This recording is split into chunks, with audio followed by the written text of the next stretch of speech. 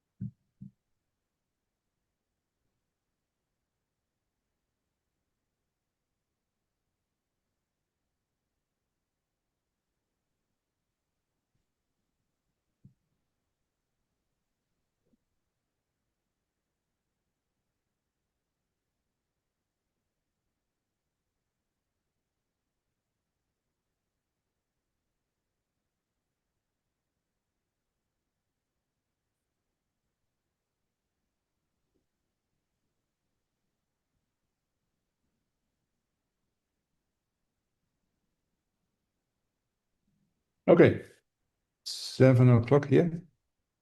Um, Wherever you are, welcome.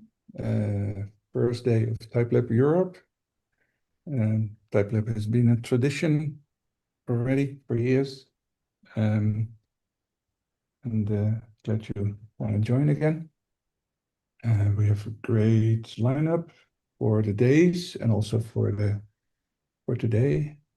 And a lot of that is on the site.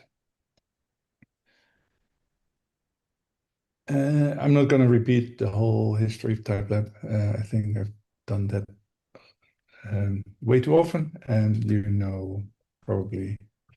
But it all started in 1993 with ATAPI, and then for some years, and then for many years not, and then now we are joining Typographics for several years as a side program.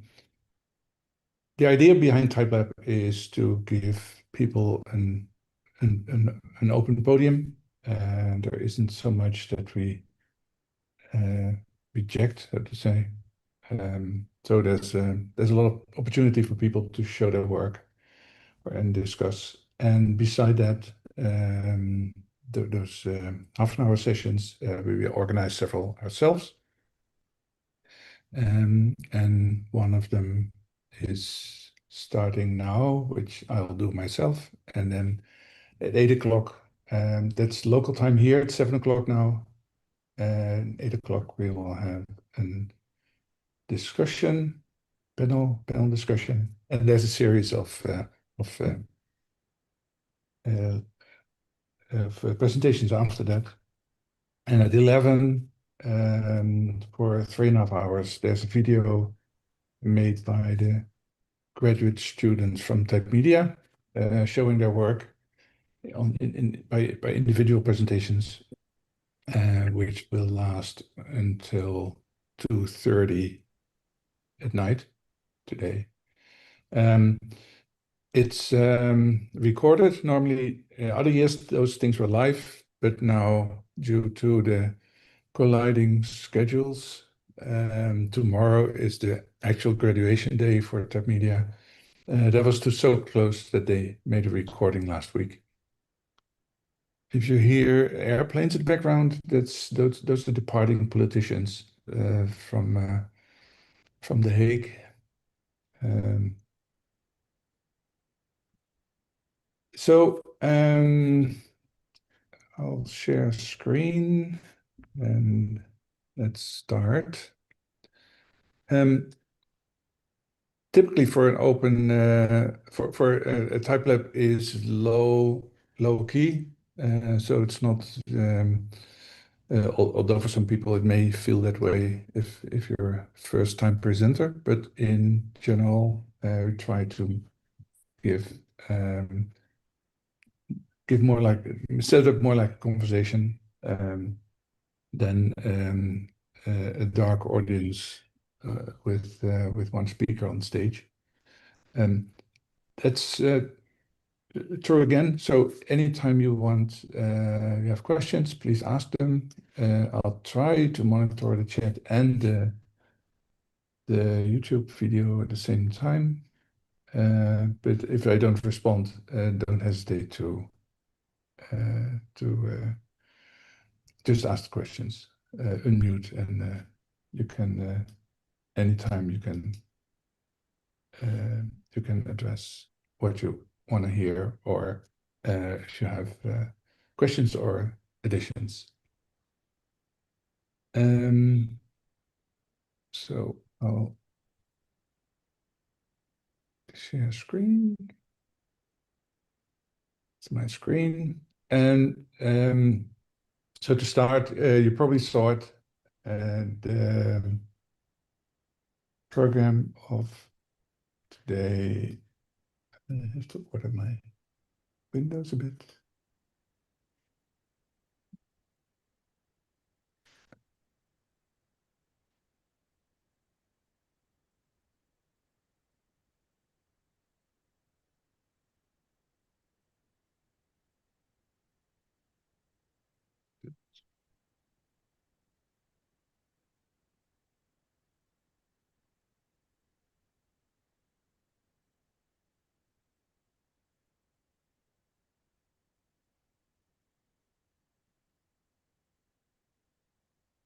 Okay. You saw this. I'll remove this one here. No.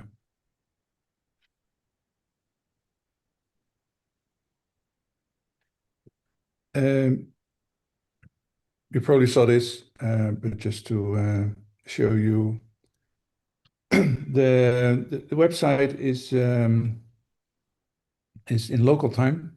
So if I'm calling about times, that's my time here. You have to reschedule, recalculate, but you can always check on the local time on your version of the website, made by Nick Sherman. And the blue ones, the blue dots, is the Europe channel. The red is currently running in live in New York, but also available on YouTube.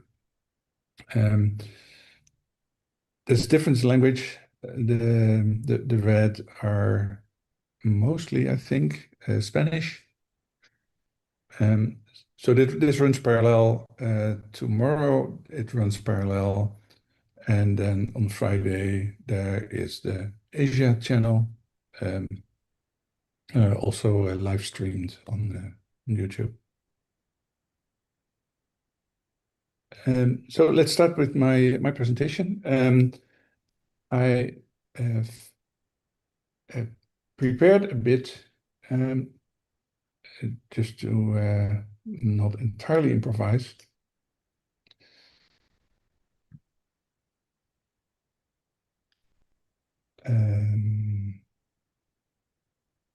But it's also a live presentation, a live preview. No, it's on the screen. Okay. A live presentation on of how this lesson works. So this is about my new series. It's some kind of a plug in a way, but it also may give you some information. It's not just advertisement. This will be the third one. We had one earlier this year and a series in the fall last year, and there will be a new one this fall. Um, it's a series of 10 lessons at Cooper Union, and the I don't know why it doesn't work this way. Okay.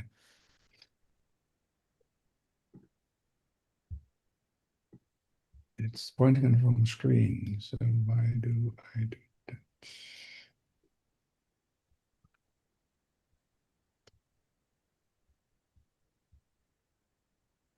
Hmm. Okay. Um,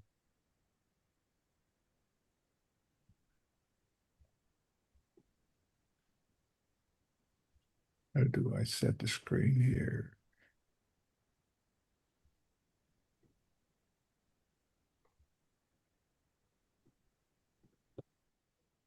Everybody knows that? Keynote goes to the other screen, but then I want them to have for.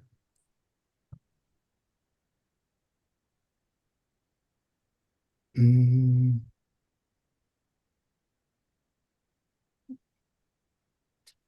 oh, I'll share the other screen. Maybe that's better. Hold on.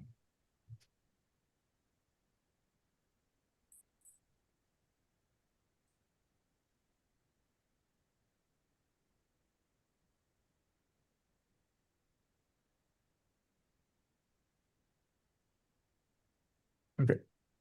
Does this work? Yes. Okay. So it's a series of 10 lessons with a maximum of people.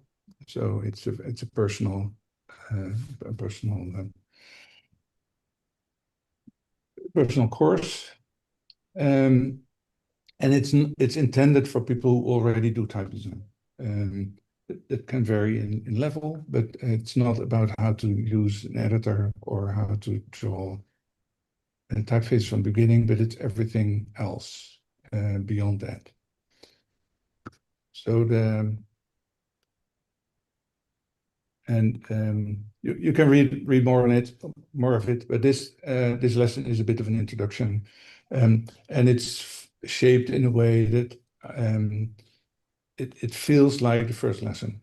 So we go through what is it that you can do, all the topics that we can choose from, which is way more available than 10 lessons, and um, even choosing what are we going to do in the lesson itself is some kind of a selection design process. So we talk about processes.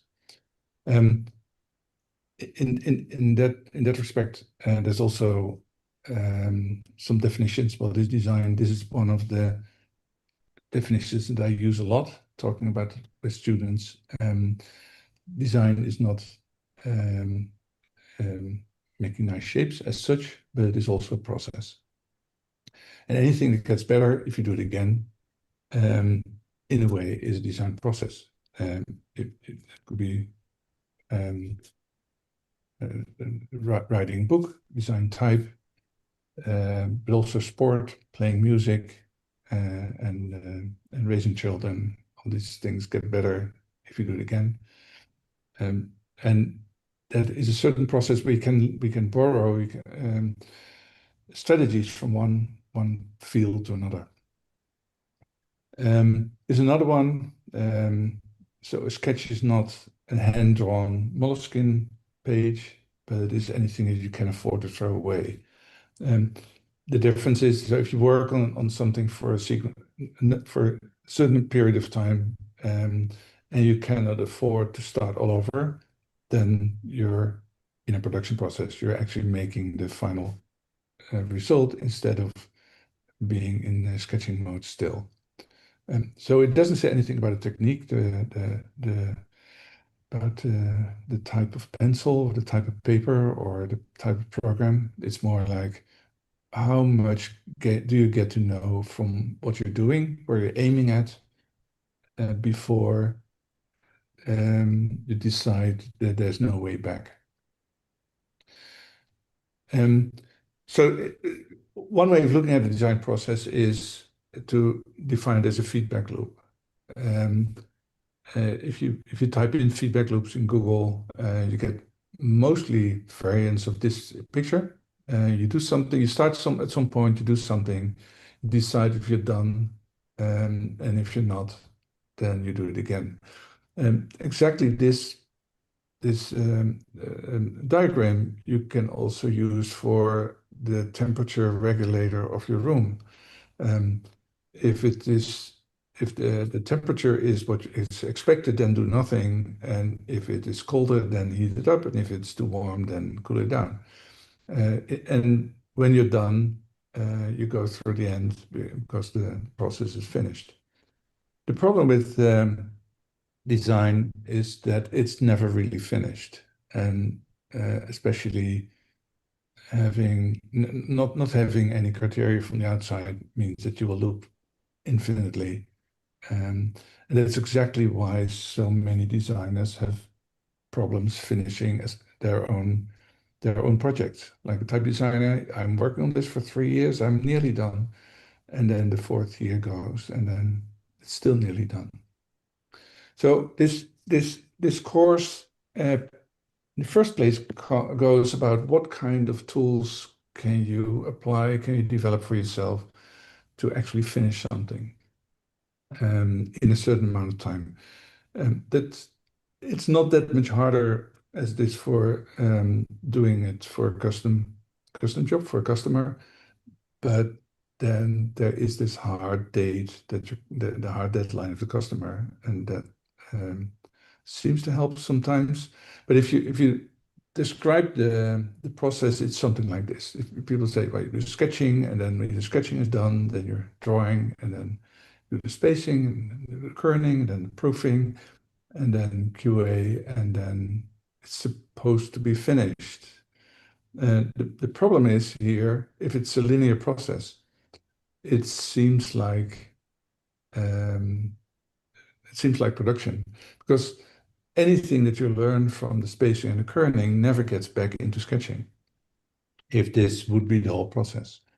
And the QA is often done at the end. Okay, you make this whole thing and you start testing it, and in the end, there's mistakes, but there's also no more time to fix them. So um, in practice, it looks more like this. So if you have a certain deadline, then people say, okay, if I have 6 weeks, 6 months, 6 years even to finish this, then it seems like infinite. So you can take your time, and for this 6 months, you can use 3, 4, 5 months of sketching, and then everything has to be done in the end. And that's how it works in practice, but it's not how it should work. Um, there's a really good article in the New Yorker. It's 15 years old. It never gets solved, about procrastination. I can do this tomorrow. And a part of the article is about writing the article itself, how difficult it is to finish writing an article. So during history, so many of these processes have been kind of solved, but not really. But still, we can learn from that. And one way of working got a name. It's called agile production or agile design. We try to define a limited set of functions that need to be implemented today, so that or this week, and then try to figure out how to do that with a team, and then start fresh next Monday with a new partial problem that you're going to solve. Um, it's mostly the same, different names for the same principle, and it all boils down to how much discipline do you have to actually finish today what you plan to do today or this week, if the project is still has still a deadline from half a year from now. So to schedule that a little bit more, uh, So this, you could say this is a production process. There's much more or less a direct line from starting to ending. You start somewhere and it has a deadline, and everything is defined more or less. So that's by definition of design. Design is a bit more like this. You know the starting point, you know the end point, but you have no idea how to get there. And yet we do somehow. Um, but it's not the end point. As I mentioned before, if the experience comes with the end, like, okay, now I have actually made a number of masters that generate a variable font, and I can test it. Then you know what should have been changed from the beginning. So the design process is not this linear thing with some complicated lines in between. It's the repetition of it. And doing it again and again, taking this whole production line and make it last for a day or a couple of days, as soon as you can get something that can be proved, like um, fonts that go into a PDF or a HTML page, then you know what you're working for, and you get a better understanding how to do it again. So this whole process of mini processes, schedules that you can do in a couple of hours, um, and then throw them away or continue with them. Um, Getting through this, documenting what was changed, when are we still on schedule? Um, all those topics are part of these lessons. So and the lessons are organized a bit similar. So we do everything at the same time. Every lesson more or less addresses everything, but to get through and uh, not being drowned in every detail at every moment. There's another definition of design, which you can say it is actually detail management. A sketch, if you make a sketch of a house or a new font, a new design, you leave out details because they don't matter at that moment. And one way of doing that is, for instance, drawing small. So if you draw a house and you draw it on a page on your Moleskine book, you cannot afford to go in all the details that are necessary to do the real house. So detail management is another definition of design process. We say in the number of details that you're interested in or you need to solve at a certain moment in the process should fit the stage of that process. So if you start with too many details, like the first 3 weeks of a 6 months project, you look into the exact curvature of the side of a serif, that may not be a good timing because you didn't decide if it should be a serif typeface at all. So why spend time on that? Or if you're still sketching in the last day before the final presentation, it's probably not good either, because how will you make a finished font from that? So there's a lot of technology involved, but as you can feel right now, it doesn't really matter if it's drawing or it's sketching or it's coding or it's actually a physical drawing or a digital drawing, that all fit inside each of those loops. It's just that the the emphasis, the attention, the time it takes will differ from one stage to another. Okay, so what Open Studio does is addressing all those things in every cycle, in every lesson. So we talk about the process, how we're going to do this, how we're going to fill those 10 lessons, but in the same way, how we're going to fill this lesson, or how are we going to fill the next hour, and what is the goal, and how can we say that we actually managed to achieve the goal of today, um, in and which can be a mini process in itself and also has a place in the total. So talking about contrast, the amount of contrast, the type of contrast, the range of the design space axes. So we talk about in relation to the contrast that you choose or you need for certain usage. What consequences that have for the outline. So we deliberately don't talk about the design itself, but anything else that is outside that this set of decisions. So this a design decision in relation to what you want, what is it supposed to do, or what kind of technique are you going to use, or what's the resolution of the screen, of that kind of things matter. But I'm not going to talk, I like this shape better than that shape. That's up to you. And there's colleagues who have different opinions, which I would never draw, but then they that's their opinion, and they make a good living of it, if they make really great typefaces, or they make designs that everybody likes. That's we could say the individual part of each designer. But the consequence of what you do in relation to how it's going to be used and how is that design going through this whole process. And that is the topic of these lessons. So contrast, then outlines and spacing of features, and they're all combined. You cannot say I'm drawing all the outlines and then I'm deciding about open type features, because then the outline should have been there. And the other way around also doesn't work. Because some designs need certain kind of open type features and other designs don't. So you only can do that all at the same time, all within this one cycle of a couple of hours, and then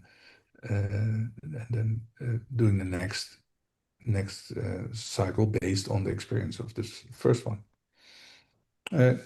Glyph set it relates to open type feature set, but also to the number of languages that should be supported.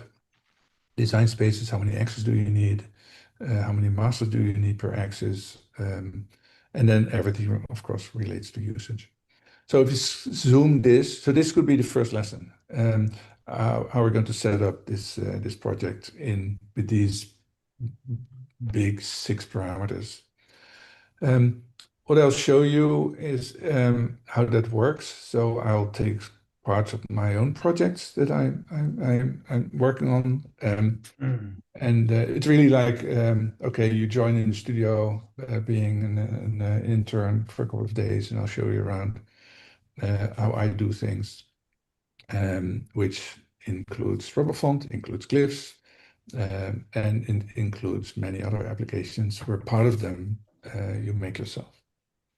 So to go more in detail, so design process itself includes, I mentioned a bit like testing, production, and QA. And it may not be something you want to do all by yourself. So at what stage do you get other people involved, other knowledge?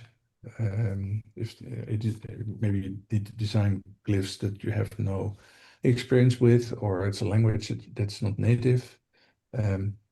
It's so useful to include other people in a project. It could be an advice of a couple of hours, or you just hire them to join in for an amount of time. I said spacing, but it's actually groups and spacing and kerning. They work together. You cannot do one without the other, and you cannot do one in a sequence after the other. They all work together. I can do one. Yeah, so you can make a screen grab. You can look back. I'm not going to in all details, but just to show you the whole cloud of topics that are addressed during these lessons. The emphasis can be very different from one series to another. Depends very much on people's background and what they want. So the first lesson is actually we move. We try to to make a process where we can select the topics that we want to emphasize on. And that differs from one group to another. Sometimes they're more coders and they want to know more about drawing, and sometimes the other way around. And sometimes it's quite diverse. So we try to deepen out everyone's needs. Here's a screen. I'll show you this shortly. I'll show you this live. This is the modification of the RoboFont edit window. You see all kind of stuff that is not part of RoboFont directly. So you see on the bottom line, you see a live kerning. From anything that you draw in space, you see direct consequences. There's a version where I have a machine learning. I won't call it AI, but a machine learning tool that does suggestions about spacing made by Lars van Blokland. And on the right, you see live what groups this glyphs is in. So all these things are supposed to space and kern in the same way.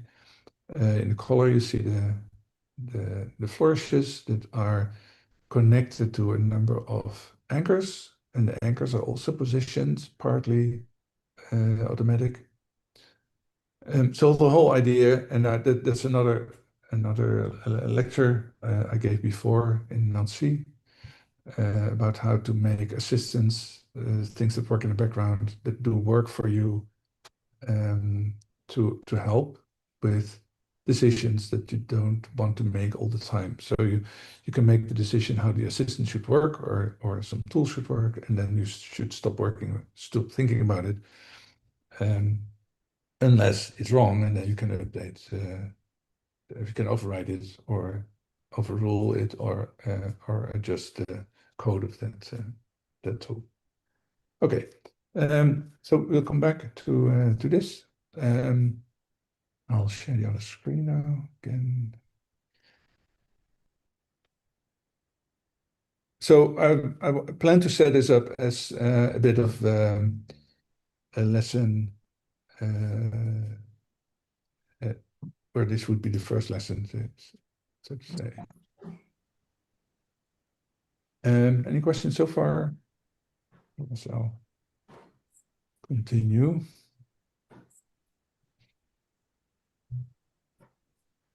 Okay, so this is the screen you just saw. And in order to make everything work at the same time, we have this live assistant. Again, I won't go deep into this. It's also a little bit beyond the scope of the lessons, because this takes much more to develop than 10 lessons. But the basics of this, like splitting functions that can help you, could be much more simple. Just little scripts of 3, 5, 10 lines of code. That if this left side of this glyph should be the same as that left side of that glyph, that's not something I want to do manually over and over again. I want to make a little script that does that, and they can stop thinking about it. This assistant window that you see now is actually the composition of many of those little helpers that work in the background. One of them is that you can see that here, that is this anchor. It holds the position of those flourishes, which should be positioned at the end of the serve. Could be overruled. So it has an automatic way of detecting where those things should go. But if I don't like that, I can just get it, and it shows me the consequence of where those flourishes then will attach. We will talk about all those tools, and we'll talk about the basics, how to make them. But more of the focus is on how to get there, how to get into a process. So to give you an idea, this is how such a series of lessons starts. This is the one that will be the first one will be on the 7th of October. The subscriptions of this starts of the 3rd of September. But you can also subscribe to the TypeLab Cooper mailing list if you want to be informed when these things start their subscription date. So the way this works is that I have this really long list of things that we could do, and we talk with the students. I call them students. They're often my age or older. Any variation are there. We talk about what would you like to do. And now I have to figure out what the other one is. Okay, so one of the things is everything is in GitHub. So that's how all the data is shared. And the way we work together, we make one project, one variable font in a couple of weeks, where people add their contributions. But they also can use the tools to create their own. And so we start with a GitHub repository, where you can see here is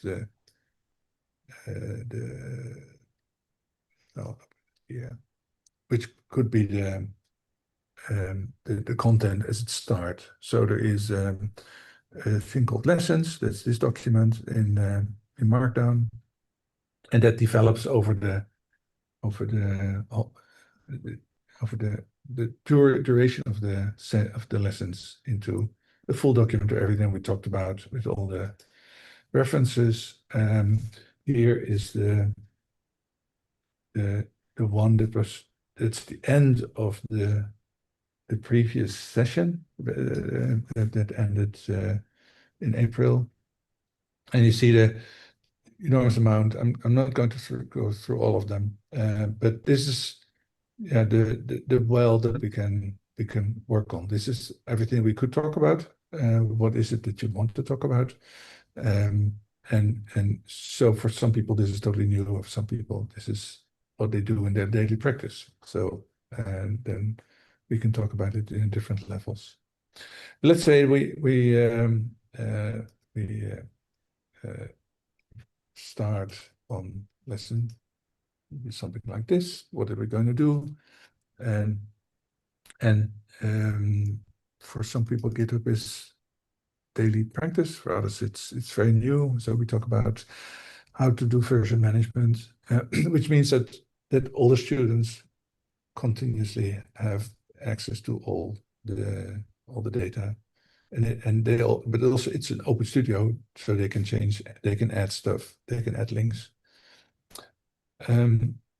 You could do that on like in Google Docs, but that's just a document, and this also contains the font sources and movies. And so one thing is that we have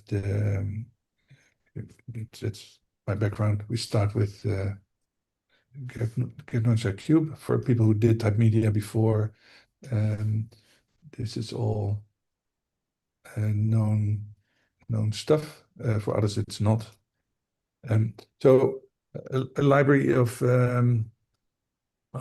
images that we can add to the schedule. So I can say, hey, we're also talking about the design process. So let's add that here. So we talk about how to use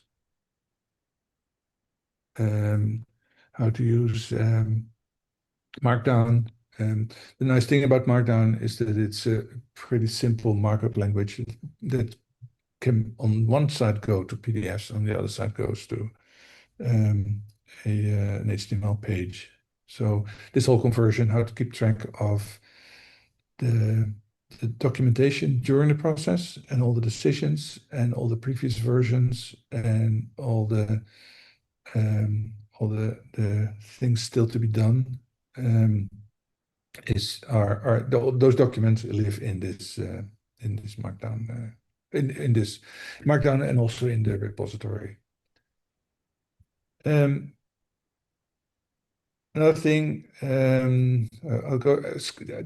made a selection of some images that we normally start with. This is another one. I say two opinions about the design process. The right one is what designers think, and the left one is what customers think.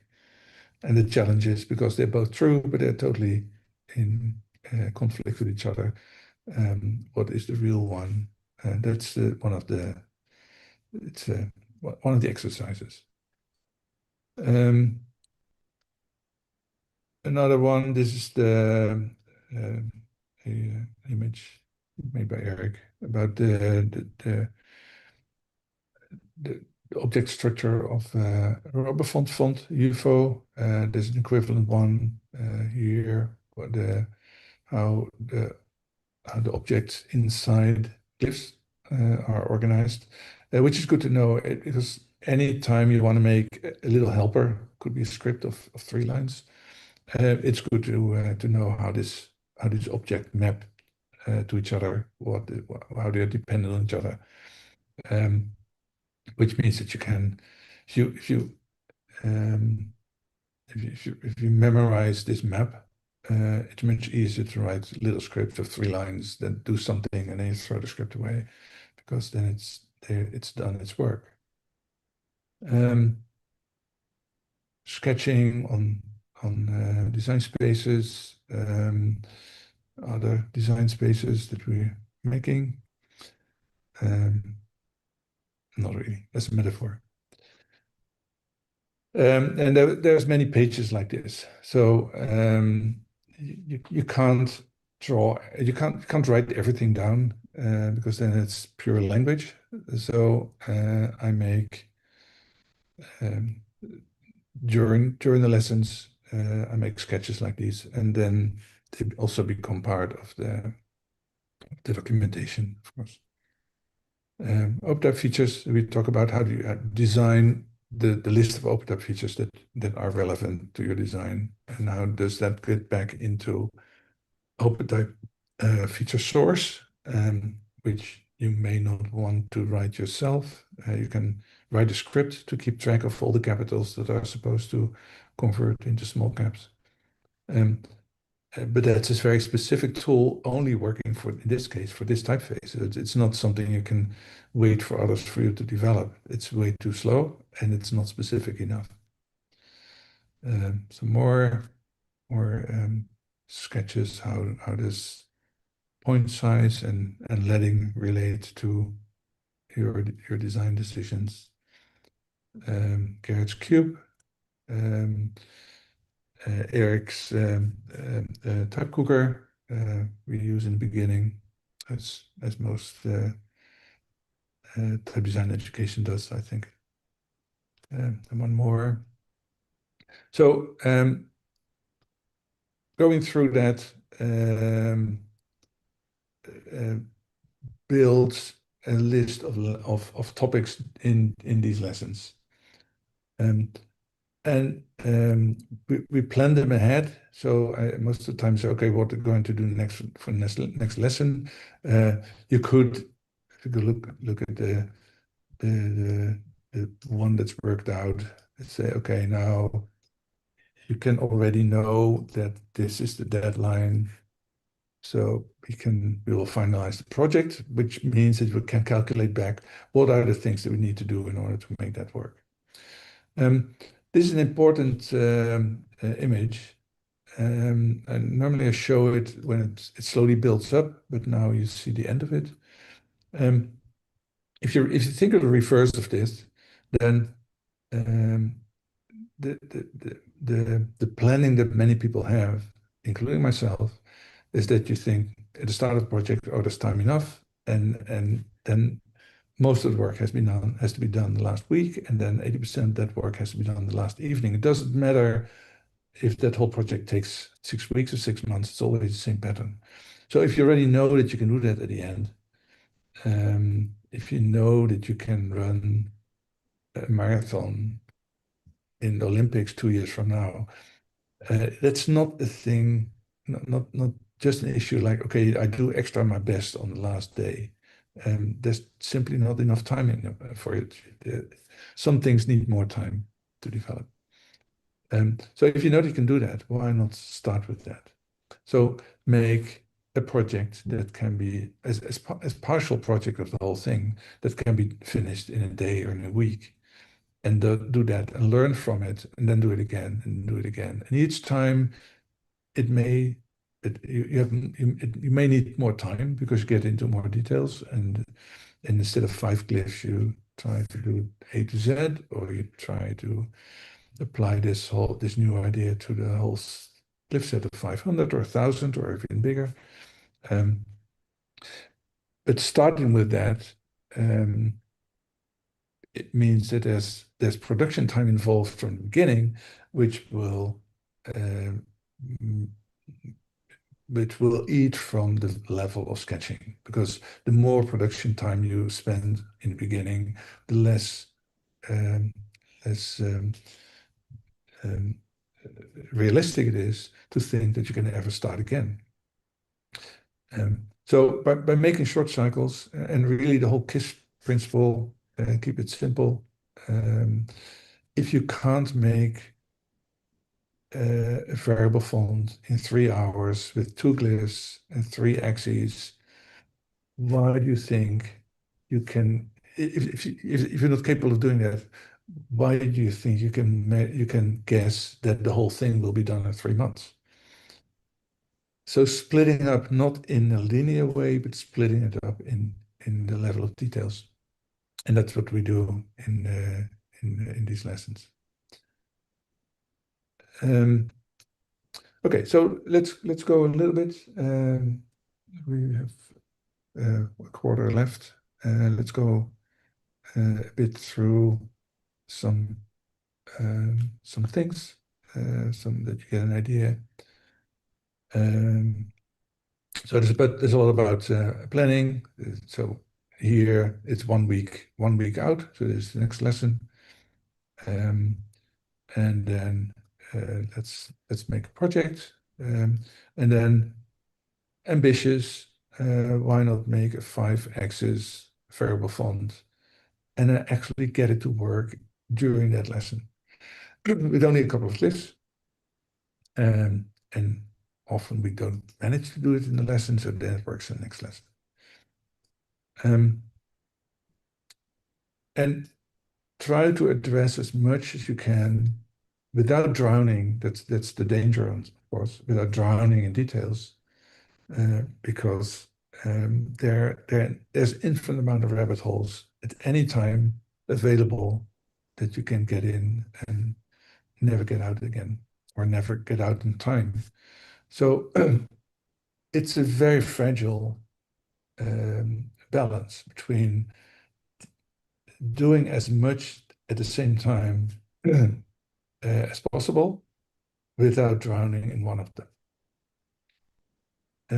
So that's the main focus on this project, and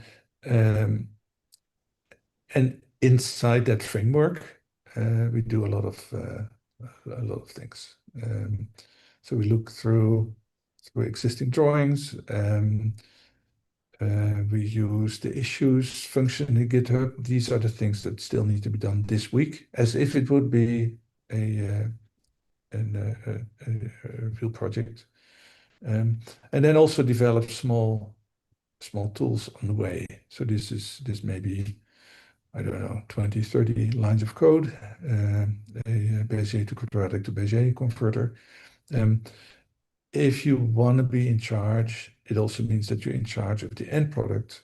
And if most of the online usage, your typeface will be quadratics, and you're drawing in Bezier, how do you trust the editor or the conversion program to make to generate quadratics from that? Because either your Bezier curves don't really translate well, you don't want to find that out in the last day, or the translation program is adding a lot of points, which is also not something you want because the TrueType was intended for screen usage with smallest amount of smallest font as possible. You don't want the curves increase their size because the transformation program, without telling, is adding points to it. So controlling this whole process from beginning to the end means that it should be a fast loop, fast feedback, or any decision that you make is directly visible in the end result, and you can including the proofing and including HTML and PDF pages, using Drawbot for that. So this is one where you have, okay, I decided to draw in Beziers, but I want to see what the curve is doing if it's a quadratic translation. Proofing,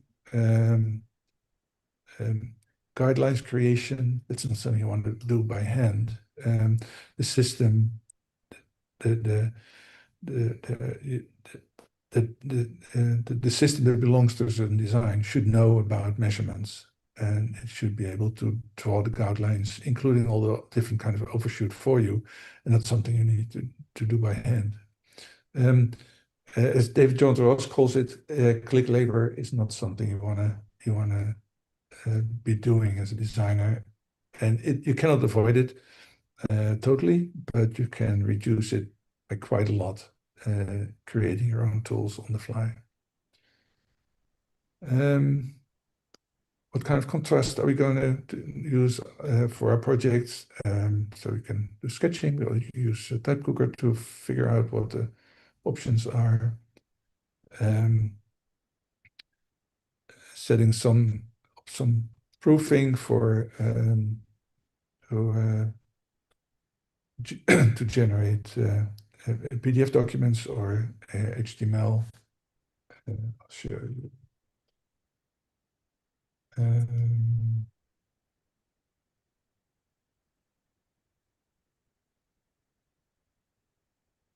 Didn't have this one open yet.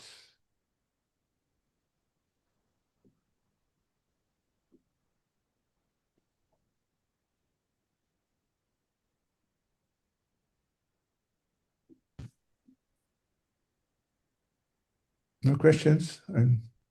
I guess you're all happy still.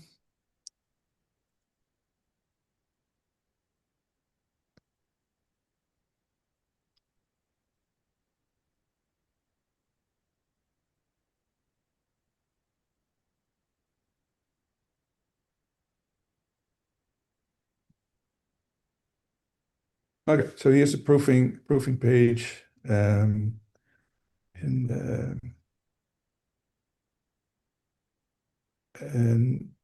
showing all variations, using the exact variable font generated by a font make script.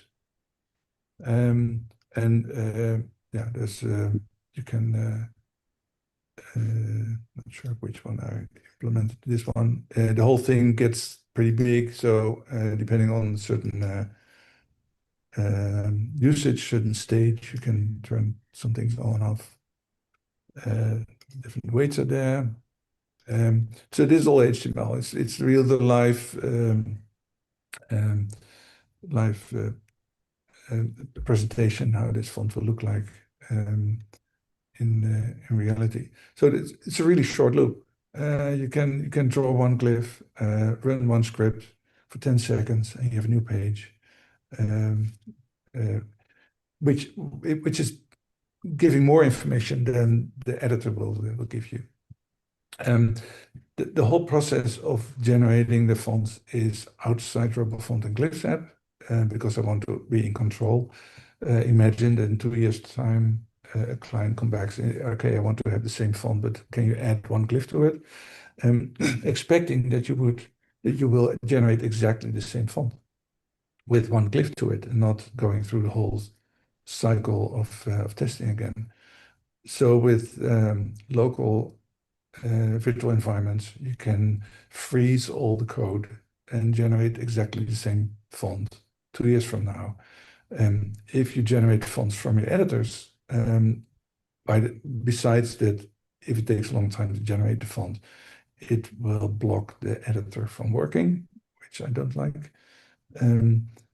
So this whole process from, okay, these are my masters, and now I need a variable font, and I need a proofing, should be something in the background. Not, and it's a specific dedicated tool for this design, for this set of masters, that will not work in any other design because I have to set it up again. Okay, so this goes on. I think we're almost there. You get the idea. And we go back to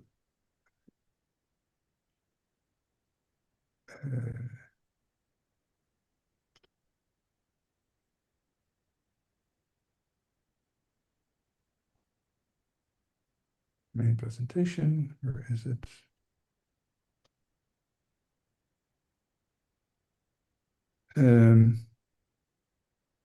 So this is where it will be. If you're interested, let me know in the we will start I think the 3rd September. This starts. If you want to reach me in the meantime, you can do here. And this was it. Thank you.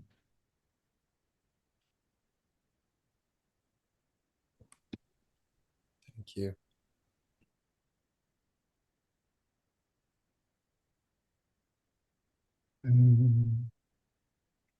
Okay.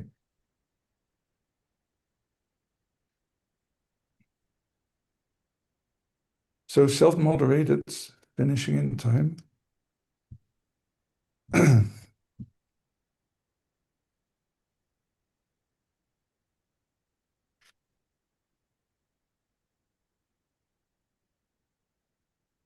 And let's see.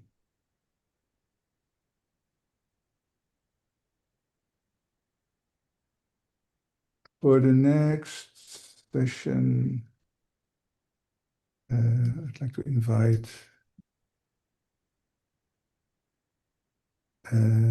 Nadine, Peter, and David and Celine. Hello, I see you. Hello, Peter. Welcome. Thank you very much.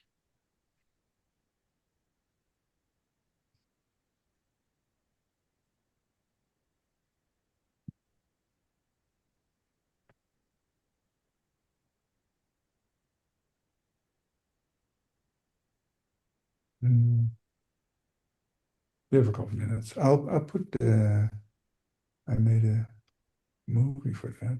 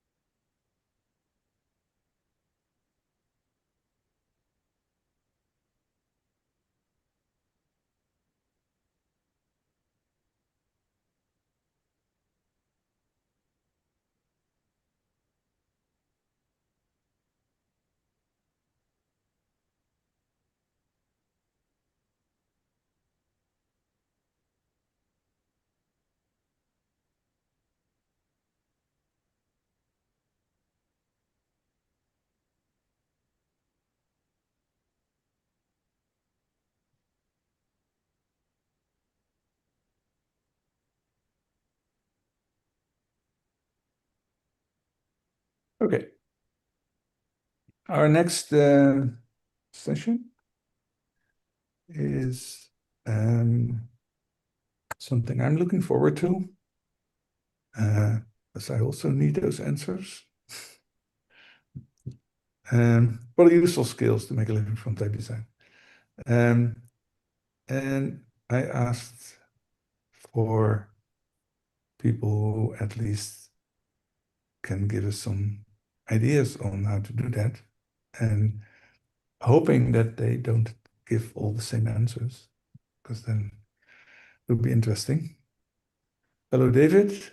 Hello, Hi. how are you? Can you speak?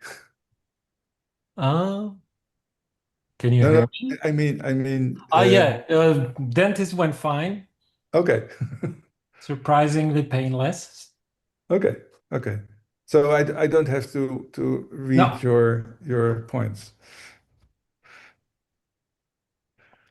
And Peter and Nadine, are you there? Yes, hi.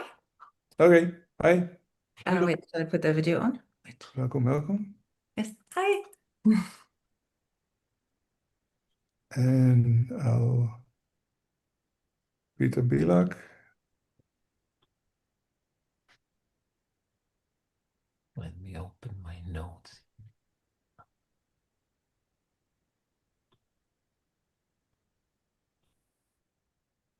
We have 1 minute.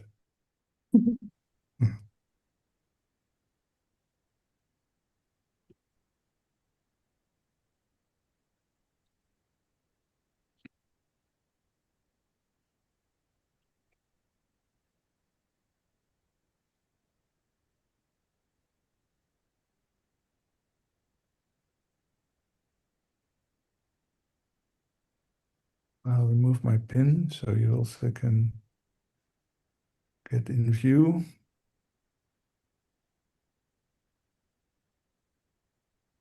And otherwise we'll start, I think. Peter?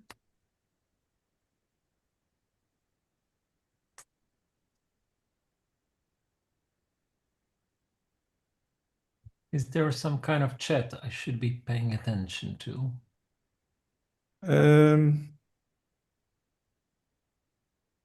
There's nothing there. Peter has arrived. No.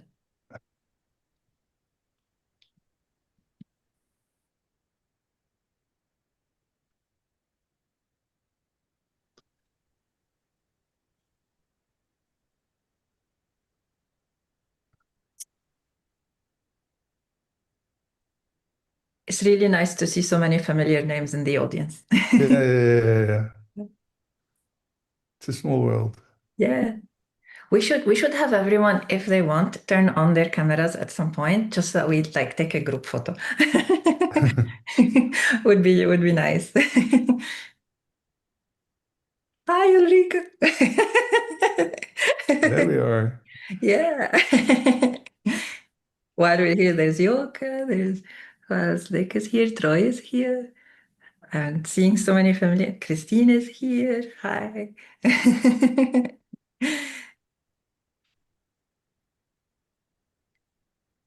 We have the best community, honestly. Like, we're lucky. We have so many nice people. Yeah, one of the things that struck me in your thanks for your marketing seminar, Mhm. Nadine, was that you appreciate so much how much sometimes very individual and very secret information people were happy to share with the audience. Yeah, yeah. I mean, we had wonderful speakers and like yourself included, thank you. And yeah, I think our community honestly is blessed with like amazing individuals, and yeah, it's just a really, really wonderful community. And I've missed everyone because I haven't been going to conferences a lot. So every time I'm like on a conference that I organize or like a guest here, it's just so nice to see everyone, it's a nice reminder for the faces behind the names, and just what it's like, being part of this big group. It's really cool. Yeah. And now it's more or less the same group. Not exactly, I think. There are more designers now than were in your Yeah, no, session. some names I don't know. So Yeah. time to make new friends. Okay, Peter is also here, so we're complete. I can do it in order.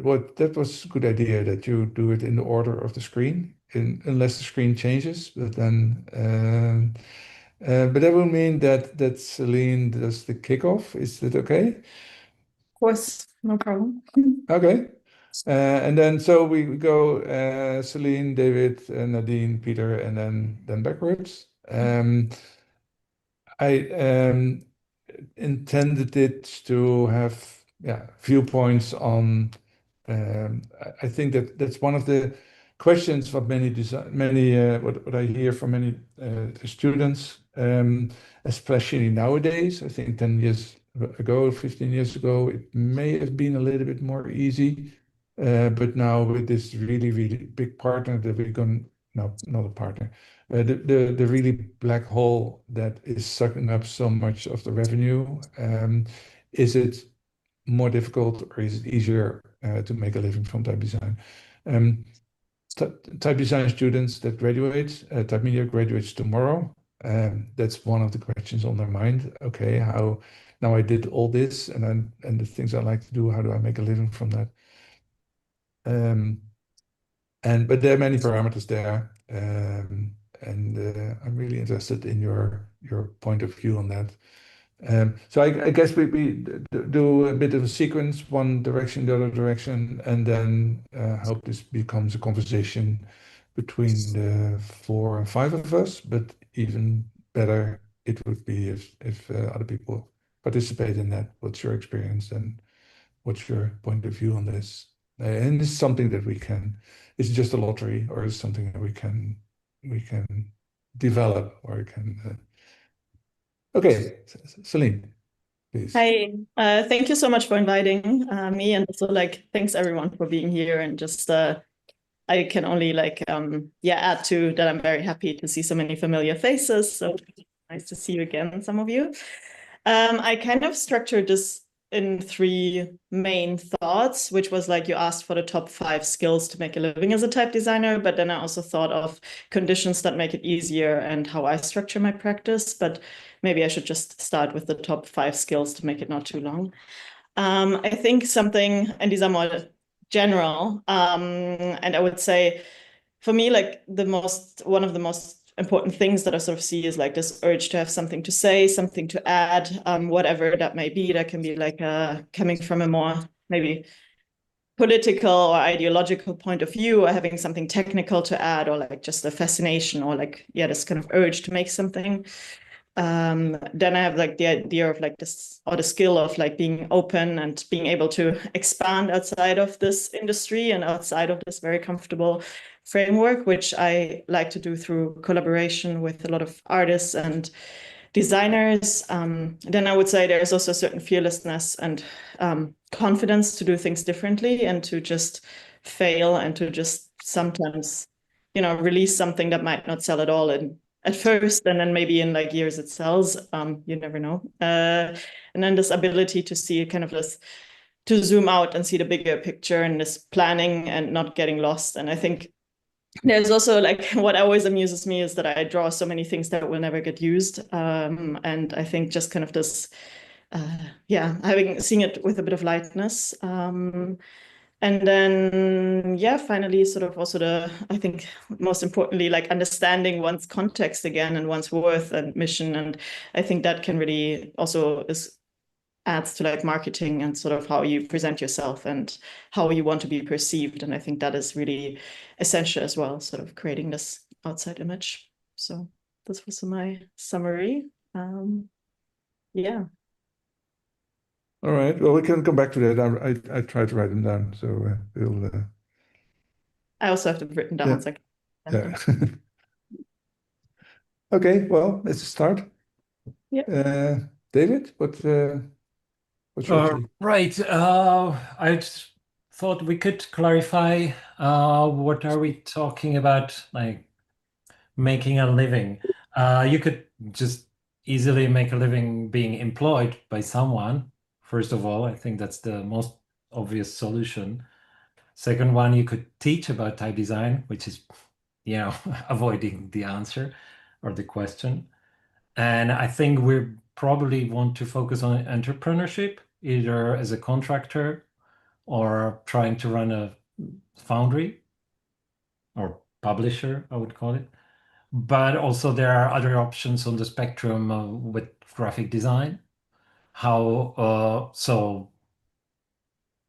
graphic designers could integrate type design in their practice. I think that's gonna be more and more common, and I see it more and more. So I think that's something we should maybe first clarify before we even start suggesting some skills, because for example, if we think about entrepreneurship, I think making a living out of type design is mostly a marketing and business question.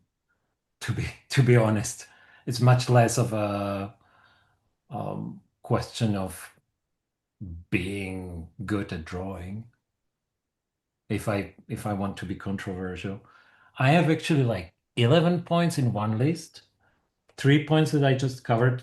I don't know. It's just to clarify the question. And then I have some really, I would say, pragmatic points. So maybe we could keep the pragmatic points to the very end. Okay. And Sure. and I like what Celine said. Like, she basically said like most of my list. And also having seen the people who are now listening, I feel like there are some who would be much more adequate to, participate in this discussion. Well, they're here. So it makes me a bit nervous. So if I were to add something to Celine's list, or maybe rephrase it some way, I think knowing your strengths, playing into your strengths, it's a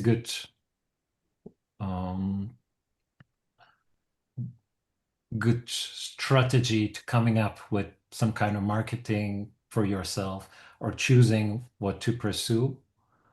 That's one that sort of glared at me. And organization skills, to be honest. That comes more from the point of how we collaborate with other type designers. And very often I've seen that they do not know how to organize their workflows. In a simple way, like, I really need to start working on this today to be done by the deadline and to meet the deadline. And with that also communication skills in terms of if I'm late, I tell them stuff, it seems like a basic stuff, but to me, very many graphic designers don't really realize how important that is. I would put it this way, I would rather work with someone who's fairly communicative and predictable rather than with a super talented, unpredictable person.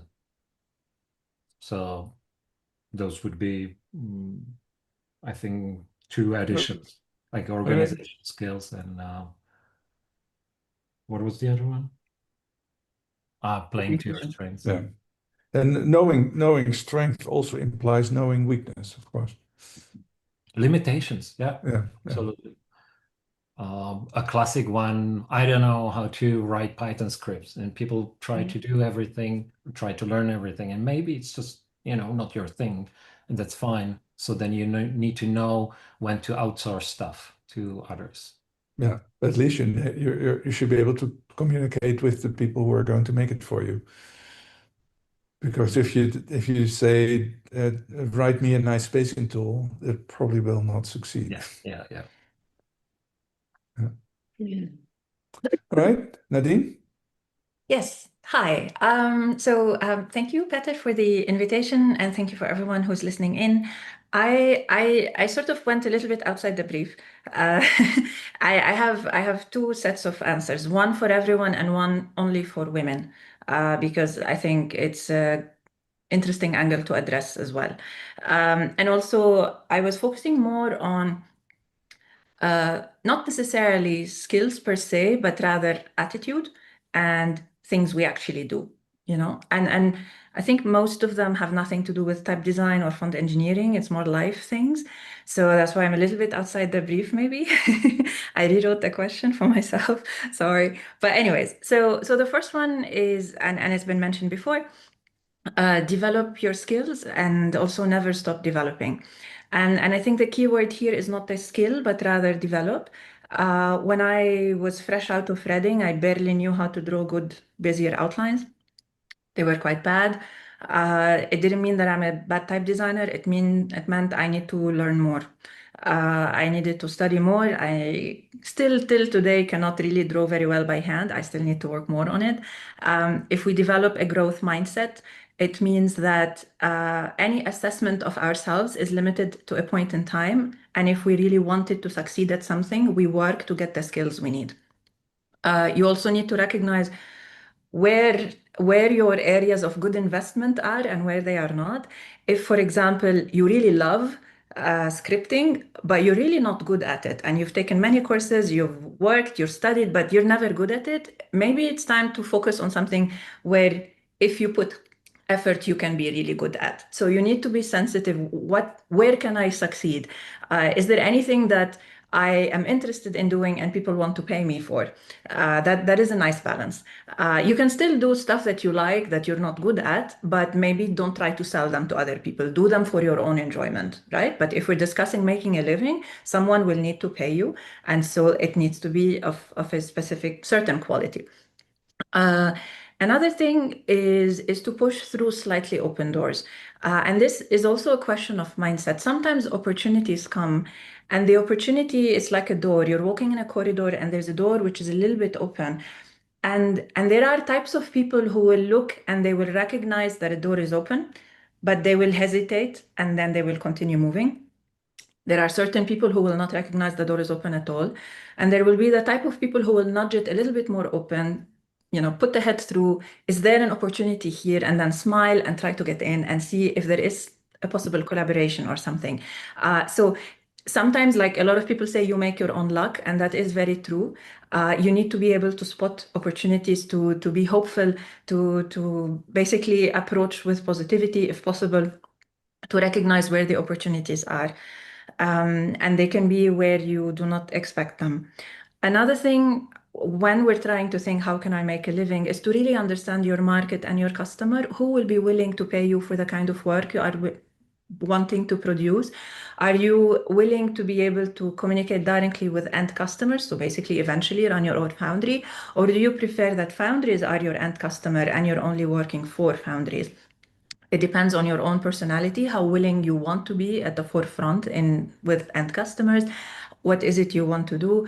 And to really understand, do I have something to offer them that they want? Yes or no? And if not, can I work on something, develop an area where I can sell sort of this skill, this service that I will offer? And really understand who your customer is. Because again, the question is the living. And then in general, work on building your own community. Like I was just saying, we have a wonderful community full of amazing, helpful people. If you go on Type Drawers and you ask a question, 1,000 people will want to come and answer. Hyperbole, obviously, but still, make your friends and build those relationships that will go on for decades and decades. There are people here that I've known for more than 20 years, and I have admired them, and they have been there. And it's just really wonderful that we have this in our community, and people will help you if with advice or with introductions or with just giving you a sense if you're on the right track or not. So having this solid base really grounds you and really helps you for the times when you're not okay. And I've also seen something in our community that sometimes when people are facing hardships, others will come and give them work. And so building that sense of community is something that is like a safety net for all of us. And this is something very important to do. So having those relationships, and I don't mean networking, I mean community, really being there not to take, but to give. And eventually we all sort of rise together. I think this is very important. And then I have a couple of other things specifically for women. This is, it might be helpful for the men as well, but I would like to speak with my experience personally. So the advice I will give is based on my own life experience. You will need to work twice as hard and you will need twice as many skills because you will be judged. And so you need to be solid in the services you want to offer, the work you want to do, because you really sometimes really have to work twice as hard to have the same position as a man. You have to be comfortable interrupting people in meetings, and by people I mean men. They tend to talk all over us. You're going to need to be able to interrupt and to speak. And not everything we say has to be a question. We need to be comfortable saying statements that do not end as a question at the end. We do not need to have a laugh or a smile at the end of a statement. And we don't need to make the men in the meeting comfortable. It's okay sometimes if they're not comfortable, we're not their mother. So this is important because when we sit in meetings, there will be people who will talk over you. Impressions are very important. And if you want to project that you are an expert in your field, you need to make your voice heard. So smile, being friendly is not a problem, but sometimes we need to stay solid in where we are. And especially if you are with higher ups, this tends to get even worse. And so this is like when I'm talking in a quite hierarchical organization, or with clients. I mean, it depends. Another thing is that, like, so when I have a very important meeting or a very important presentation or something where I am nervous, I get less nervous now because I've done this a lot. But for many, many years, I would have a bite of chocolate before a presentation because chocolate has really nice feelings and it makes you comfortable and it gives you a bit of warmth. And so when you come up on stage or walk into a meeting or a presentation, this is for everyone, not just the women. I think everyone loves chocolate, or most people will love chocolate. If you want to handle your nerves, because it's very important to project that you are an expert in your field, chocolate helps. Just before going up on stage or getting into the meeting, the aftertaste of chocolate, it's really nice, and it's a way to give yourself a little bit extra boost. And also what you're wearing. I tend to, the moment I have a presentation, I'm like, okay, what will I wear? And then I will have to put a little bit of makeup. There's two important studies that were horrific, but this is what they are. If you put a little bit of makeup, people will see you as more qualified. This is for women. If men put a little bit more makeup, I don't know what happens, but the study was about women. And then, so this is not so nice. We have to do these things, but we were judged anyways. Obama once said that Hillary, has to do everything he does, but she has to wake up an hour earlier to get her hair done. This is the reality. And we have to deal with it. So, and then, sorry, I'm taking too much time. I'm gonna, one more point. And the other study. No, I don't dare to interrupt you now. Another point, and this is for everyone. If you have a little bit of crisis of confidence in a presentation, all you have to do is stand next to your slides or computer and point at it, because another research shown that when people stand next to a board or a presentation or something and point at it, they look more knowledgeable. So that's a nice tip. And then, and this is just for women, raise your prices. Whatever you think is the right price you need to ask for, just add a little bit more, because we tend to underprice ourselves. And I used to tell myself when I was in my 20s that the job I had, it was okay that the salary wasn't so high because I was just so happy with my job. That's bullshit. It was such a bad idea. You need to be fairly compensated for the work you do. And there is no difference between a man and a woman when it comes to skill sets if they are equal. So we need to be paid equally. And it's a shame if we do not discuss this openly. So we need to be fairly compensated. Anyways, sorry. And that was that. I take my seat. Thank you. Thank you. Thanks. We'll get back. Peter. Hello, everyone. Hi. I wish I was with you in New York, if people in New York, because that's the best part of the conferences, to meet up, to chat, to meet new people, to meet old friends. And the second best is, meeting people online. I don't know where to start. I think there are a lot of different takes. Okay. I know some of you from educational context, like some of you we've met in schools, and type design is a strange discipline where there's more and more courses opening up in the various places, which is great, meaning the level of discipline is raising always. But I can see that a lot of people using type design as kind of escape from the regular design practice, where there are too many pressures, and people will not like dealing with clients and deadlines and many things. And they choose type design thinking that this is the ideal world where you can just keep drawing in your Zen state your curves and disconnect from reality, which is only partially true. So yes, indeed, you need some drawing skills in type design. This is the base, because type needs to be visible. Without it, you don't materialize, the potential of type. But if you look at, people who are successful in type design, they offer a lot more. And it's exactly the reason why people escape type design. You need to have presentation skills. You need to be fairly assertive.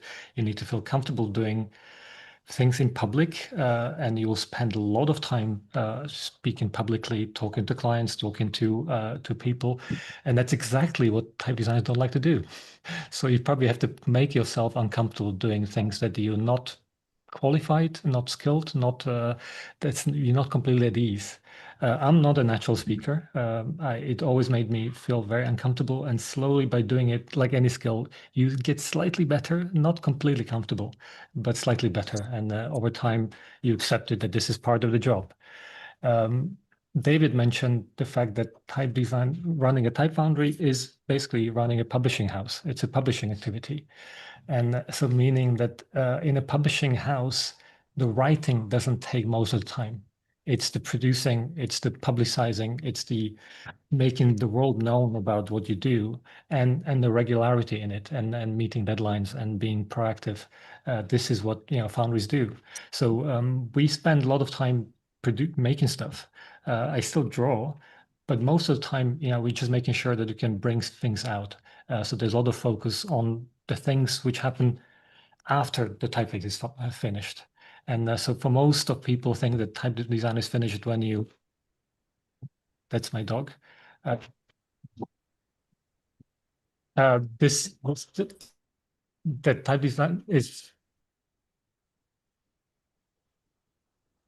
type design is finished when you export the font. And for publishers, this is where the work starts. To work with exported fonts to make sure that you prevent them, that they become publicly available, because you want them to be used.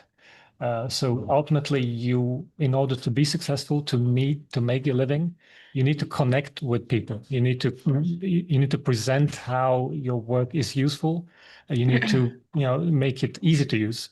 So yeah, I think these are just probably enough to get started. All right, thank you. I'll plug my four things. They're really short. Well, if I would have asked this question myself, I have four, and it's one I always ask students to guess, and it takes quite a while, and they never guess. The most important thing is speed, and it sounds very, very. It's not something that will make a living in itself, but it will not prevent to make a living. And I compare it with music. Imagine that you're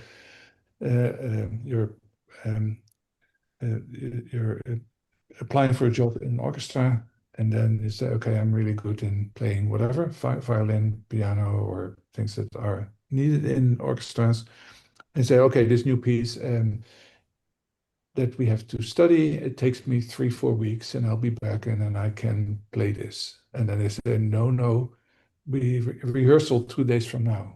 I'm sorry.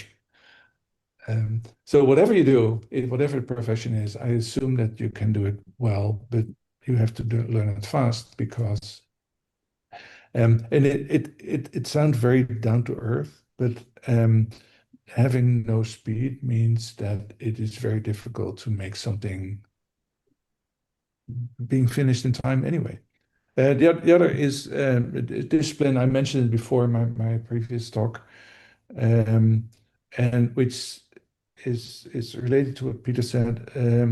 Like this things that you like to do and the things that you don't like to do, and the discipline, and that's also my fourth point, balance.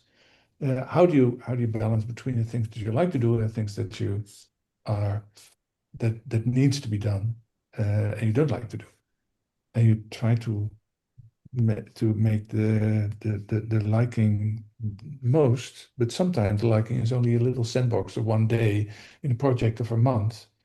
That you do it. That's where you do it for. And so the balancing between the things that you have to do today or you want to do today, and then make that work is something that is a skill. Okay. If it's not there, it gets hard to make a living. Okay, shall we get back to instead of the reversed order, maybe get back to Celine. What do you think? You see overlap? You agree with everyone, or you see it as an extension of yours? Yeah, I would totally agree with everyone. I think there's one thing that I also always mention when I talk to colleagues and students, that it's also like, what does it actually mean? Like if we talk about, for instance, success or like making a living, making a career, how to structure your practice and how much you want to be in the foreground. I think I've at some point chosen with my work and practice to position myself in such a way that I can live 100% from my practice, that I'm in the foreground of it, that people know my name, also because I felt like I would like to contribute to like more female-led foundries, for instance, or like female teachers. That was like a really important mission for me, and I mean, still is.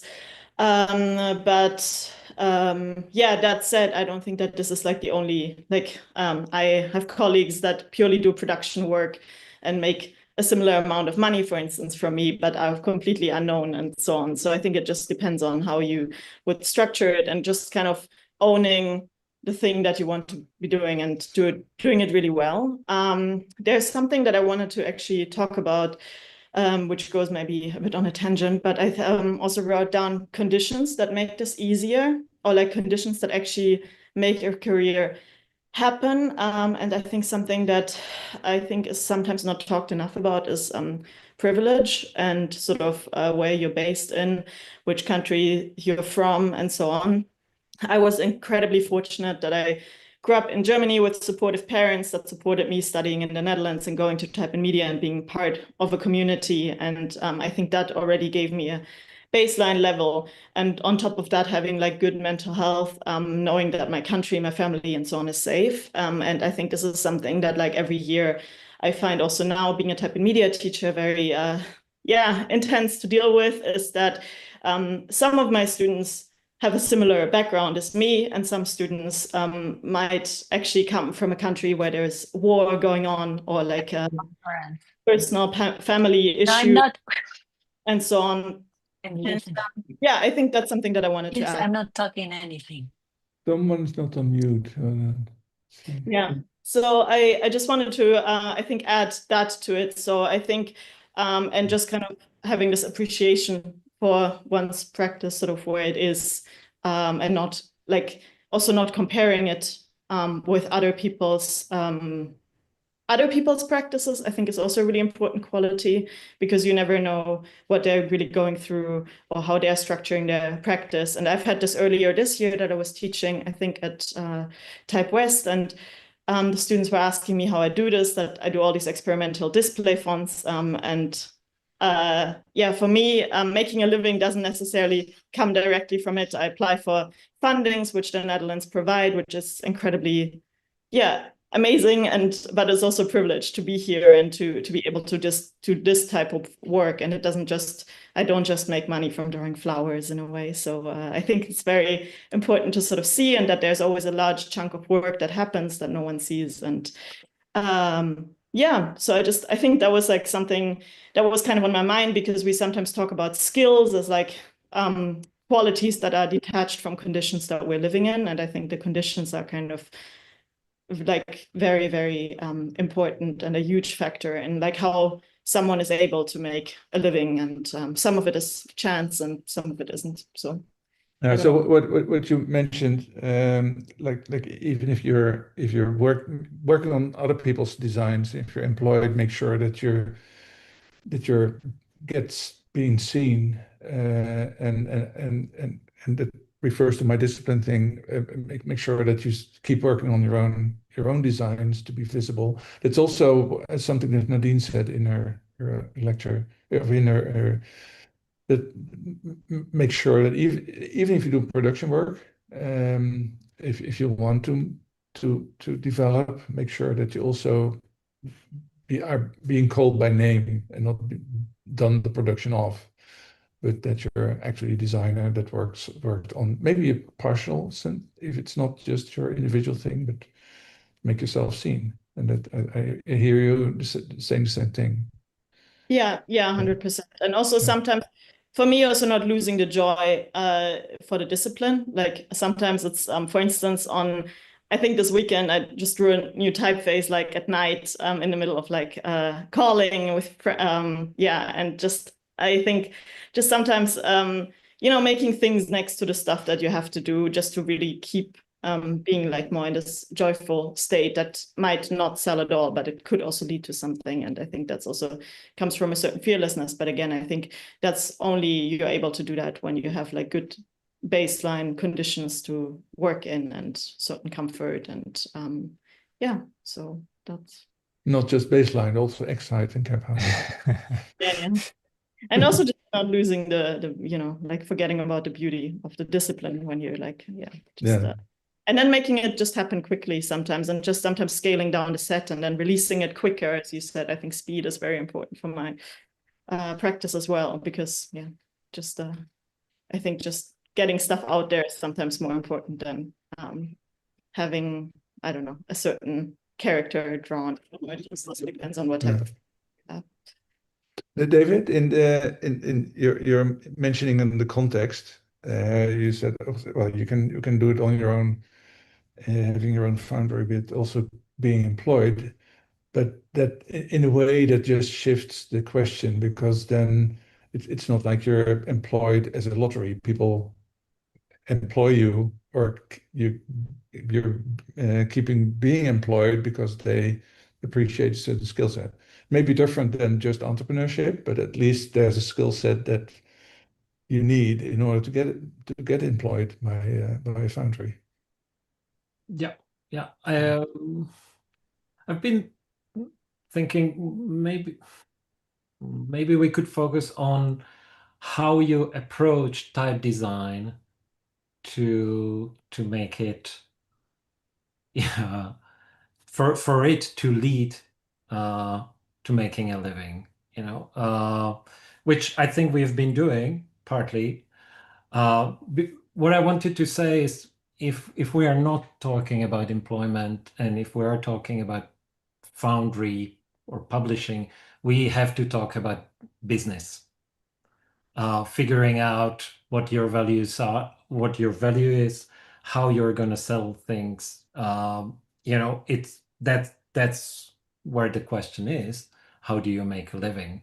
How you license things, and there I would just say you can study that up, and not just jump into it and, let's say, copy from others. There are actual books to study business. But if we, and then marketing, again, the same thing. But if we look at away from that, and if we look at type design, then I really liked you mentioning speed and discipline. Then, some organization sort of relates to that. I've been thinking, in a way, organization determines what the complexity of the projects you can handle.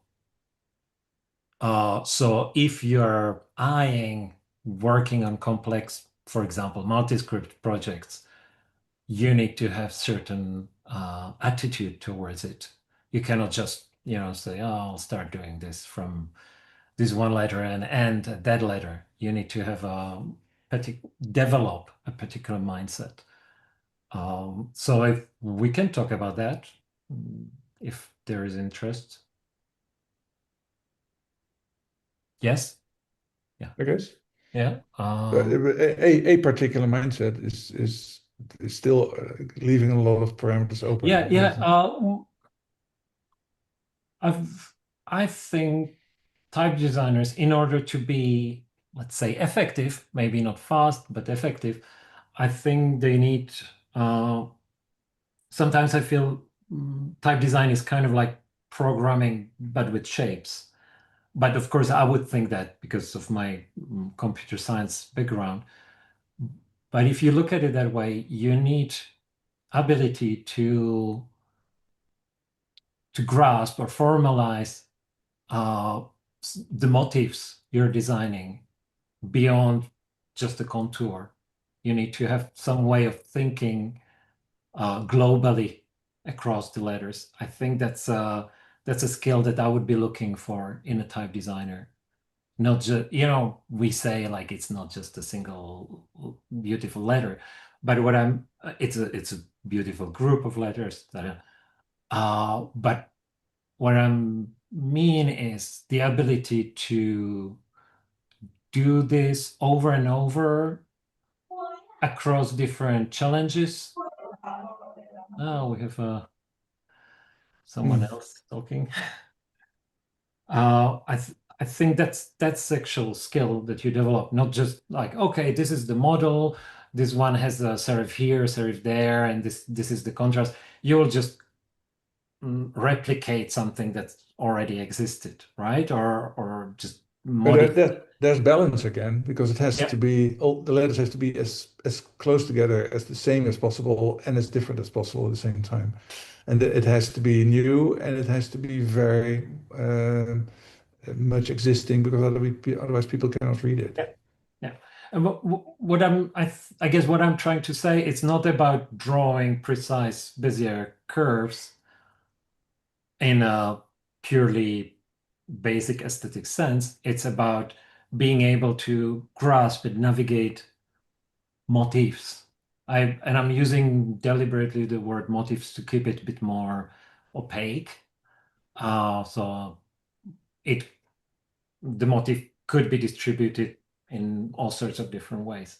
And as far as I can see, successful type designers have that skill, and that skill leads to their effectivity, meaning they get it right in fewer tries, so they don't need to redraw that much, which makes them faster. I think that's a good thing to keep in mind. That's actually something that can be developed. All right, thank you. And Nadine, to emphasize a bit more on your women points, working twice as hard and having twice as many skills help or essential. Is that because you're coming from years of corporate business experience? Is that true for the middle and higher management of the clients, or is that true for the foundries that you know as well? Because I would guess that's a bit of a different crowd. Yeah, I mean, to be honest, it's more about your position on the corporate ladder inside your own company. Like I've never been in a client meeting where the client wasn't respectful or wouldn't listen because I was a woman. It hasn't happened yet. I'm very glad. But I think more in terms of navigating hierarchy within a corporate position. So the more hierarchical the structure, if the lower you are on the ladder, the more comfortable people are having you there in a small corner. But the moment you start to climb up, then you will have to prove over and over and over, and you cannot make mistakes. And people will not want to give you your authority that your position allows you, So yeah, it's a constant battle. And the more higher up you go, the worse it becomes. So yeah. Is that the experience of the other women in your audience as well? If anyone would like to jump in, please do. Either in the chat or speak up here. I did want to say something else though. I was thinking something Go that's ahead. Celine mentioned, and this is a skill which probably as people is the most important skill we need to have, or maybe one of the most, so that we're not, it's too much hyperbole. It's failing. We need to learn to fail. If you look at football, or for the Americans, soccer, if you look at the professional players, they learn how to. I mean, some of them trip on purpose, but when someone tackles you, you learn how to fall to minimize the pain of the impact and to minimize injuries. Failing is a skill. Not that you need to be doing it regularly, but you need to take the blows when they come, and to separate yourself from the failure. So failure is part of growth. And if we are able, when we are in a client meeting or in discussion with colleagues or whoever it is, if we are able to put a little bit of a separation between ourselves and the work, so that, say, the typeface you have designed or the specific glyph, letter, whatever we are looking at, it's not you. If the A doesn't look good, it doesn't mean that you are a bad designer. It just means that in this particular instance, the A needs more work.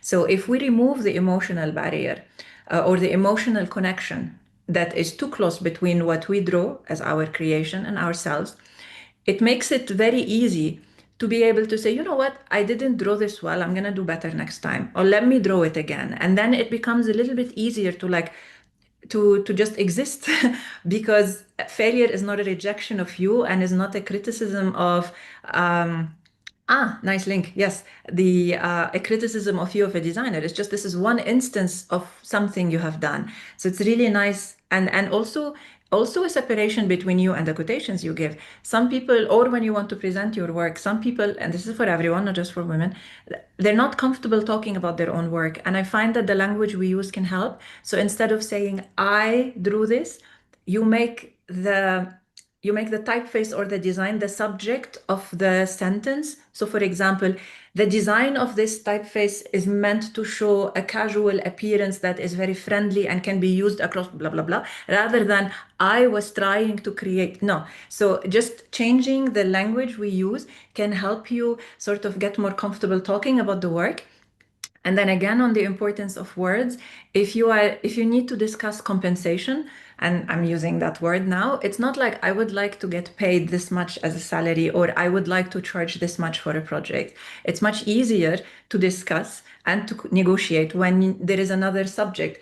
The fee for this project is this much. The compensation for this role is this much, or my compensation for this role. Just changing those, like it removes you a little bit from the spotlight and puts the thing in discussion under the spotlight. So it's a little bit easier to navigate.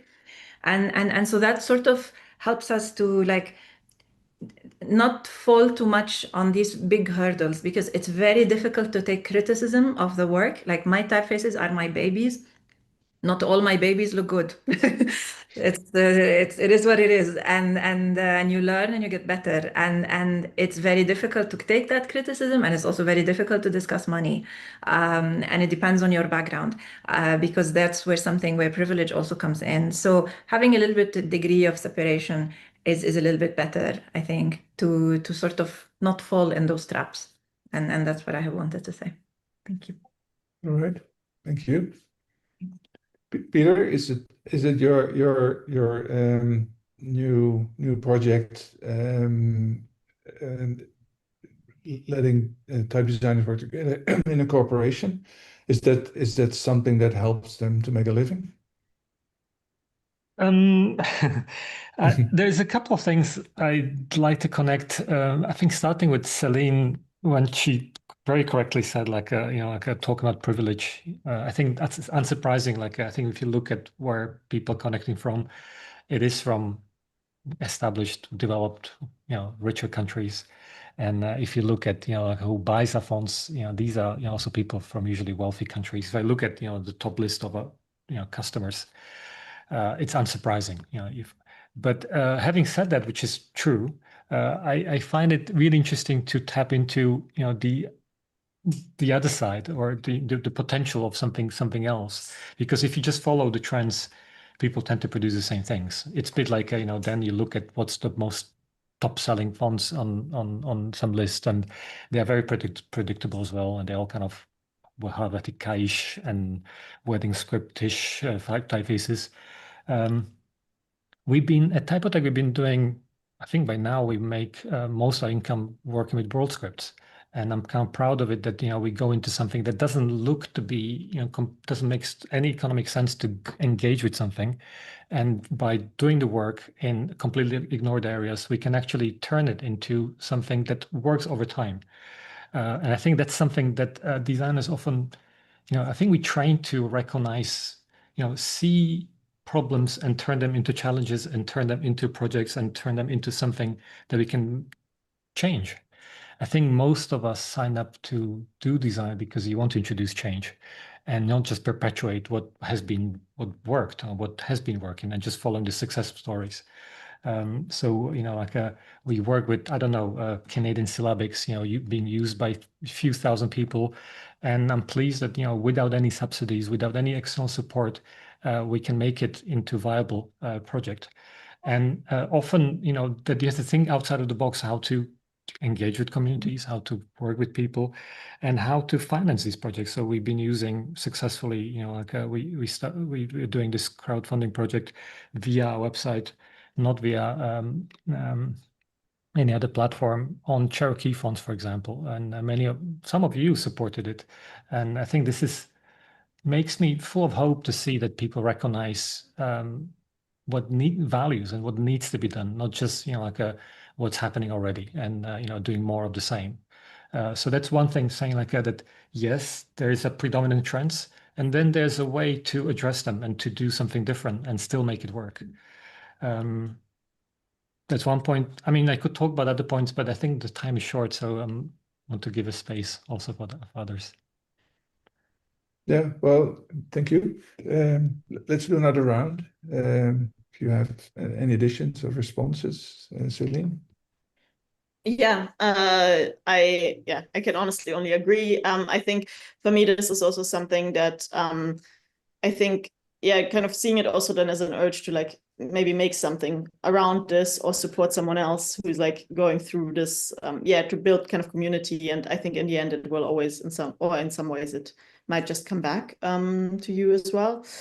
And I think also just kind of being smart about how to sell typefaces and where to sell them and what is the place for them. And then that sometimes maybe something is not through general sales, but can be used for a specific. I've had this before, that I've drawn a typeface completely for free and published it on that font. And it took way too long to draw this, 24 hours per letter. And then, but then in the end, I used it for, I got a lot of downloads and I used it for a poster, and then I got funding and the opportunity to travel with this. So this was an indirect way of making money from a project that was initially for free. And I think sort of thinking in these ways, or you just mentioned crowdfunding and this kind of ways, I think are interesting. And I think it's also, I really, with my catalog, for instance, also try to not draw what is so much out there, but having a reason behind it. And I think that was also my first point, to really have a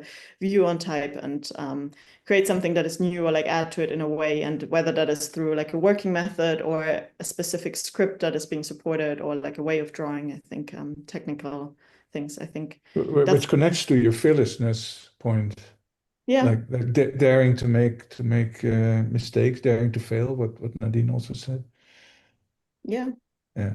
And which also, it's the daring, okay, I'm going to make this. I have no idea if it will pay back or it will be a success, but I do it anyway.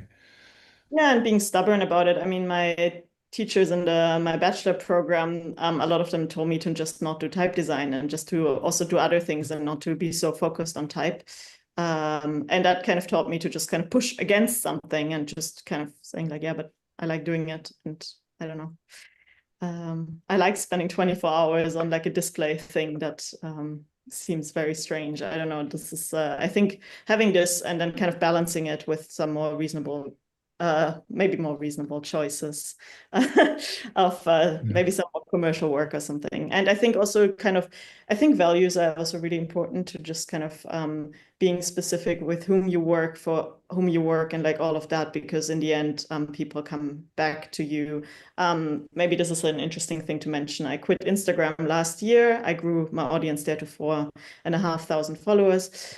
And since I quit Instagram, I had more sales, made more money, had more commissions and invitations to things. And I think that is really interesting also to kind of just they're using different marketing methods and communication methods. Can I ask a question? Sure, go ahead. You do something else after you, like, did you just switch off Instagram and put the time on something else? Or did it just happen that you became more mysterious and people started around? Like, how did that work? So I would happily do that. I started a newsletter with, but I don't publish that often. I think I applied for awards, went to conferences, or like even now speaking here, I guess. And I think just because I have a little bit more time available to focus on my work and to talk to people directly and to just be more present. And I think it also resonates with people because no one really likes Instagram marketing. So then when you make the step, people remember you more easily. Like, I don't know, I think it was just a mix of those things. And maybe it's also just a natural thing of like how my career grew. But yeah, yeah, and then also like the same thing happened, just sometimes being in this position where I decline jobs because they aren't in line with my values, usually gets me more jobs later on, because then I can talk about that I declined something. And I think that's how it's been working for me. But yeah, again, it was also like yeah. Go ahead. Sorry, go ahead. Yeah, no, pushing it to sort of a point where I do have an audience already. So yeah. I was going to say I feel with you because I quit 12,000 Twitter followers, but I didn't feel the pain. Yeah. Because I don't know. Yeah. Yeah. Well, thank you, David. The other thing you mentioned, teaching, that it's sometimes thought of as teaching type design is like a pyramid game, like you're getting money and Yeah, that's what I was hinting at. Yeah. You just shift the question, don't you? Okay. I don't know how to make a living, so I'll teach it. Yeah. And then earning it is for later generations. Yeah. Yeah. Can I connect a little bit to Celine? Sure, go ahead. Because this totally checks with me. In my experience, the best marketing a type foundry can do is release a new typeface. So many foundries it seems to me that they are figuring out all sorts of gimmicks, like let's do discounts, or that's the classic easy one. But all sorts of other things. The best marketing is a new release. Not being present on social media, because new release, that's actual content you're giving to the world and that can spread. So leaving social media gave me so much more time and focus, like, because all sorts of things, that I could focus on other things. And in some way, it relates to creating opportunities. You create sort of breathing space for yourself.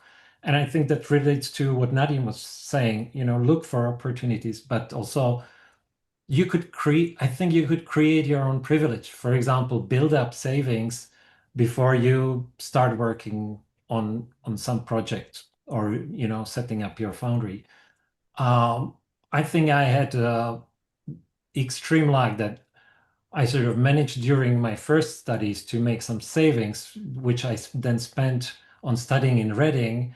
Then thanks to Reading, I got a job with TypeWorks, and having that job paid enough, me living in Central Europe. So that's kind of hacking the Western Europe or the global West versus a little bit less West.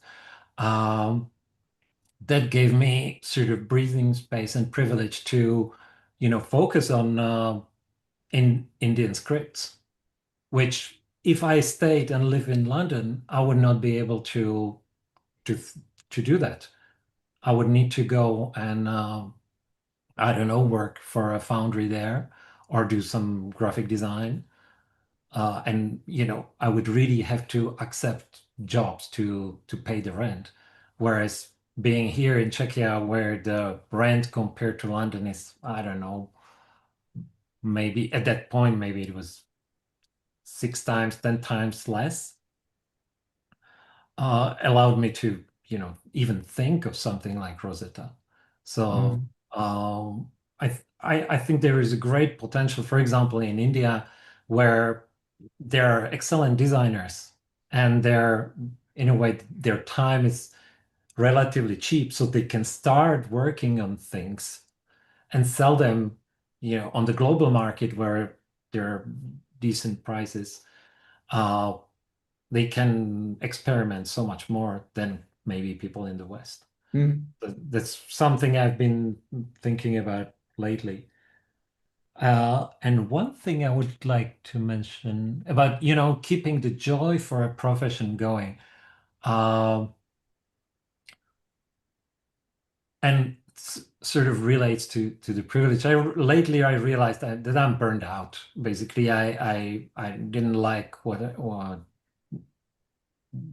I was doing or what we were doing. So we started this project called Useless Fonts. Exactly with that purpose, like I will do whatever I want to do. I will not think too much about it. And, so kind of giving up this, it needs to sell. It could be anything. And I think it's sort of related to Celine's thing. But in order to do that, we had to have the privilege of being somewhat established. So balance your cost to the income. Yeah. Now, Nadine, your major tool is marketing through social media. It sounds like the opposite, or not? Do you mean with I Love Typography or myself? Yeah. No. With ILT, I mean, we have 500,000 Twitter followers almost. So John already built this. Yeah, I think it's important, but the thing is, it's very difficult these days, because I mentor younger designers, and there's always this sense of anxiety that they need to have built up a profile and their own brand and everything by the time they've graduated, which is like, we didn't have to do this. It was okay to have none of this when we graduated ourselves. And honestly, there is not one way. You make your own way. For some people, it could be they find success on social media, and with others, it could be through traditional ways of speaking at a conference or going to events and just meeting people. I wanted to actually share how I got my job after graduation. I'll tell the story super quickly.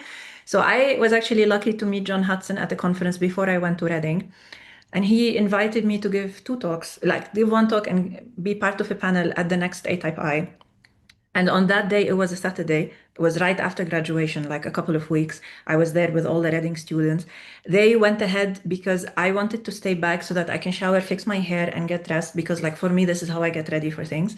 So I stayed back, and then I had bought this suit, a black suit for the first time in my life, and heels. And then I put them on. I went to the conference hotel and waiting for the bus. There was no bus, but there was a group of suits, like 5, 6 people all in suits, and they had the same conference tag. And I looked at them, I was like, oh my God, it's a bit scary to go to a group full of suited people. But then I was also wearing a suit. I was like, yeah, I'm wearing a suit. I can talk to them. So I went up and I was like, hey, are you guys waiting for the bus? And then one guy turned to me and he's like, no, we go by car, but we have space. Come with us. That person was Bruno Steinert, who was the managing director of Linotype. And then in the car, I had with me my Kufia specimen, and I was showing him the typeface I had designed. And he thought it was great. I was like, if you think this is good, you should come to my talk. So speaking at conferences is a really good way to get jobs because you show how you think and what you can do. And basically he came to my talk, and afterwards he said, this is amazing. If you're ever looking for a job, come to me. And that's how it happened. I went to him and I was like, hey, I want a job afterwards. So there's fearlessness again. Yeah, but it's just like you push those doors, You need to show how you think. You need to, knock on things. You need to make opportunities happen, and then sometimes wear a suit or something. Yeah. Something that gives you the confidence to go up to a group of people and talk to them, even you don't know them at all. Yeah. So balancing the internal confidence to the external confidence. Yeah. Yeah. Yeah. Thank you. Thank you. Peter, if you want to. I don't know. Do we still have time? We have a couple of minutes. Yeah. Maybe I'll share. I mean, like since Nadine started about jobs, I think for people to be most practical is about job opportunities, jobs.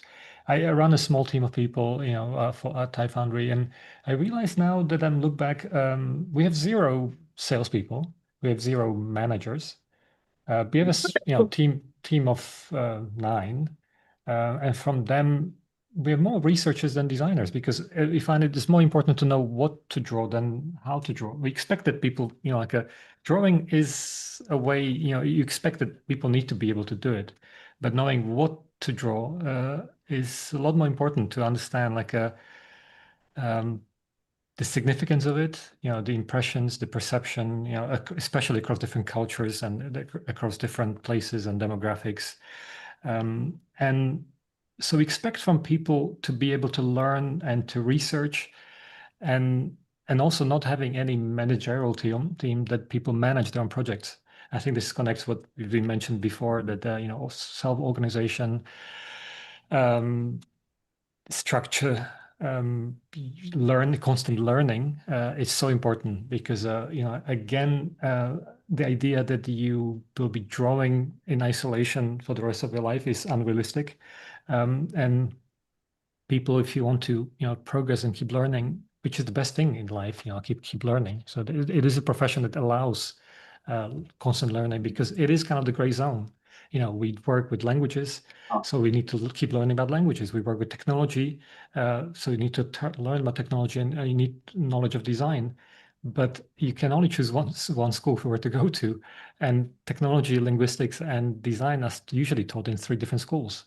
So often we operate in these gray zones, and by willing to go into it and adapt and take the wider responsibility for it, for research, for understanding what needs to happen, is probably key to do innovative work as well. So this is what I would expect from people that we hire, that they work on crossovers of different things.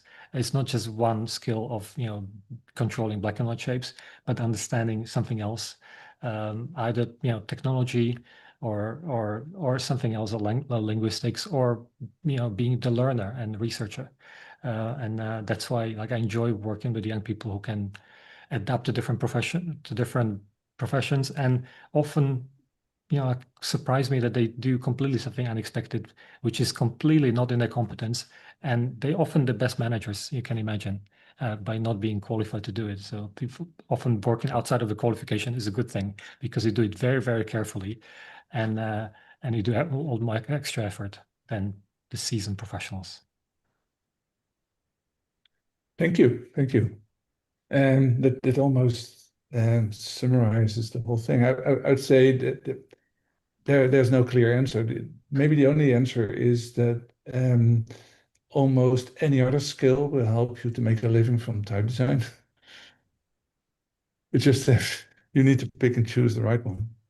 And then there's only a limited amount of choices that you can make. So that's but I think fearlessness, daring to fail, is an opportunity to learn new stuff. Thank you so much for this insight. Great talking to you. Thank you, Peter. Thank you. Thank you All so right. much. Thank you. Good to see everyone. Thanks. I'll of course we're a little bit over, but as a combined moderator and participant of the panel, it's a privilege.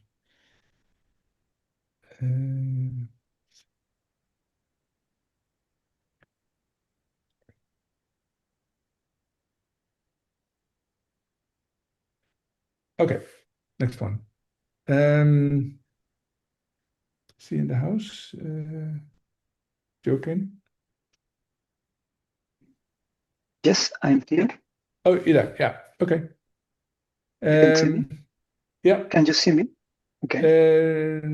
Yeah, I can see you. And now you need to share the screen, I think, I guess. Exactly. Let's see. Yep. So go ahead. We start a little bit late, but then we'll go over the time again. So you have your time. Please. Thank you. Thank you very much. First of all, I'm sorry for the people who will not be able to understand because my talk is in Spanish. I want to share some solitary research I have done here in Europe. I am based in Germany, but I come from Chile.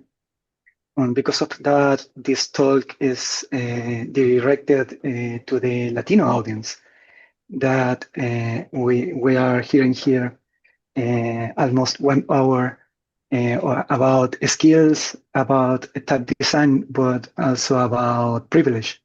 And because of that, in the other channel, in the America channel, there's a lot of people talking in Spanish, and they are not here.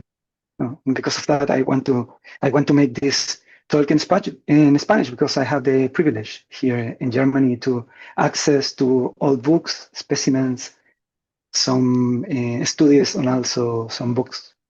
Okay, now I am starting in Spanish. Thank you very much. Polimétricas, voy a hablar acerca de tipografía, espaciado, también un poco de música. Esta es la primera lámina que se tituló, ¿no? Que es acerca de tipos mono y multiespaciados. Tipografías monoespaciadas es un término muy conocido. Tipografías multiespaciadas no es un término muy conocido. Y los quiero introducir a este término. Es un modo de producción que lentamente ha ido abriéndose paso de nuevo, ya que al parecer siempre ha existido. Y en esta primera lámina tenemos el primer ejemplo, porque este tipo que están viendo, que se llama crónica, es una multiespaciada y una monoespaciada. Un momento, por favor. Como pueden ver acá de fondo, lo que estoy poniendo es la grilla de construcción, que es una grilla de construcción rígida, que a mí me permitió desarrollar al mismo tiempo la monoespaciada, que es la que tiene mi nombre, Joaquín Contreras Soto, esa monospace font, y la de arriba es una multiespaciada o una regular, pero que a simple vista parece una simple sans. ¿Mm? Ahí está la grilla de construcción y voy a detallar cómo llegué a esto, ¿no? Que seguramente es un poco raro. Pero antes me voy a remitir un poco a mi infancia. Yo nací el año 81, entonces en mi casa había máquinas de escribir y lentamente empezaron a aparecer los computadores, las consolas de videojuegos. Y en ese momento simplemente el acceso a la lectura mecánica o a la posibilidad de reproducir copias escritas por máquinas ya era suficiente, ¿no? Yo pienso que no había mucho cuestionamiento, o al menos para mí, como un lector o como un usuario de pantallas, en el caso de los computadores, no había un gran cuestionamiento acerca de si era legible o no. Lo importante era que se podía leer, ¿no? Yo creo que pasa, en general pasa con los distintos formatos, los distintos medios de archivar, la realidad, en que en la medida de que es posible de algo de ser reproducido, para nosotros ya es suficiente, ¿no? Pero estamos en un momento en el que hay cierta, yo llamaría obsesión por la resolución y obsesión por la realidad, ¿no? Em, y hay algo que es mucho más antiguo y que tiene que ver con que nosotros somos humanos y que la tipografía es esencialmente lenguaje gráfico, que nosotros decodificamos a través de la vista, ¿no? Y hay muchas cosas en común en estas imágenes que parecen un poco dispersas, pero em, bueno, voy a partir por el teclado, ¿no? Que todos tenemos enfrente. Todos escribimos con un teclado y hay un punto en el que si tenemos suficiente práctica, ya no pensamos acerca de dónde están las teclas que vamos a digitar, ¿no? Tenemos nuestras manos, el cuerpo aprende lo que nosotros vamos a digitar. Y de la misma manera, en periodos mucho más antiguos, tenemos, por ejemplo, acá estas cuerdas, que seguramente muy pocos de ustedes conocen, se llaman quipus. Son una forma de escritura, una forma de cálculo y una forma de archivo que se utilizaba en el Imperio Inca, en los Andes, en Perú, en el norte de Chile, en Bolivia. Em, los quipus permitían a través de nudos escribir y anotar números. De la misma manera, los primeros computadores lo que estamos viendo acá, es una máquina que está programada por una tira de papel perforado que permitía realizar tejidos, ¿no? O sea, tiene un principio similar. Este piano es un piano mecánico que utiliza el mismo principio que estos computadores y podríamos decir que son las primeras veces en que se pudo programar música, ¿no? Nuevamente está esta idea de la repetición, de la lectura de patrones muy presente en nuestra cultura, con la computación mucho más. Y por otro lado tenemos el hecho indudable de que nosotros acá vemos todos una cara, ¿no? Ese es un antiguo emoticon que con un par de signos nosotros ya podemos identificar que eso podría llegar a ser un rostro, incluso cuando no está en posición vertical, sino horizontal. Lo mismo ocurre con la caligrafía y con las letras, y con el diseño de alfabetos, ¿no? Yo me cuestiono y me he cuestionado durante los últimos 6 años que he investigado esto acerca de cuál es realmente la importancia de hilar tan fino en el texto, ¿no? En la textura, ¿no? Por otro lado, como también soy músico, hay algo similar en la música y en la tipografía. Seguramente los tipógrafos del Renacimiento, del Barroco estarían muy de acuerdo en que hay una similitud en el ritmo. Esta máquina es una batería electrónica, quizá una de las más clásicas o de las más populares en la música electrónica, en el hip hop, en el pop. Y tiene una particularidad, como toda la música electrónica, y es que nos permite utilizar una cantidad de pasos, ¿no? Que es lo que genera todo un ciclo. En este caso son 16 pasos que están divididos en código de color en 4 grupos, ¿no? Es decir, tenemos 4 módulos de 4 pasos que nos dan un total de 16. Y solamente con esos 16 se ha compuesto un montón de música, la mayoría de la música que nosotros escuchamos, al menos en Occidente. Incluso sería posible, y de hecho es posible, representar a través de esta máquina, programar o escribir música con esta máquina y lograr rítmicas y compases mucho más complejos, solamente con esta grilla que es muy pequeña, muy acotada, ¿no? Em, lo que les muestro a continuación son diagramas euclidianos. Los diagramas euclidianos sirven para representar la música. En este caso son grillas de 8, no de 16, pero para el caso da lo mismo. Y lo que estamos viendo representado ahora es lo que se conoce como four on the floor, el típico ritmo de la música electrónica, ¿no? Del techno, del house.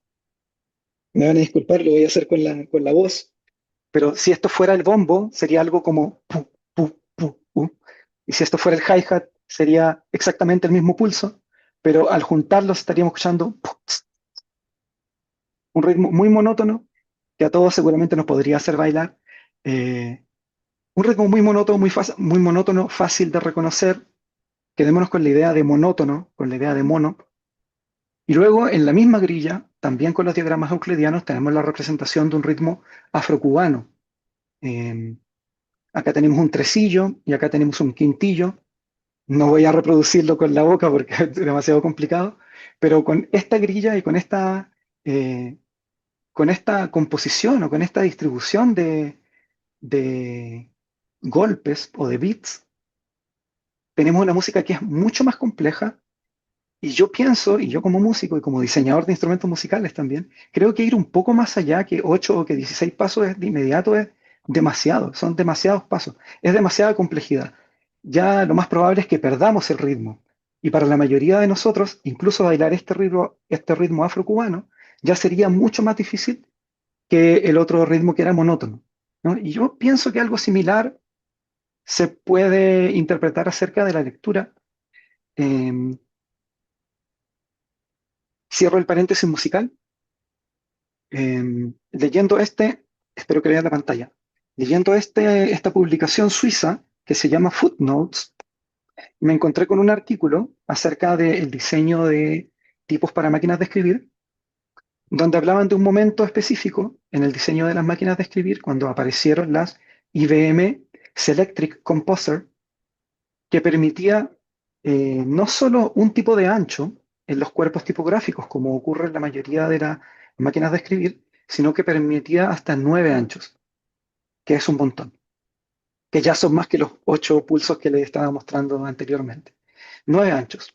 Y uno de los diseñadores, dentro de muchos otros que se dedicaron a diseñar alfabetos para esta máquina en específico y para otras marcas que también realizaban, que fabricaron máquinas de escribir con más anchos, estaba Adrian Frutiger, que realizó una versión de su Universe. ¿Qué es lo que hizo Adrian Frutiger? Adrian Frutiger lo que hizo fue cuantizar, que es otro término musical.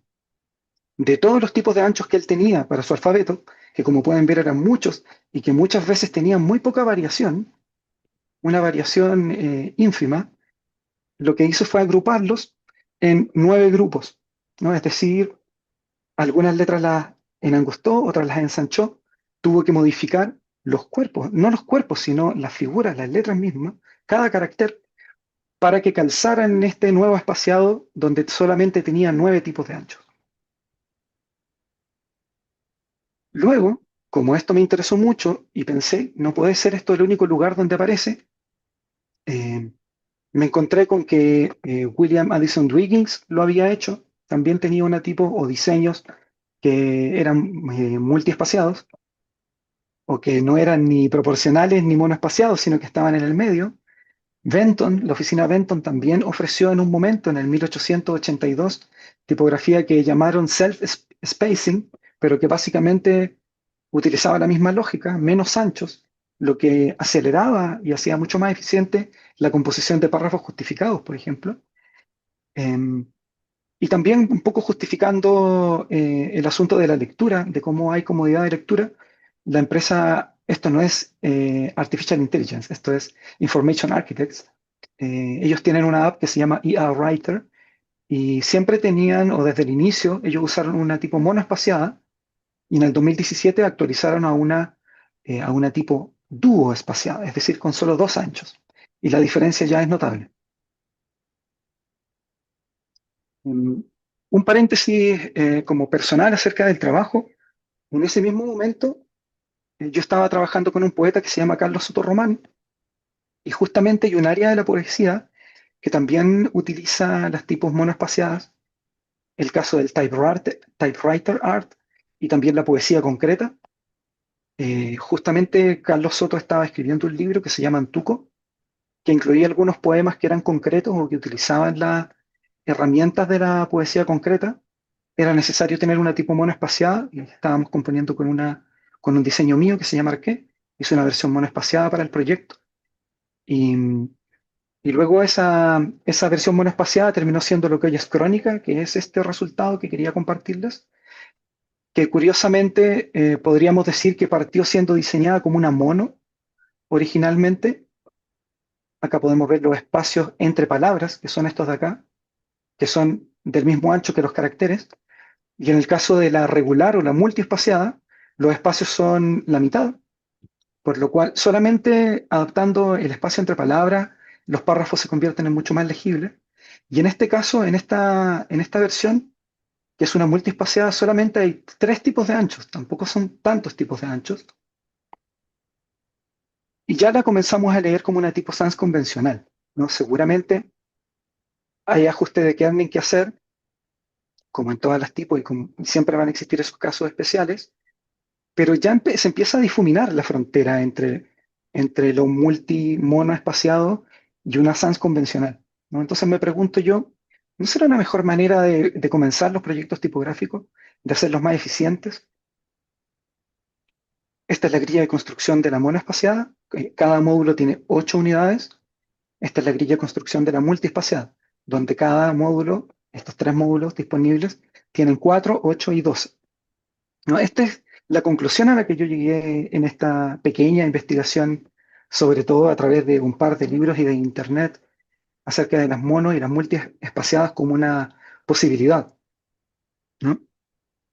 Luego, por supuesto, el entusiasmo típico de los diseñadores, me puse a jugar un poco más con la idea de una color font, de cómo esta grilla de construcción que horizontalmente me parecía que generaba un ritmo muy interesante, también se podía convertir en una grilla vertical. Em, y luego, bueno, como este meme de reflexión, em, ¿qué pasa? Que estamos en un punto donde, donde se puede difuminar, ¿no? Esta lectura en pantallas, digamos, o lecturas digitales, ¿no? Se puede difuminar un poco esta idea de los anchos proporcionales, que son los tradicionales en diseño tipográfico, y los cuerpos multiespaciados, ¿no? ¿Qué pasó a continuación? Y aquí es donde el asunto se puso un poco más profundo. Em, yo estaba como por mi cuenta investigando el tema de la poesía, las tipos monoespaciadas, y viendo si podía ser un poco más eficiente un diseño tipográfico moderno, ¿no? En las sans, ¿no? Que uno podría decir que uno se puede tomar ciertas concesiones con una tipo sans, a diferencia de una tipo de texto, o incluso con un revival. Y me crucé con esta charla que está disponible en YouTube. La pueden buscar. Está en YouTube de TypeLab 2016, creo. Es una charla que dio Frank Blokland y Lucas Schneider, pero principalmente son las teorías de Frank Blokland, donde él estuvo investigando con un equipo de personas en el Plantan Moretus, en el museo en Amberes, acerca de cómo esta misma lógica de los multiespacios podría haber estado presente desde el origen de la imprenta, es decir, desde Gutenberg, el Renacimiento, el Barroco, etcétera, y que en algún momento se debería o se debe haber dejado de usar, seguramente en el tiempo de la fotocomposición. Son las teorías de él, ¿no? Eso es lo que dice su libro. Em, Principalmente lo que él establece es que hay una cierta relación que está completamente encadenada entre las armonías de los trazos caligráficos, las alturas y los anchos en el diseño de los cuerpos tipográficos para alfabetos de fotocomposición, lo cual es raro porque yo nunca lo había escuchado, ¿no? Como es primera vez que escucho que alguien está hablando de esto y es tan similar con con esta otra aproximación de las máquinas de escribir, ¿no? Es como que de alguna manera la mecanización de la escritura en realidad indicara que las cosas podrían ser aún más mecánicas y seguir siendo legibles, ¿no? Y si uno lo piensa desde el punto de vista de un fundidor de tipos que es al mismo tiempo un joyero, un mecánico, un impresor, hay mucho más de mecánico que de diseño en términos estéticos, creo yo. En una fundición tipográfica antigua es mucho más probable que haya sido más importante hacer el trabajo más eficiente a la hora de fundir metal y de componerlo uno tras otro, a la misma manera que lo haría un albañil con ladrillos, por ejemplo, o que lo haría un carpintero con trozos de madera, con patrones, con herramientas creadas para tal fin.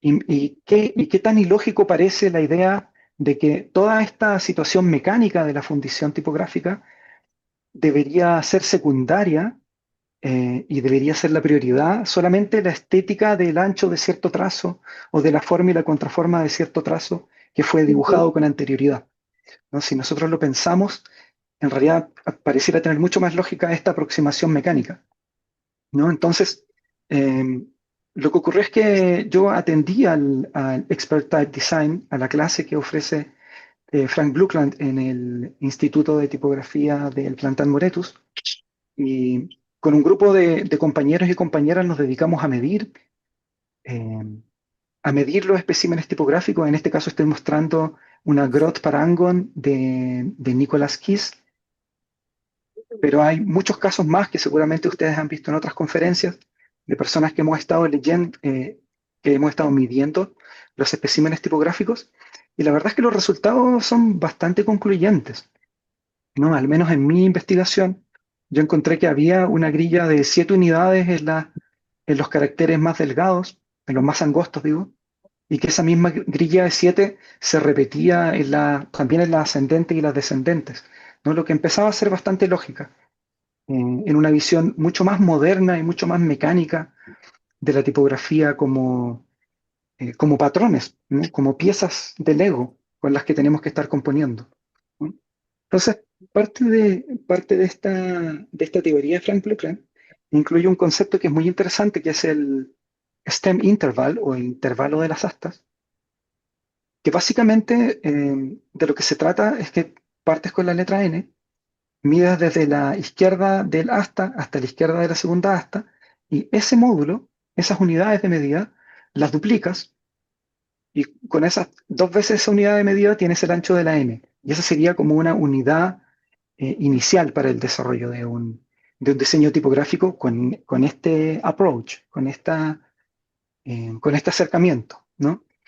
Y luego si repites 4 veces ese mismo módulo, lo que tienes es el Squarespace o el cuadrado M, ¿no? Donde te caben las caracteres más anchos como la W mayúscula, por ejemplo, ¿no? Y luego de haber destilado estas unidades, estos módulos, volvimos acá y todo calzaba, o al menos en mi caso, en Miklos todo calzaba, por lo cual lo que hice fue una reducción de los anchos, reducción de la grilla, la simplifiqué aún más, y a partir de eso es que desarrollé una fuente.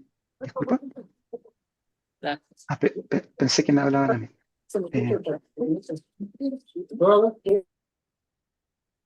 Bueno, voy a continuar.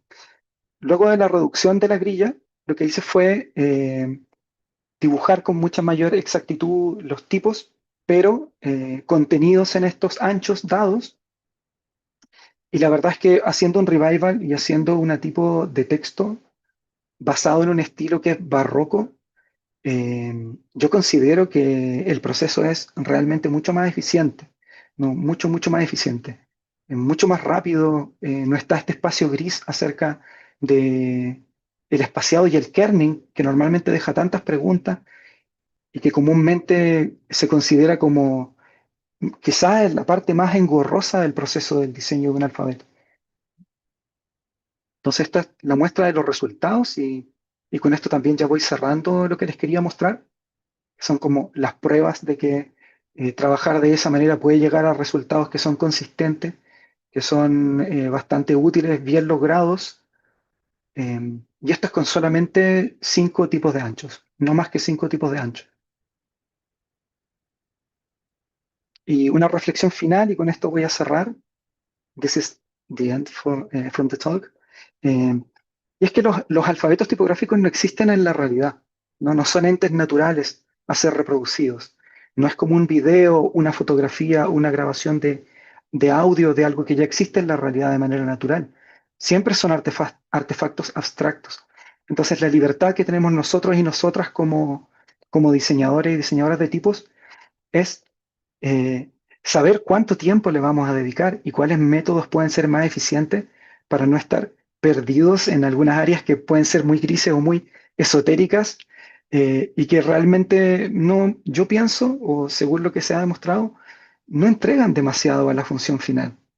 Quizás hay otras maneras de pensar el diseño tipográfico y yo quería compartirles esta experiencia porque pienso que quizás a alguien le puede servir, a alguien que sea como yo, que no quiera complicarse la vida. Muchas gracias. Thank you very much. Thank you.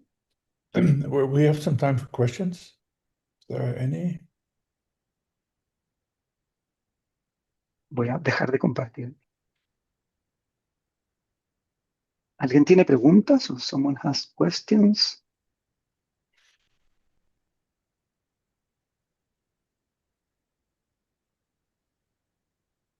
No, no questions.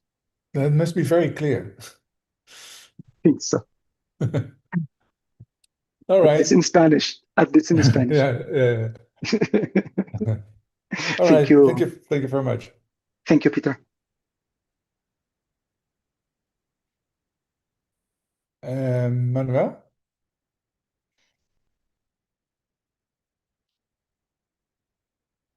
You're the next.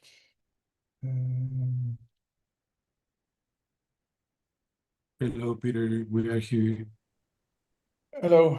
I'm trying to find your background title. I'm here.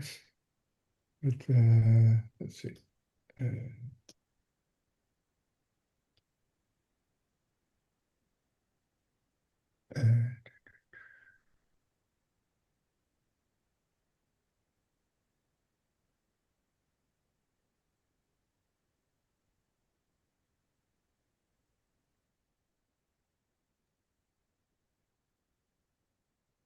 I don't know if you can see the screen. Yeah. Okay. Please go ahead. Thank you for joining. Thanks a lot, Peter, and thanks to all of you for your time and your attention. Today, Manuel and I are going to present a research project we have been working on about mapping Mexican type design production. This project it's also has been made with Oscar Yanez, that is not here today. He lives in Dubai, but today we are only Manolo and I. So let's start. Please forgive our English because it's a little bit rusty. So I think that's for many people here. So thanks a you're lot. among good friends. Go ahead. Thank you. So we want to talk about something nerdy but kind of cool, at least for us that have been working on.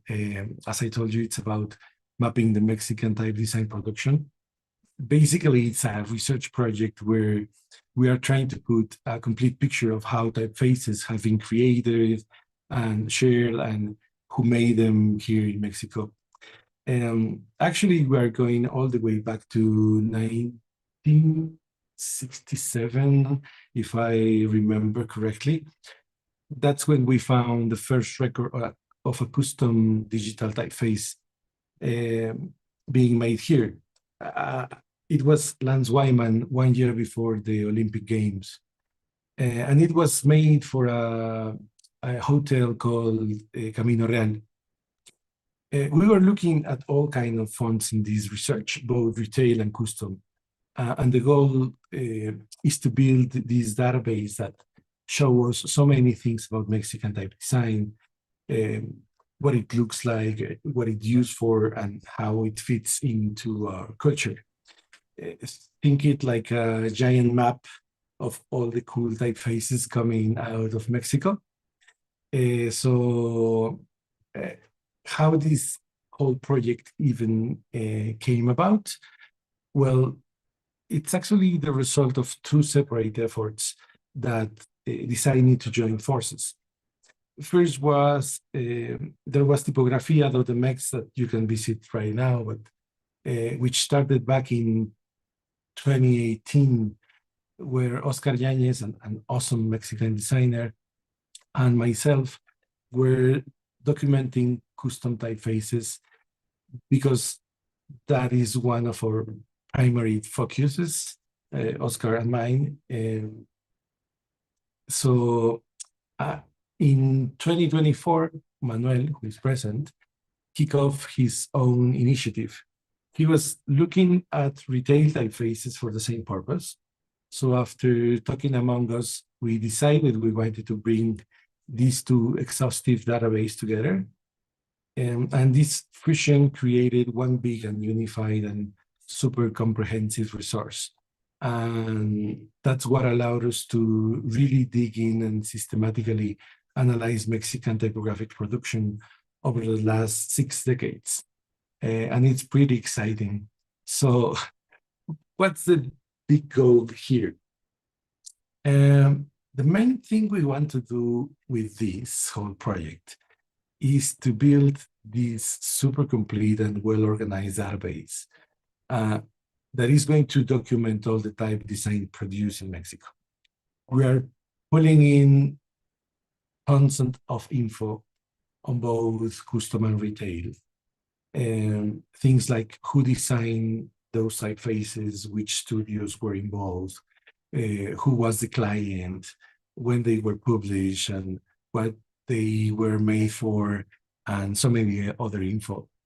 By bringing all the data together, we are hoping to really enable some critical analysis by information visualizations. We want to understand this evolution and how diversities and ultimately its cultural significance. It's about getting a much clearer and deeper understanding of the national typographic story. So why bother with all this? and why document Mexican type design production? Well, even though Latin American type design has been getting more attention recently, and that's why we are here, and we think it's fantastic, there is still a big, really big gap. We just don't have a good, complete, and easy to access record of how it's developed and who made it. Here in Mexico, a lot of our typographic work, especially those custom projects for specific clients or independent releases, kind of lives in the shadows. It's often undocumented or scattered across different websites and old publications, or just in people's personal networks. It's like a treasure hunt, or it seems like that. But the map is missing some pieces. So we want to show you this methodology and how we face the project.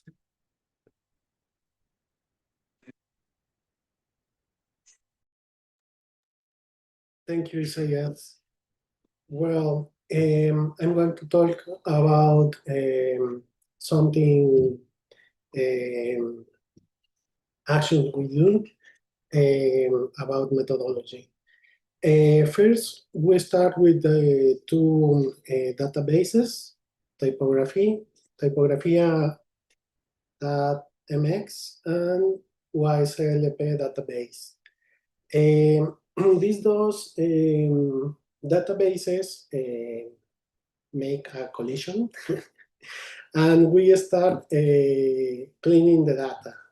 Standardizations, different names, different entries like designer's ID, names, date formats, etc.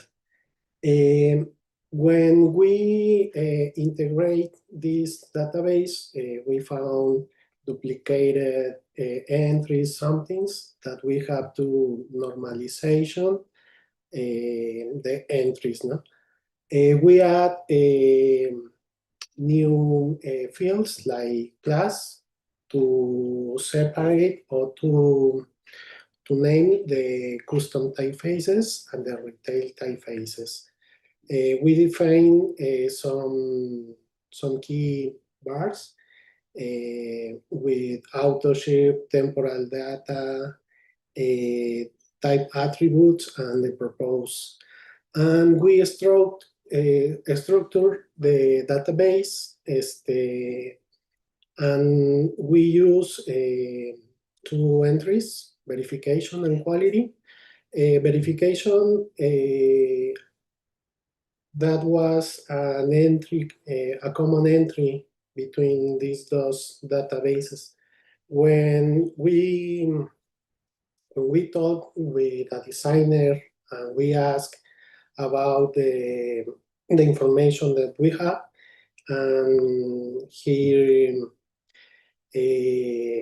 give us the okay for information, we use the verification field.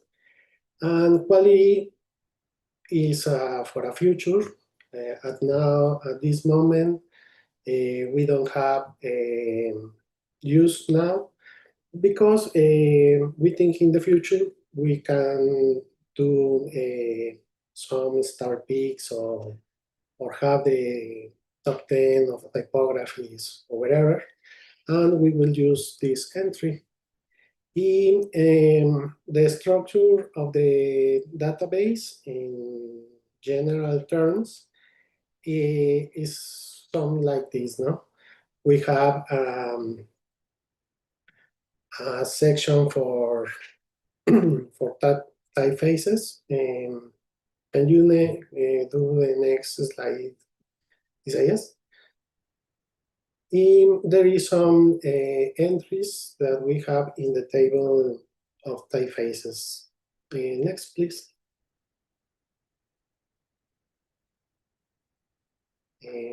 This is the verification field. Next, please. We have a database table for designers, Foundry and Studios. And the next, please. And awards. Next, please. The inclusion criteria, we define that the typefaces must have at the last of one Mexican decided involved. The typeface must have been created for a Mexican client or brand.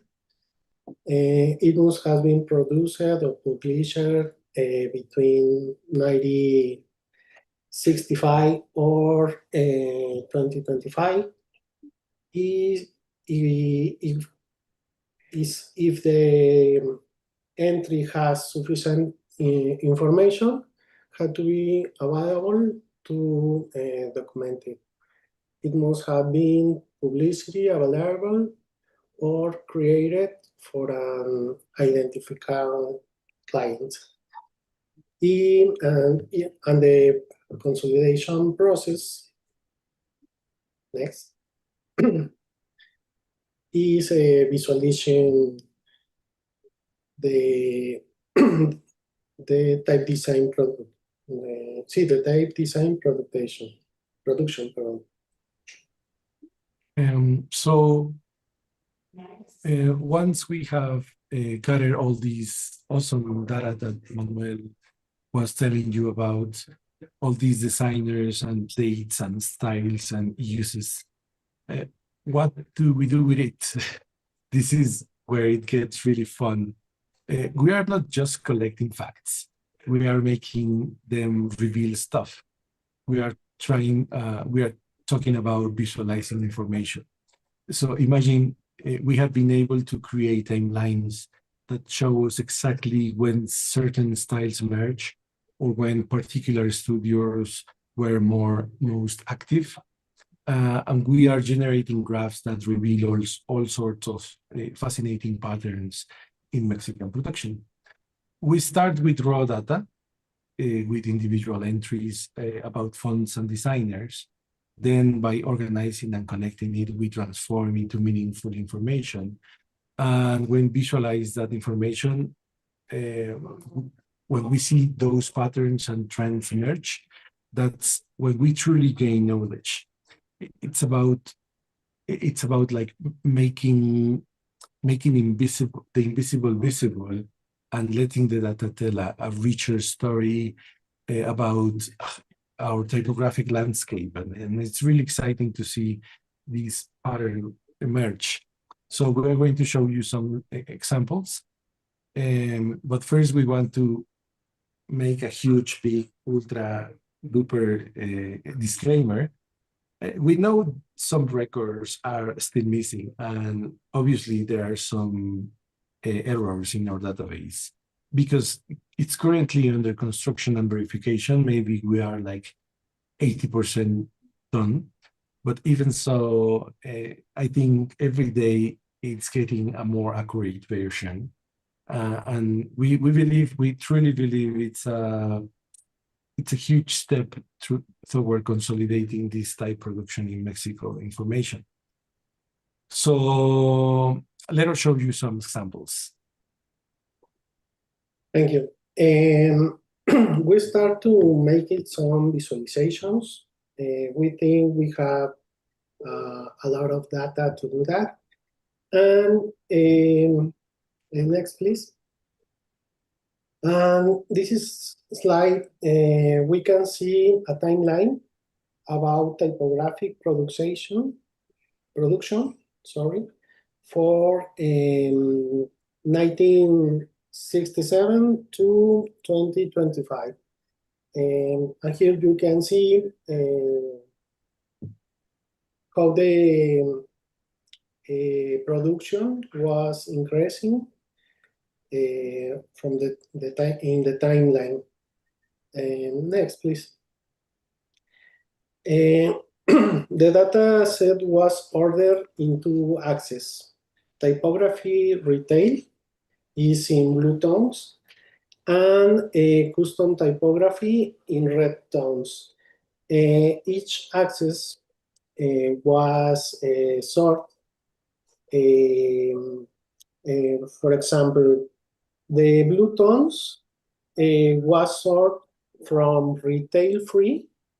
In the top of the graphic, you can see typographies retail free.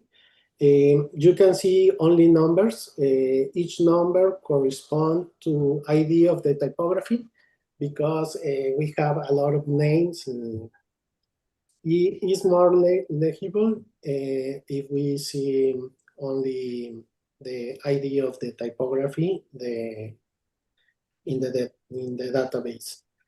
Okay, the blue tones was sorted from retail free to retail not disponible in the center of on the graphic. And the custom typography was sorted from custom free to custom not disponible. And this is what this graphic represents. From 2040 to 2025, we can see a balance between retail and custom typeface production that is reflecting a diversity design landscape. And early conclusions, not proved right, is between 2014 and 2014 to 2024, the growing numbers of typefaces can be linked to the constant of key initiatives such as Letrástica, Typographilia, and TMX. There are some festivals consolidated in Mexico. Alongside to the expansion of the specialized academic programs and increased collaborative practices. A curious case is in 2020. You can see a big number of typography registrations. There is an interesting increase. We think that the COVID-19 pandemic led to an expansion of high-quality educational offerings in remote formats.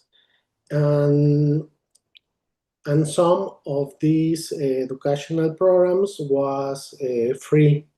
That was more access for people in Mexico.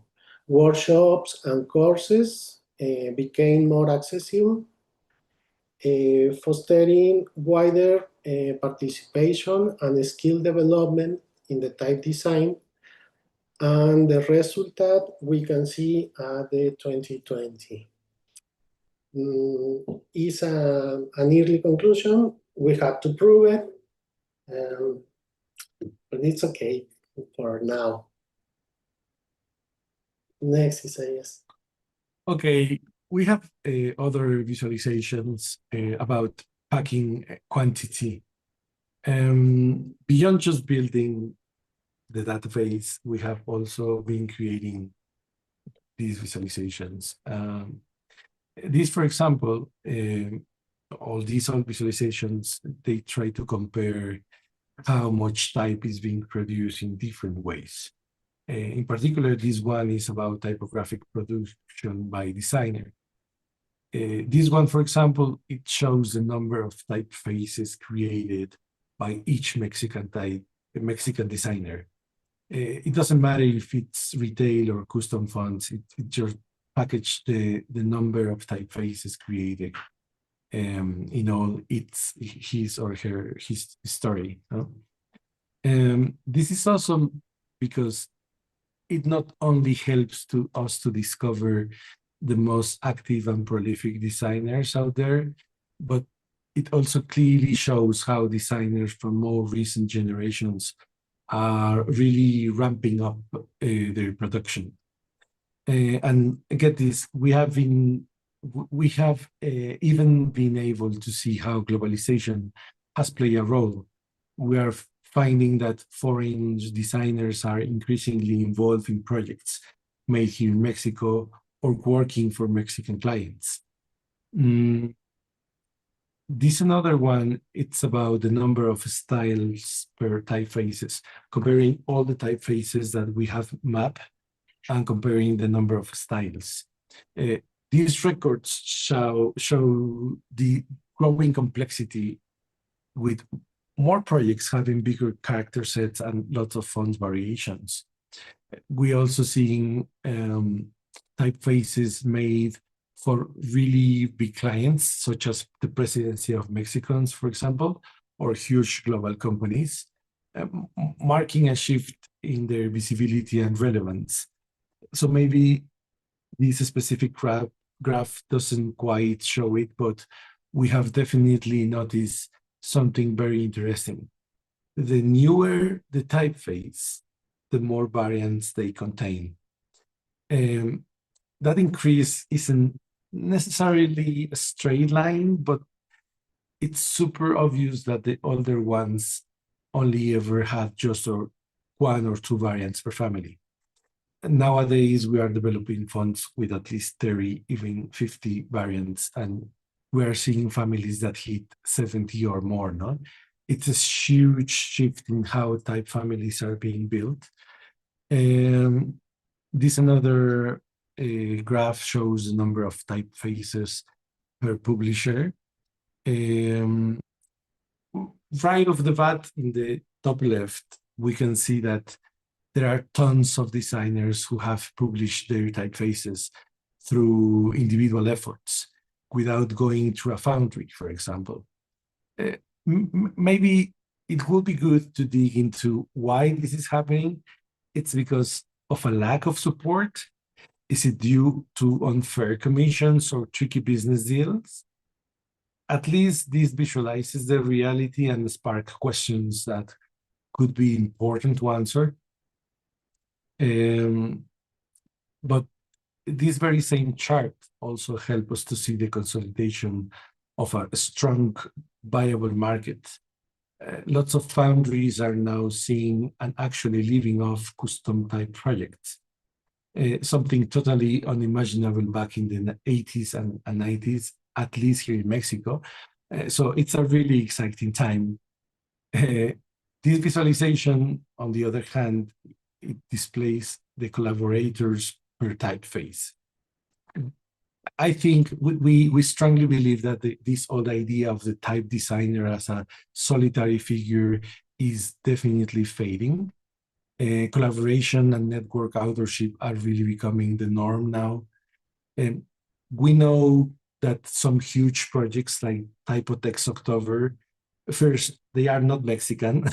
And second, it's obviously that they need a big team to produce that desirable language supports. But we are super proud to see Mexicans on those international teams.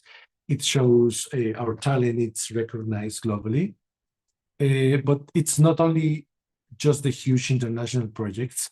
We are also seeing fonts for clients here in Mexico that have teams of at least 3 or 5 people.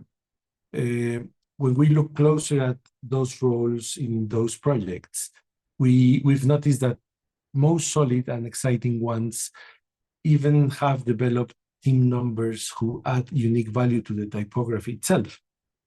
We're talking about illustrators and animators, motion designers, wayfinding designers, UI designers. It's really changing how type is made and who is making those typefaces. And finally, at least for this kind of graphs, we are only missing 4 or 5 slides.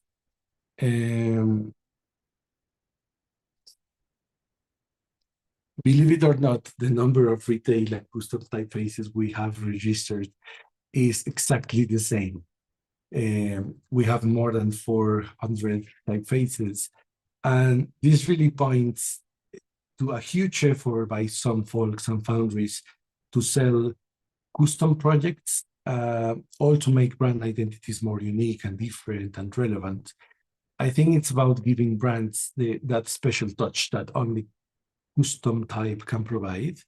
And at the same time, we are seeing an exponential boom in retail typefaces production in the country. So it is a fascinating balance between style-specific custom work and the broader, more accessible retail market. So that's what we found in these kind of visualizations.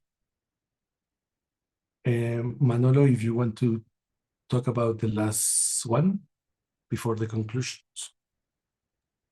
Okay, thank you. Let's talk about awards. Next, please. This is a graphic that represents the records that indicate a notable number of Mexican typefaces receiving international and national recognition, often surpassing national acknowledgments. This is the distribution of awards by context. You can see in the pink color national awards, and in the blue color international awards for typefaces made Mexico. This is important to mention that the second blue ring corresponds a Bienal de Tipografía Latinoamericana, where we find a lot of typefaces awarded. Next, please. There are some examples. Premio Nacional de Diseño, Diseña México is one of the most important awards in Mexico. Next. Oh, sorry. Let me go backwards. That's okay. Another example, Morisawa type design competitions. We found one entry for the typeface Hola from Eli Castellanos in 2014. And others like Communication Arts Typography or Type Directors Club or Selección Club in Latin America. Next, please. And there are a lot of others awards from the international scene. Next, please. We have some conclusions. So what's the ultimate vision of this whole project? We really see this database as a collective tool, something we can use together. It's about documenting, studying, and truly understanding the type design right here in Mexico. This united collection gives us a great historical look of how Mexican type design has grown, among other things. Now, why is the important beyond Mexico? Well, this database is meant to help with research, teaching, and design everywhere. It's a case study for understanding the history comparing styles, and spotting new trends, not just in Mexico, but all in Latin America typography, and even in the worldwide. This isn't a finished project. Actually, it's in the very beginning. This is an open invitation to collaborate. We truly want to invite everyone, designers, researchers, institutions, wherever you are in the world, to join in. Come look at this database, share your own knowledge if you have relevant info, and help us to make it even better with your collaboration and feedback. So thank you. Thanks a lot for your time and your attention. Thank you. Small question. Do you think that this is, in what way will this help type designers to define future projects? Is it defining directions or an answer focus more on retail or custom? So what kind of purpose do you see that for? Yeah, I think it helps to a lot of things. It helps to identify some trends. For example, it helps to visualize the whole history and production of the country. We are trying to make the data transform into information and the information transform into knowledge. What do I mean? Sorry? No, sorry. Thomas. So, yeah, thank you. So when I say that we are trying to get some knowledge about these visualizations, is because only until you create these graphs and visualizations, you spot some things that you cannot be aware unless you do that in that way, no? It's about trends, it's about prolific designers, it's about collaboration. So we are hoping that this information is going to reveal more and more and more things, not only about numbers and that kind of things. It also helps to visualize the production of some of our folks, no? And maybe at the very end to give a very clear and reliable record of all the production of Mexican, of Mexico, no? For example, Manuel is going to be in the next 2 months in Chile doing a collaboration in one university trying to replicate this research project, and to visualize that information, but specifically to the Chilean production, no? Yeah. So you say you have answers, but you're still figuring out what the questions are. Yep. Yeah. All right. Very interesting. We'll check on the follow-up of this. Thank you so much. Thanks a lot, Peter. All right. Thank you. All right. That is bringing to our next, and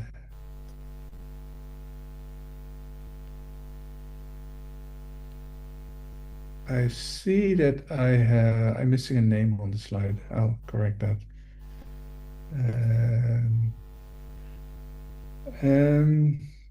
So welcome. And always difficult to pronounce names. Taurai, Rotendo, and Bull. Is that?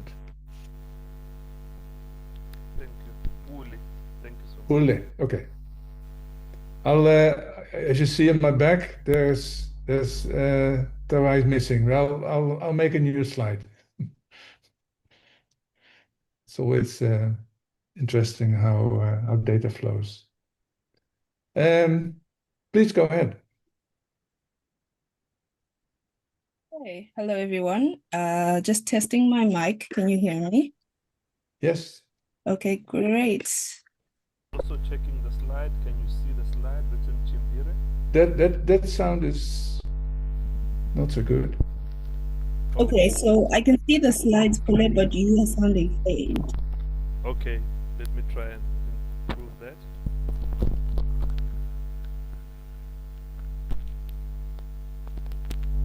One, two.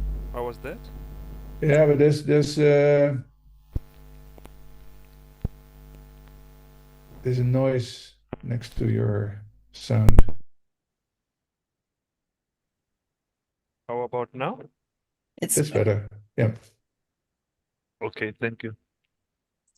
Okay, welcome. Go ahead. Hello everyone. Good morning, good evening, good afternoon, depending on which side of the world you are in. My name is Taurai, and I will be presenting with Rutendo and Pule this evening. And on this particular slide, you will see, or you are seeing Chimbire script, writing also Chimbire, which basically is a project we're working on, and it means a lot to us, and I hope you enjoy it. I will take you to the next slide. So basically, three of us have worked on different projects, and all these three projects have brought us to this particular project we'll be talking about today, which is Chimbire. And I particularly worked on Shishona Reimagined, which is basically an exploration into the evolution of written form of the Shishona language. I am from Harare, Zimbabwe, and this particular language, yes, we not trying to bring barriers or borders to this or languages, but basically I was looking for something that was closer to home. And in terms of myself being a graphic designer, type designer, I was looking into creating something that means much more to me and also something much closer to home. So this basically is almost how this particular thesis ended, which I did my master's at Konstfack here in Stockholm, Sweden, where I got to explore a lot of things. But I'll tell you more also within the next few slides. In 2015 or 16, I was lucky enough to meet Pule, who's also on this call, as well as Zulu Matabo, may his soul rest in peace. I was intrigued and also wanted to research more on writing systems, especially within Southern Africa. And a picture you see on the left here is us, or me learning rather, getting more information about scripts, especially in Southern Africa, which we'll talk about more. And then on the right here, the other picture was when I met Rutendo Koneso when I was working on this MA thesis about the Shishona Reimagined. And this is how it all began. And we managed to put together all three of us and speak about Chimbire. And so what Shishona Reimagined basically was also trying to, inspired by the Shona culture, I noticed that there were so many circular things that were within the culture itself, and I wanted to explore more of that. And so this is how I then came up with the system for that particular writing script, where A, E, O, U were presented in such a way. And so on the next slide, I managed to present this for my MA thesis, and this was my defense, where I also built a structure of how this looked like, and it was amazing. I enjoyed this project, and I'm happy to now be speaking more about it in a different context and more explored. And basically, these were images of how this looked like and the sketches as well. It was quite a journey, but we had a good time. So I will hand over to Rutendo Koneso to speak more about Chimbere. Thank you. Hi, everybody. My name is Rutendo. I'm a researcher of linguistics, and I am a Southern African. I found in meeting Taurai and in exploring Shona as a writing convention that there was a serious need for a decolonial approach to writing, which gave to the following questions, like how can the act of writing be used to reclaim aspects of our culture that have been lost? What images from older Southern African traditions of encoding information can be reused in the present? And using the spoken word as a starting point, how would native speakers depict various concepts? So if we move on to the next slide, language is such a key part of identity and one of the most deeply felt legacies of colonialism on Southern African people was the harm done to their languages by various policies instituted by the British colonial administration. So during colonial times, the languages of the people inhabiting what's now called Zimbabwe were grouped under a fabricated designation that's called Shona, and we continue to use that to refer to ourselves today. So the name Chimbire comes from the phrase Kwenda Mbire, which is really tapping into some of the mythologies of different peoples who live in Zimbabwe who speak about going to an unknown place, which is kind of speaking about the migrations that they went through from their places of origin and how they end up in this place and how their lives are a continuous journey. So using this label was really a way of resisting these labels put on us by an outsider gaze. So in the last slide, sorry, the previous slide, we saw these cave paintings, which can be found in different parts of Southern Africa. And two parts of humanness stand out as very important. First of all, the feet, which take these people to unknown places, but also the hands, which are kind of where their will or the power of their action is localized. So in the next slide, we'll see how we used these this imagery and these ways of expressing humanness and our environment that are found in these very old pictures, among other things such as jewelry, pottery, etc., and built characters from these. So, for example, the one for humans or humanness has this concept of a head or a mind, which thinks of ideas, and feet or legs, which do the movement.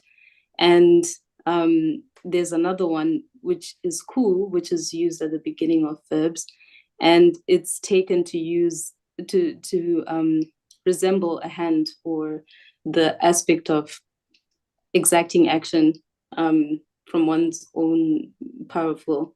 So this is sort of how we went about the project, and out of this we came up with 58 characters in total. We've done different workshops. The first one was in Sweden, where these characters were first introduced to a multicultural audience and just exercising this ability to think of writing in a completely different way, in a more intuitive way, which has an economy of characters. And the second time it was done was in Zimbabwe, in Harare, in the next slide. Where in the picture you can see Saki Mafundikwa, who is such a pioneer in this field of African alphabets. It was such a blessing to have the input of people like this to collaborate and to think of the implications of such an alternative writing system. And Pule will speak about one of our most prominent, I would say, or most interesting collaborations that we've done so far.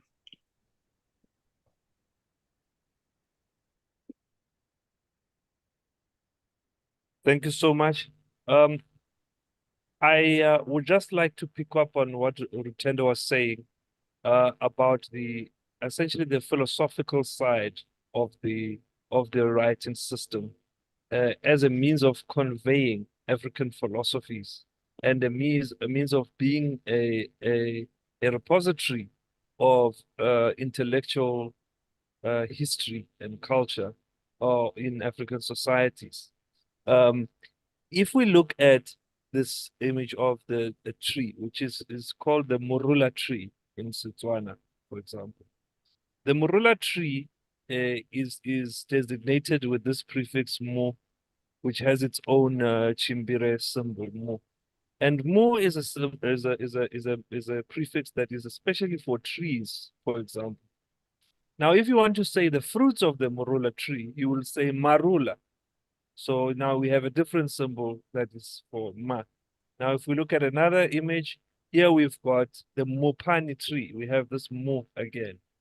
And then if you want to talk about the fruits or the leaves of the mopani tree, you will say mapani, ma.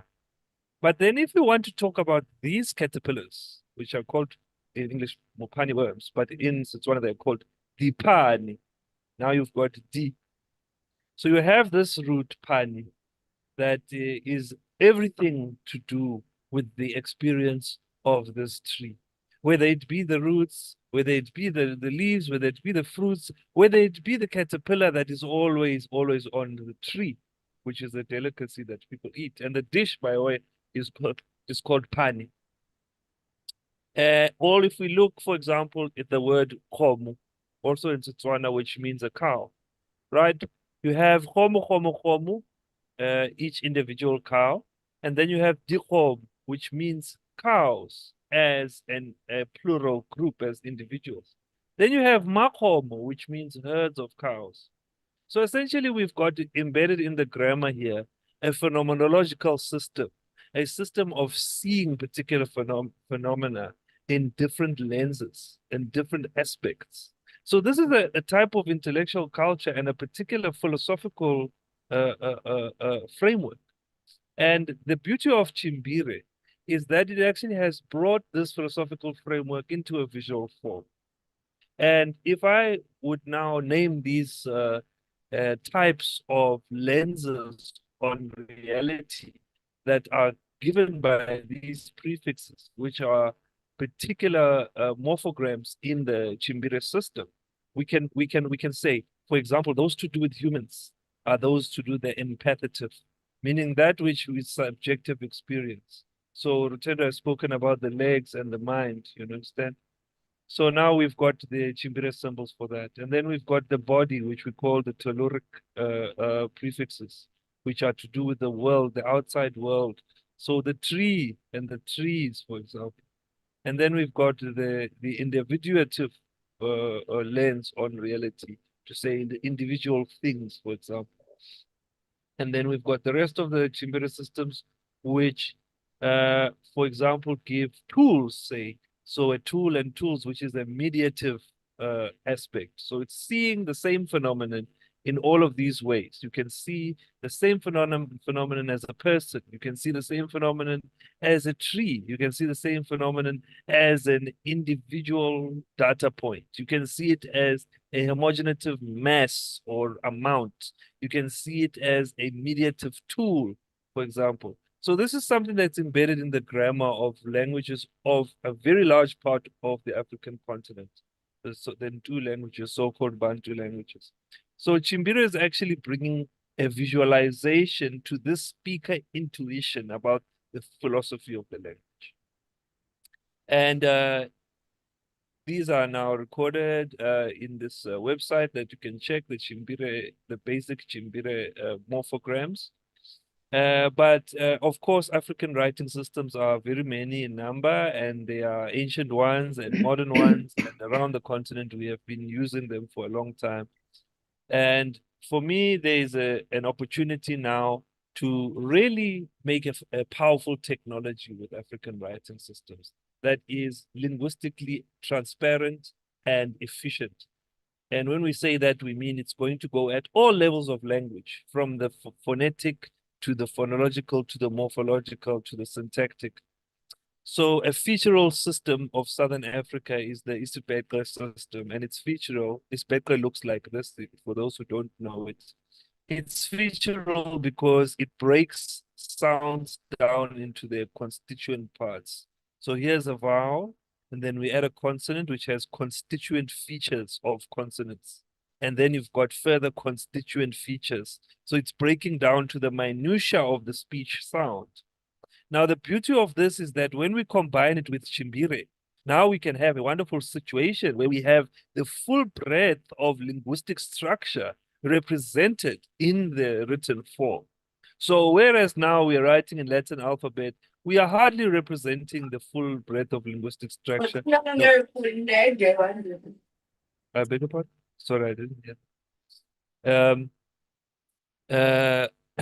What we can see here is in these two examples is that we have these morphograms of Chimbire that regardless of language, they are showing the conceptual, in other words, the philosophical semantics that we were talking about before, the phenomenological semantics that we were talking about before, that experiential side of it, that is actually represented with the morphogram across languages. So we start to see the common structure of Sintu or so-called Bantu languages of the region, and we can see the structural unity, and so we start to bring out the power of a synthesized writing system that is now created to more efficiently, more transparently, and more comprehensively represent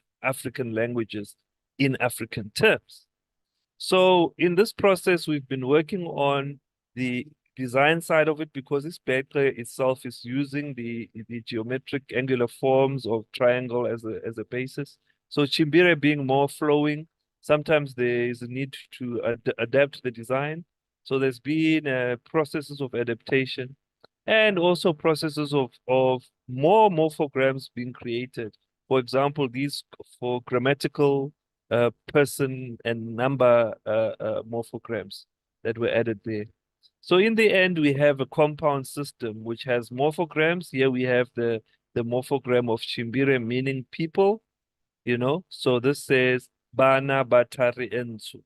So the Ba is the morphogram meaning the people, and Bana means children, Batari Ensu, the children of the black strap. This is a way in Setswana of explaining indigenous descendants.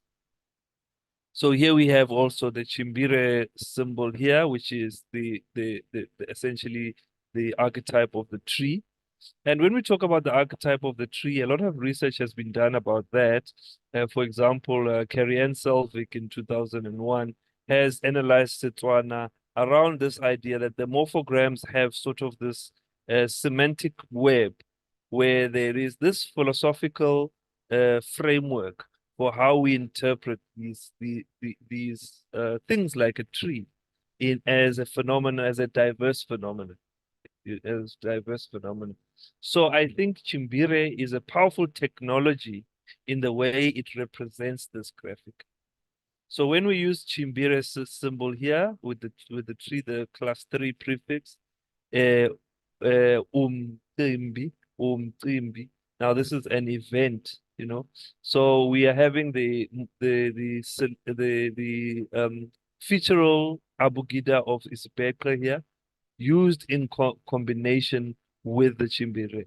And then this creates as a whole unit, perhaps an entire logogram, a word in its own. So as you see, we've got linguistic structure represented in a very, very deep way through this system.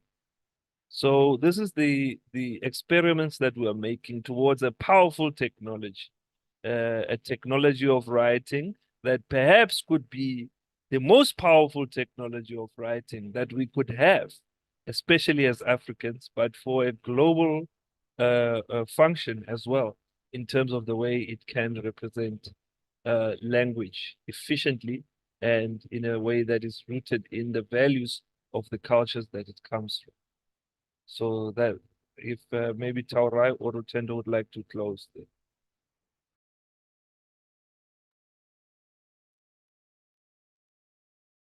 With that being said, we would like to thank you for being with us today, and please follow our journey. We will soon be sharing links to for you to follow this project, and I will also just leave Rutendo to say a few words. Yeah, thank you so much for listening, and we're happy to take any questions if there's still time, if anybody has a query. We have time for 1 or 2 questions. If there...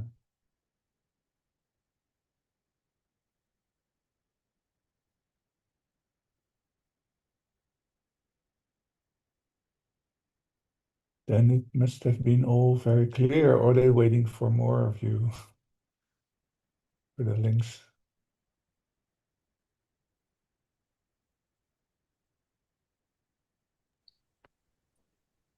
All right. Thank you so much for sharing. Is someone? Awesome. Thank you so much for joining, and Oh, yeah. Thank you. thank you all. Thank you, everybody. All right. Thank you. Bye.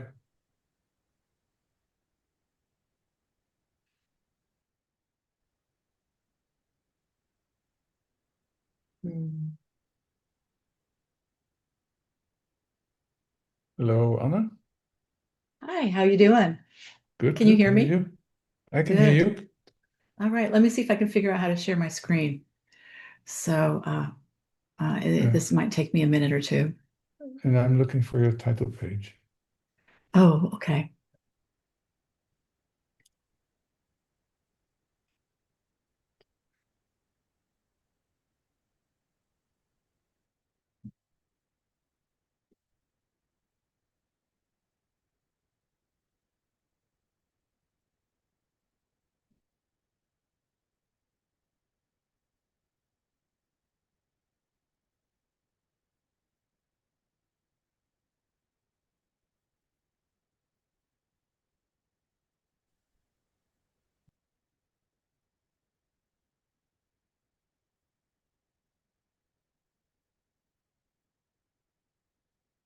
Okay, you're muted right now.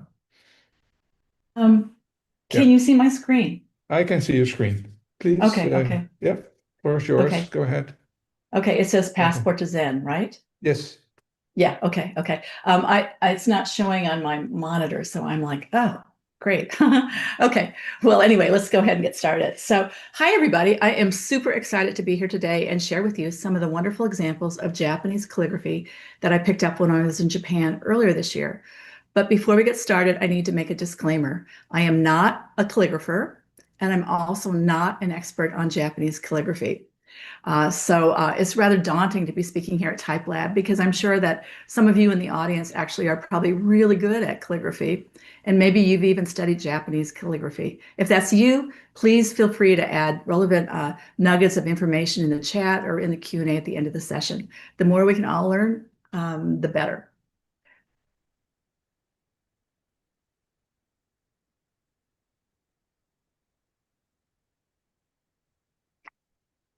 Okay, where did my mouse go? Here we go. Today, we're going to be looking at a special application of Japanese calligraphy that's called a goshoin.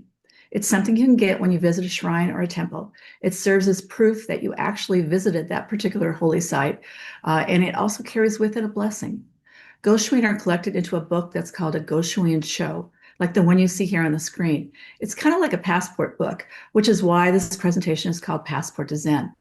If you've ever visited a national park in the United States, you might know that you can get a passport book, which you can stamp every time you visit a new park.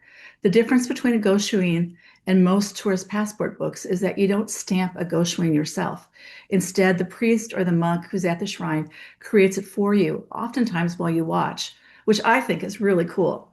I got the Goshuin Cho you see here at the first shrine I visited, the Meiji Shrine in Tokyo. It's bound accordion style, and it has enough pages to accommodate about 20 Goshuin.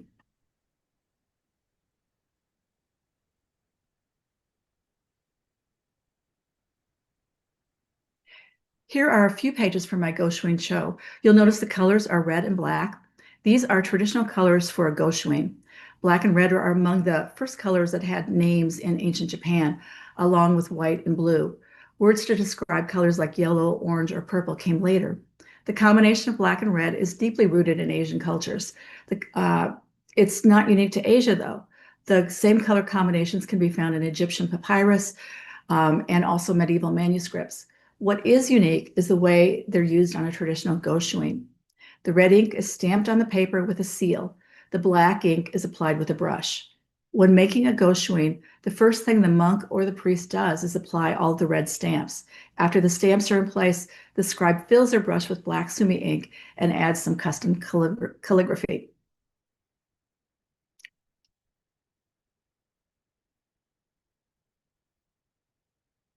Not all Goshuin are created directly on the page of your Goshuin Cho. Some are available as separate sheets of paper, which you can paste into your book later. There are several reasons for this. If there isn't a priest or monk available at the time you visit a shrine, they may offer you a pre-made Goshuin. That was the case with the two black and red ones that you see here on the screen. Some shrines offer more colorful, collectible Goshuin, like the Goshuin on the far left. It's from the Weather Shrine in Tokyo. That's a place where people go when they want to pray for good weather. A new limited edition Goshuin is released to match each change of the seasons. The orange Goshuin is also a special edition. Obviously, it would not be practical to create either of these from scratch in every shrine goer's book. Special edition collectible Goshuins like these often encourage repeat visits to a shrine.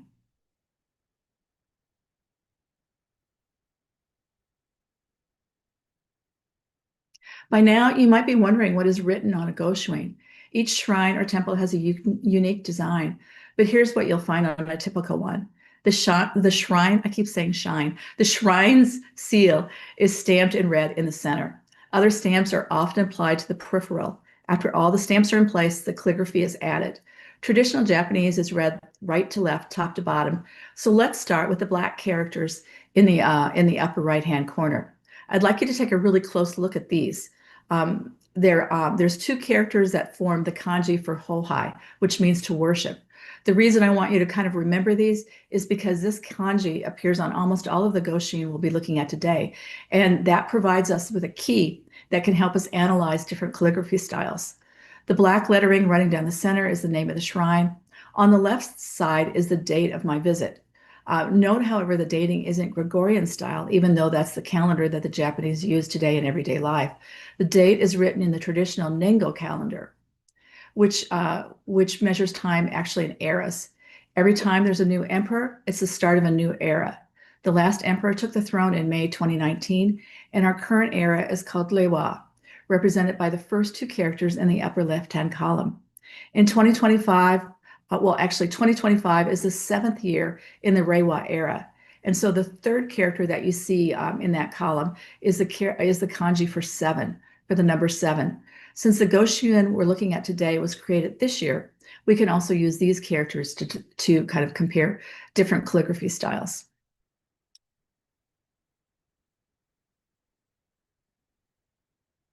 As I said, we're going to use that character hohai as a way to identify different styles of Japanese calligraphy, which is also called shodo. I'm going to use the term shodo for the rest of the presentation. The kanji for the hohai on the far left is typeset. I included it so you can see the skeletal form that makes up the character. When you first begin studying shodo, whether you're a Japanese student or someone outside of Japan who wants to learn shodo, you start with kaisho. In kaisho, which you can see in that first white box, in kaisho, every line you see in the kanji is executed as a separate brushstroke. There's a set order to these strokes, but we won't get into that today. Kaisho is sometimes referred to as a block style because each character also fits neatly inside of an invisible rectangle. It's a very legible script for anyone who can read Japanese. Once a student has mastered kaisho, they move on to another form, which is called gyosho. And Gyosho is a semi-cursive script with some flow within the characters, but it's still very readable. If you look at the character that looks a bit like a telephone pole in the bottom right of the Gyosho example, you can see that the brush never left the paper. The four horizontal lines for that particular character were created with a single brush stroke. The last style that we'll look at least on this slide, is the cursive script called Sosho. This one is the hardest one to master, but it's more free-flowing, more abstract, and you might even say more artistic. Take a look at the to worship or the kanji for Hohai in the example for Sosho. The characters blend together. The brush that forms the vertical line in the top character never leaves the paper as it extends to create the vertical line in the bottom character. Sorry.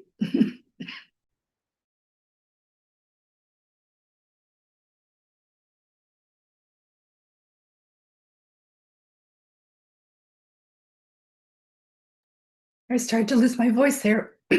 Hopefully to come back. Excuse me. I'll try it one more time.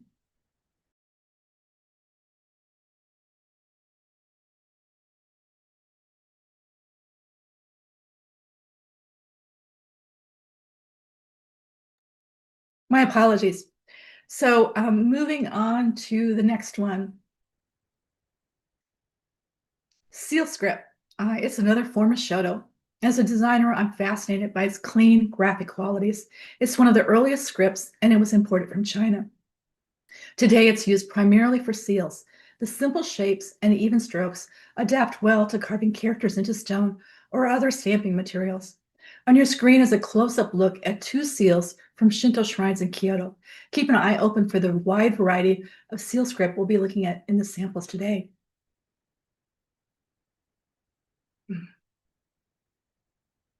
Now that you've got a little bit of a background, let's look more closely at some of the goshuin I've collected. We'll go through these kind of fast as I want to make sure we've got time for Q&A. However, I do have a PDF of all the goshuin in this presentation that I can share with you. I'll give you the details at the end of the presentation. The goshuin that you see here is from the Asakusa Shrine in Tokyo. The shoto is quite legible. For the most part, I would classify it, particularly the date line on the left, as kaisho. The shoto for Hohai on the upper right is in the semi-cursive Gyosho style. For what it's worth, the black text running down the center is not the name of the shrine, but rather the name of one of the gods who's enshrined there. His name is Epugisu.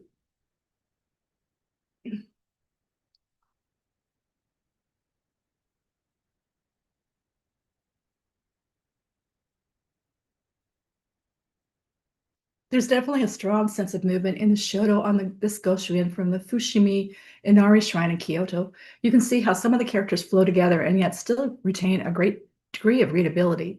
Most of the examples we're going to see today are either Gyosho or Sosho. That's easy to understand if you think about it, because a semi-cursive or cursive script is faster to execute than a block style of kaisho.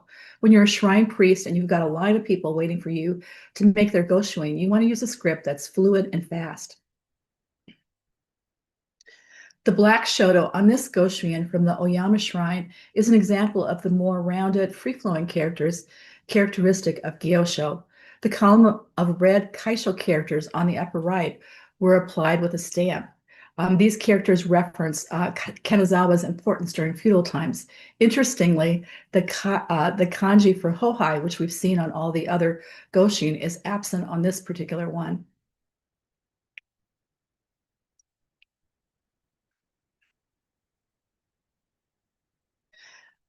This is a Zen Buddhist shrine in Kyoto. The monk who created this goshuin for me used several different styles of shoto.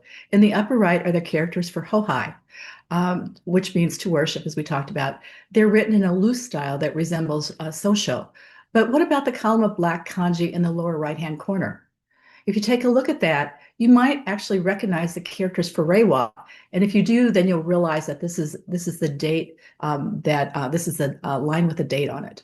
Compared to the other goshuin we've looked at today, this date is in an unusual place. But as we discussed, there's no set rules for the design of a goshuin.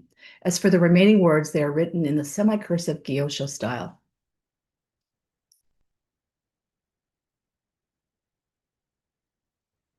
This is another example of a goshin that uses several styles of shoto. There are a lot of stamps on this particular example, creating what I think is a rather chaotic, definitely not a Zen look. It's worth noting that the calligrapher likely used several different brushes. And I say that because if you look at the boldness of the characters, they vary widely.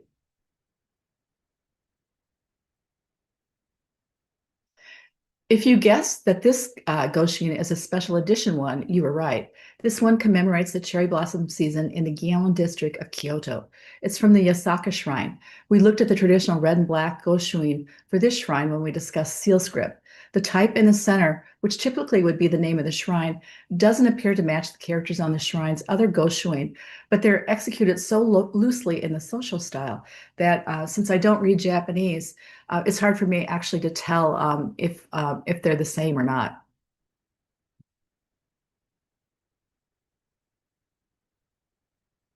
Daitokoji is a Zen Buddhist temple in Kyoto with deep roots in the Japanese tea ceremony. This particular goshin is from a sub-temple on the Daitokoji grounds. The script on the left refers to both the temple and the sub-temple. The date line is broken into 2 columns located in the lower right-hand corner. Like some of the other goshin from Buddhist temples that we're looking at today, this one was written in the cursive Sosho script.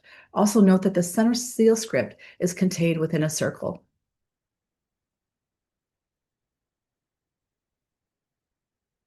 This temple in Kanazawa is known as the Ninja Temple. The goshin for it was pre-made on a separate sheet of paper, which I glued into my goshin cho. It's safe to assume that the shoto on this goshin was written with an assortment of brushes, once again based on the varying thickness of the brush strokes. Take a moment to look closely at the black text that's in the second column on the left. It might be a little hard to see on the screen because it overprints on the red seal. You may, if you can get a close look at it, though, you might recognize that it's seal script. It's unusual to see seal script that is not stamped in red. Note that there are also several other applications of seal script on this particular goshin. Kinkakuji, known for its, actually famous for its golden pavilion, the entire building is coated in gold, is another Zen temple in Kyoto. The shoto here is an example of highly stylized sosho. The kanji for hohai was created with a minimum of brush strokes. Once again, it's in the traditional position for hohai in the upper right-hand corner. The date line appears in the lower right, and it's broken into 2 columns, with some of the characters readable only because of the context, because we know it's a date line, so we know what it's supposed to say, so we can kind of tell. This goshin utilizes several styles of shoto. You might recognize the shoto on the left that's been applied with a red stamp. That's the date that the goshin was issued. What makes this so recognizable is that the kanji for reiwa is written in the highly legible block lettering style of kaisho. The rest of the writing is executed more artistically in the cursive Sosho script.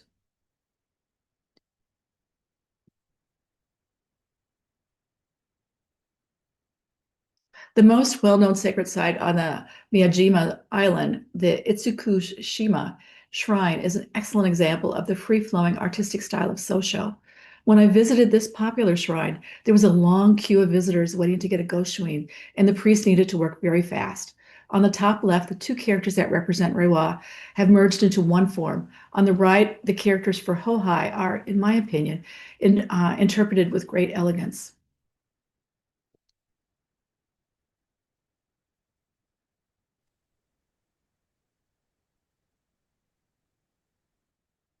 This particular goshin is written in a social style that borders on illegibility for someone who's a novice like me.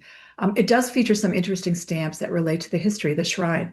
The large stamp at the top, as well as the seal in the lower right, commemorates Samurai General Minamoto no Yoshitsune. The large red stamp at the bottom relates to the legend that a dragon goddess resides in the pond on the shrine grounds.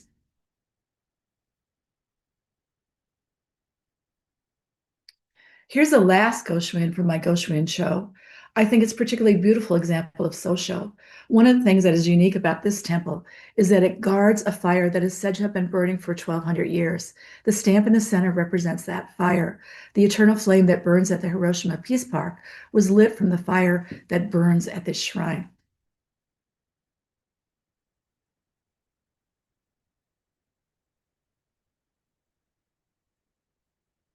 None of the Goshuin you see here on the screen are from my collection, but I wanted to show them to you anyway. Collecting Goshuin has become a popular activity, and some shrines have responded by developing highly coveted special edition designs.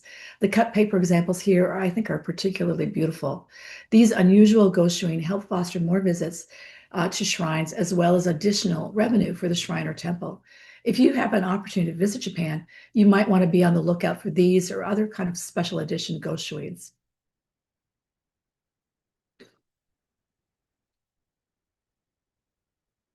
And the last thing that I'd like to show you is whenever I visited a shrine or temple in Japan, I was on the lookout for emas. I'm particularly obsessed with these objects. They're wooden votive plaques. They're made out of wood, basically. Most people typically write a prayer or a wish on the back and leave them at the shrine in hopes that the gods will hear their prayer. But that's not what I did. I brought them home as a souvenir of my trip. Type generally takes a back seat to the graphics on these, but I still love their bright colors and fun shapes. And that brings me to my last slide. I want to say arigato gozaimasu. Thank you so much for listening. I invite you to follow me on Instagram, where I post type or design related things. If you visit my portfolio site, you can request a PDF of all the Goshuin I collected by sending a request through the contact form on the Let's Connect page. And with that, I guess let's open it up for comments or questions. Thank you. Yeah, we have plenty of time left. I probably whizzed through that pretty quickly.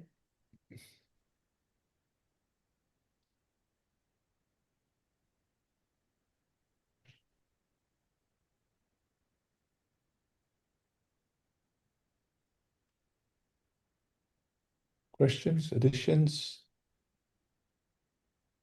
We have a shy audience today. Yeah.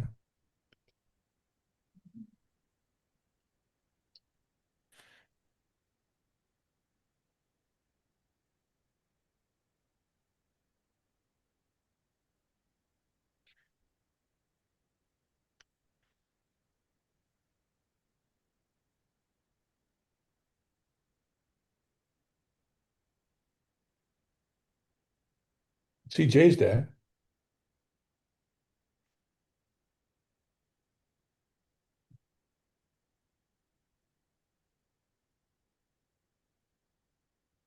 Are you a collector, CJ?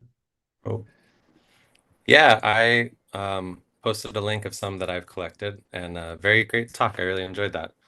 And yeah, I noticed that some places that you can only get the pre-written ones when it's super busy. Oh, can you hear me? Yeah, Yeah. yeah, definitely. Okay. So yeah, but it's just super cool to see, and even within one shrine, sometimes noticing that there'll be. Oh, can you hear me? Yes. Oh, just noticing that they will. Each person that's writing will have like a their own personal style at the shrine, and so it's kind of cool if you can go back to multiple different days and get different styles, and some things are similar, and some of them that I collected, there's like a series of 4 shrines that are all connected, and then if they'll give you a special prize if you collect all of them, or it's really fun to see, and they set it up so if you put them side by side, they will kind of make the large stamps will relate to each other. So it's super fun, interesting thing. So thank you so much for sharing that. Thank you. Thank you. Yeah, I've heard people say that, there's one anecdote I read where a woman went with her mother-in-law, and she picked the cute priest to do her calligraphy, and her mother-in-law went to a different priest, and they compared them afterwards, and there was like a huge difference. Her mother-in-law had just a beautiful example of calligraphy, and she had an okay example of calligraphy. So depending on how much experience the priest actually has, that can really have a big impact on what you take away. So yeah, and then I think as you said, some of the shrines they actually let you pick which one you want, and some of them are pre-made, and some of them they'll make for you on the site. So it's really, I think, an interesting way to kind of visit Japan and get engaged, at least in a small way, with the culture, and feel like you're actually part of being there. And then Kyoto is the place to be for that. Oh yeah, Kyoto is excellent, but all of the shrines throughout Japan do that. So like in Tokyo, there's a bunch of shrines in Tokyo that offer them.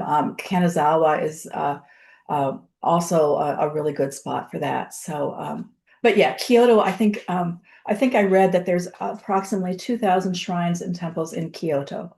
So, and there some of them are just amazingly beautiful.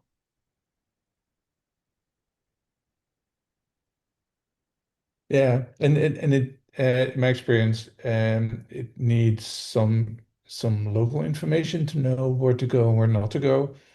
Some of them are extremely busy with tourists, and other are empty. And Someone not told me. not Oh, less go ahead. beautiful.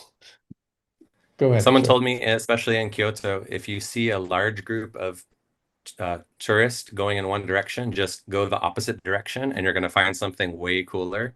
Yeah. Because there are so many temples and shrines everywhere. Like the little hidden away ones are like just super interesting, and so it's like one way to approach it. For sure, And for pretty sure. much even the tiniest ones will have Goshuin. Like the big temples will have like a dedicated people, like 4 people or more, that are just there doing them all day long, which like where else in the world are there calligraphers working, full shifts all day long? I think that's a really cool, something that got me into Goshuin. And then, but also in the local temples, there'll be someone who's just, cleaning up or whatever. And then you'll ask for Goshuin and they'll put down the broom, walk over, grab the brush. It's just like part of their duties, which is like such a cool thing that it's just integrated into like being a temple worker. Mm. Yeah, definitely. When I went to the Meiji Temple, which is probably the temple that almost everybody goes to if they go to a temple in Tokyo, there was actually a separate building where they did the Goshuin, and you would line up to get in the building, and then once you got inside, there were like 4 or 5 priests at different tables, or actually they were they were priests because it was a shrine. There were 4 or 5 of them doing the calligraphy in your book. So but then other shrines, like he said, they might just pull somebody over to make one for you if you request one.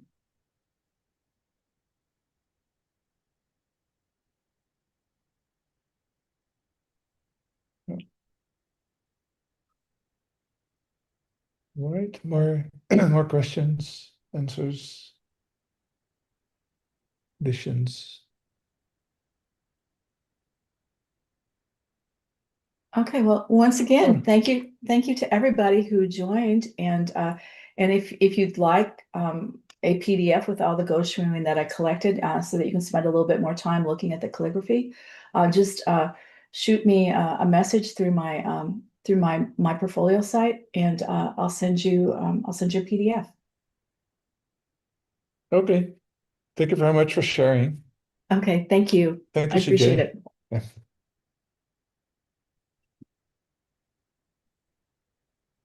All right. That finishes our live talks for today. And then now we have a video from the graduation work of the media students who will graduate tomorrow. And as said earlier today, there is in other years they did a live presentation like 2 or 3 weeks before, but now since the TypeLab and typographics and the graduation are on the same day. It's one of the reasons I'm not in New York, by the way. They made a recording, and it was a bit too much to have them doing this live on the evening before the graduation day. So I'll be sharing that video. I hope the sound works. Let's see.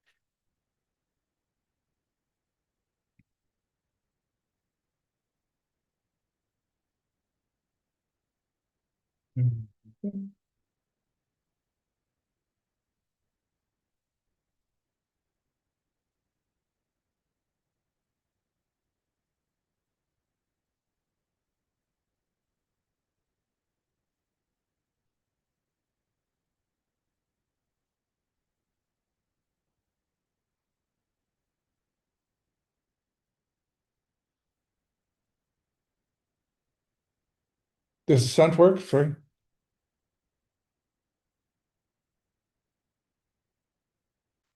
Okay, let's check that.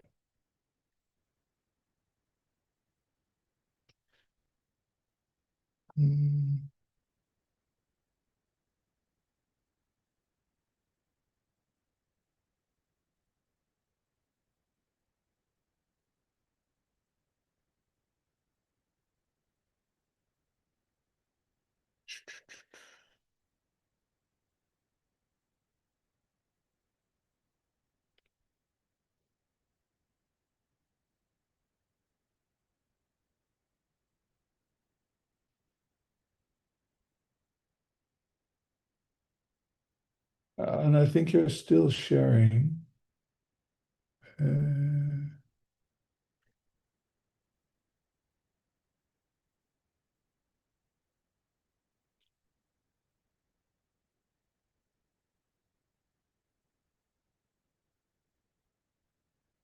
Okay, thank you.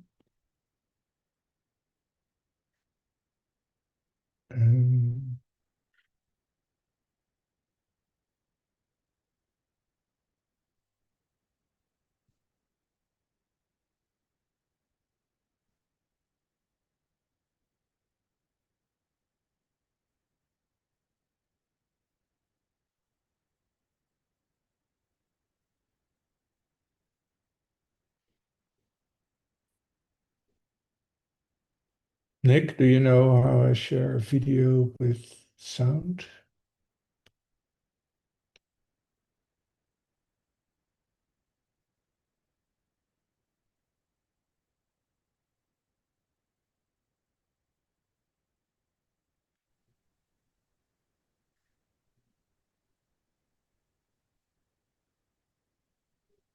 Peter, when you're going to share, there should be a share sound options on the right-hand side when you're in the share window. And then if you want stereo, you need to do the pull down to say stereo defaults to mono. So there's a little upside down caret if you want to share the stereo version. What you said last so I see the share video and then okay, I see it. So I are you sharing? You're trying to share an actual video file? Yeah. Yeah. So then under advanced, you can just share the video file directly. Okay. So the advanced tab should be the first upper left icon, and just make sure the share option, share sound is clicked. Oh, there it is. And if you want stereo, then there's a little pull down right next to the share sound for stereo instead of mono. Yeah, I see it. And it's asking for the file now. Yeah, all right. That works. Assuming the file's supported, it's the easiest way. Yeah. Otherwise, you can share a QuickTime player or something. No, this works. I think.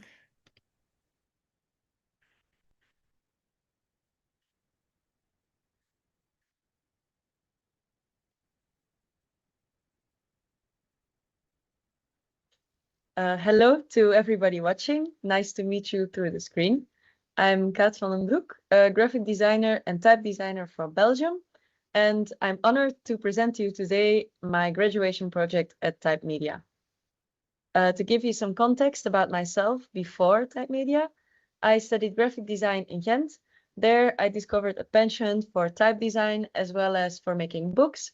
To me, making a typeface and making a book are similar processes, as both involve a combination of very nitpicky, detailed work and keeping an eye also on the bigger picture.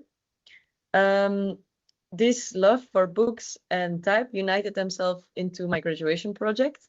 When I was thinking what I wanted to do, I made a list of requirements for myself that I wanted to achieve via this project. For example, I wanted to make a typeface that I would like to have myself, something that I am lacking as a graphic designer, as well as use this project to make the most out of the help of the teachers and our classmates to strengthen my weaknesses in type design.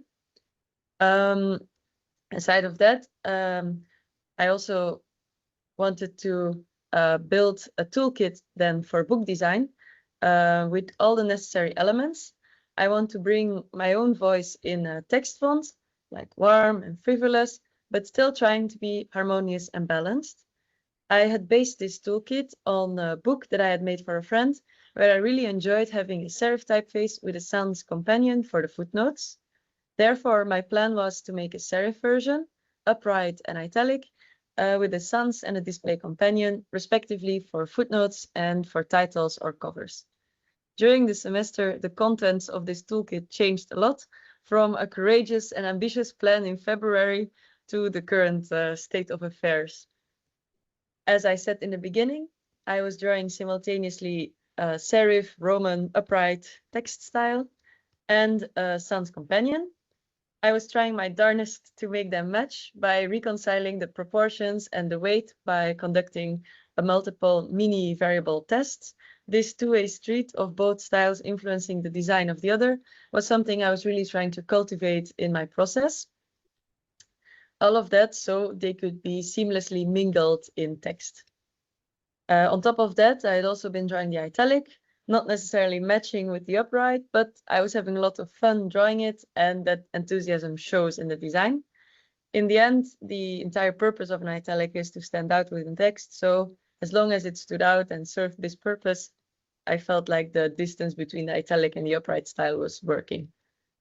During our trip to Berlin in the beginning of April, we got feedback from the Berlin type scene.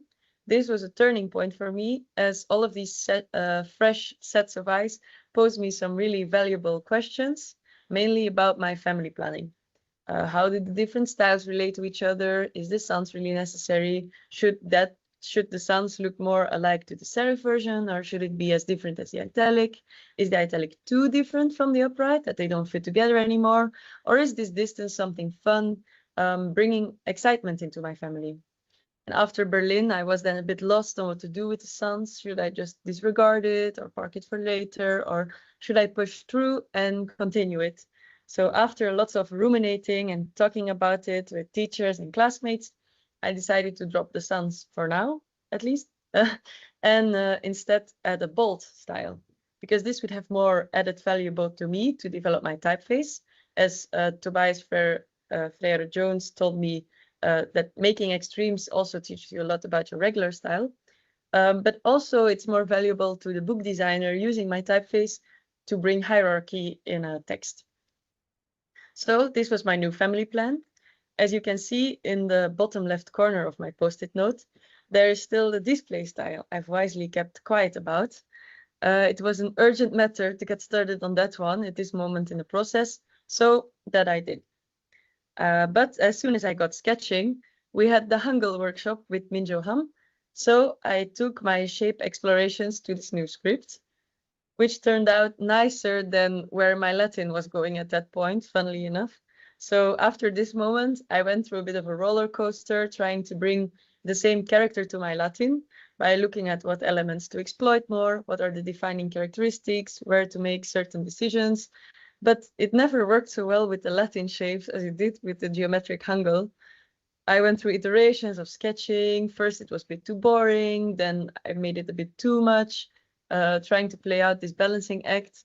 And in the end, I just decided to scrap the display style because it referred back to a part of the inspirational concept that I had then taken distance from.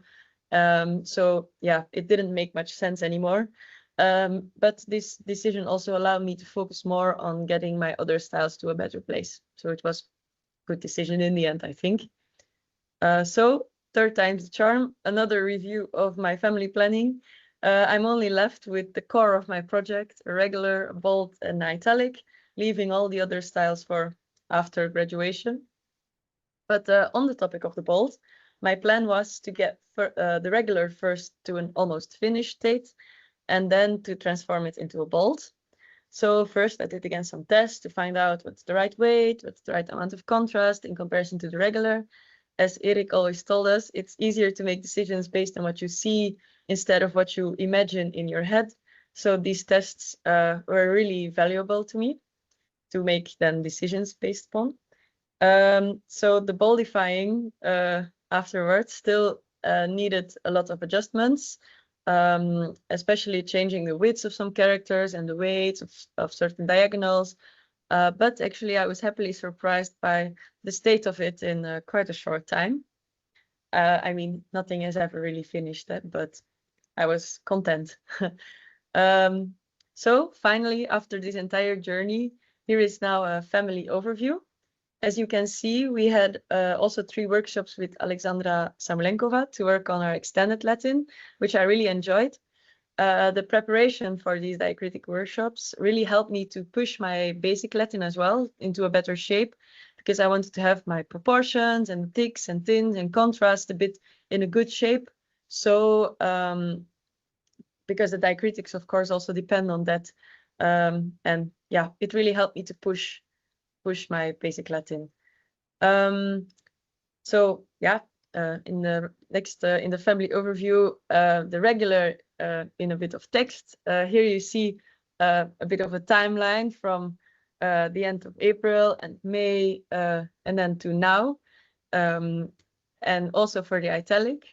Here you can really see way better how it developed. First it was way too dark and chaotic as well, and I feel like it, in comparison to the previous paragraphs, the last one has a really nice texture, and seeing it like this makes me happy happy to see it.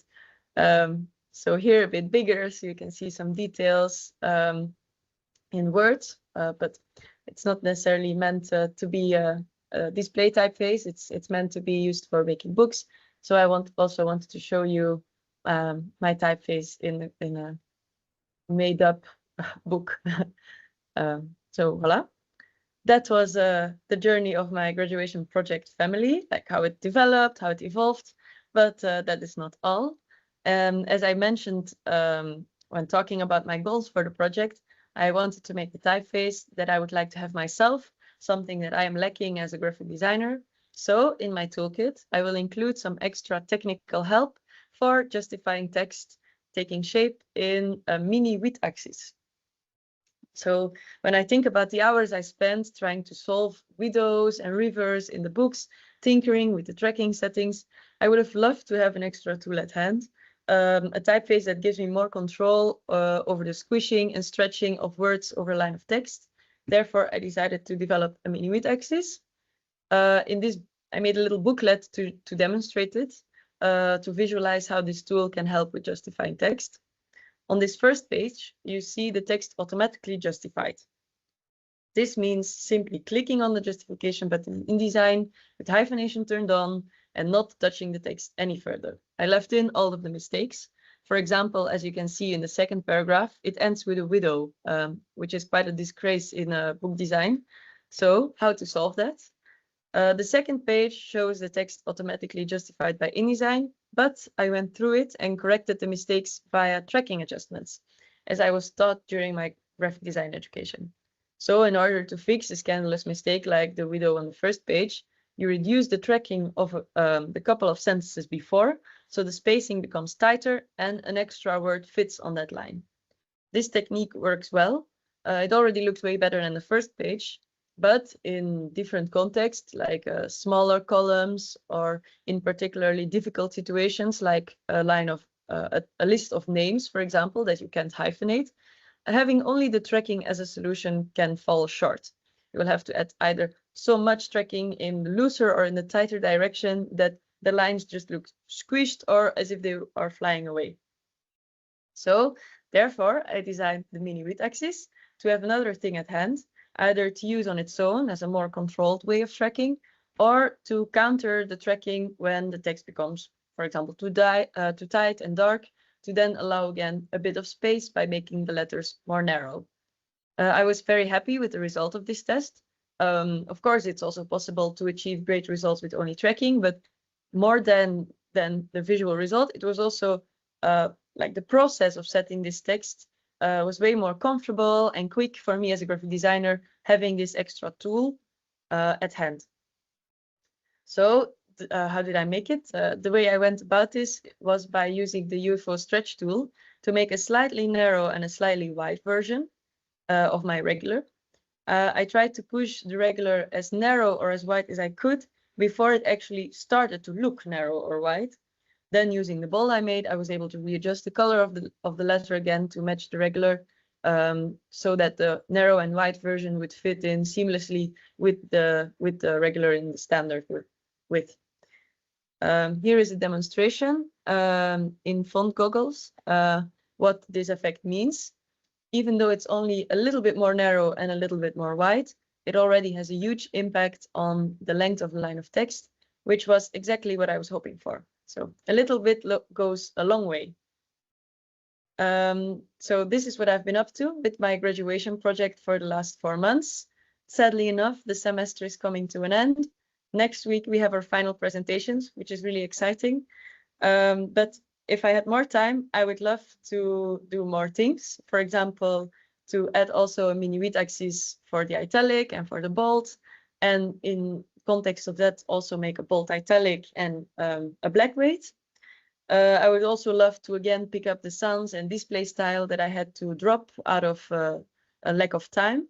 And also I would love to play more with OpenType features and make more ligatures and also alternate with, for example, a bit less of a swash in my italic style, because sometimes they were clashing a bit, and yeah, to provide more solutions and to have more also fun characters. And yeah, I made a little bit of icons, which was really nice, and I would love to do this a bit more.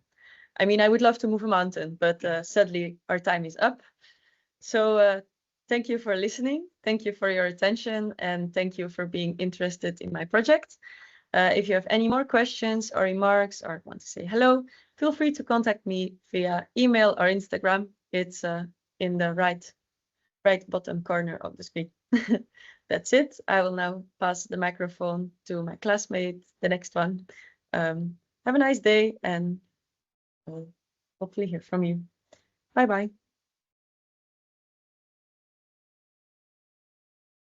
Hi, everyone. I'm Marion, and I'm really excited to walk you through my project at Type Media. I'm excited because this is the first time that I'm actually showing the project from beginning to end to an audience outside of my classmates and my teachers. So yeah, thank you for having us, TypeLab. Before going into the project, I thought I'd talk a little bit about my practice before I joined the course. I'm a graphic designer, but also a type designer, mainly focusing on type for identity, custom logo types, but also developing some displays of my own. And in retrospect, I've always been attracted to type first through the physicality of it. I was really lucky that in my college during my BA, we had access to the wonderful letterpress and printing equipment that was incredible. And I think it really brought me to be interested in the physicality of type later on through stone carving, but also experimenting with fabric or molding into ornaments, into fungi. So yeah, I think there's always been that tactility to my work, and I was really hoping that through Type Media, I would be able to combine them again and explore new mediums. So what inspired my project was actually my time outside of being a designer and trying to merge that with my interest in type. I've always been really fond of going into the outdoors. In my 10 years being in the UK, I have really lovely memories with friends, with loved ones, and whether that's an hour away from London where I lived or 3 hours or sometimes more, especially when you talk about Scotland. And something that I like to do and I've collected for the years is the signage that I see there, and specifically the signage that gives really a sense of the place, whether that's through the funny copy that's being used around sheep or the carving in wood or in stone, or for example, the funky lettering that is mismatched with different sorts of typefaces or icons. And yeah, I just love the charm of that. And something that I've noticed as well in signage, also being here in the Netherlands, is that while signage is increasingly systematized in the type design, it's not always the case for iconography. And I thought that was actually a really interesting, an interesting thing as a graphic designer and type designer, being interested in both in letters, but shapes in general. And doing some more research, Eric brought a lovely book by Knut Engelhardt, and I really fell in love with his designs and his way of approaching signage and creating them for bespoke sizes and bespoke items, stones, and also looking at scale and how scale impacts the drawing, both of the type and the iconography illustration. And it made me think about how in design today we prioritize a lot for one-size-fits-all solutions, which makes sense economically, timely, of course, over making bespoke design. But could that sometimes come at a cost in signage of losing a bit a sense of the place where you're at? So that's kind of the question that guided my exploration.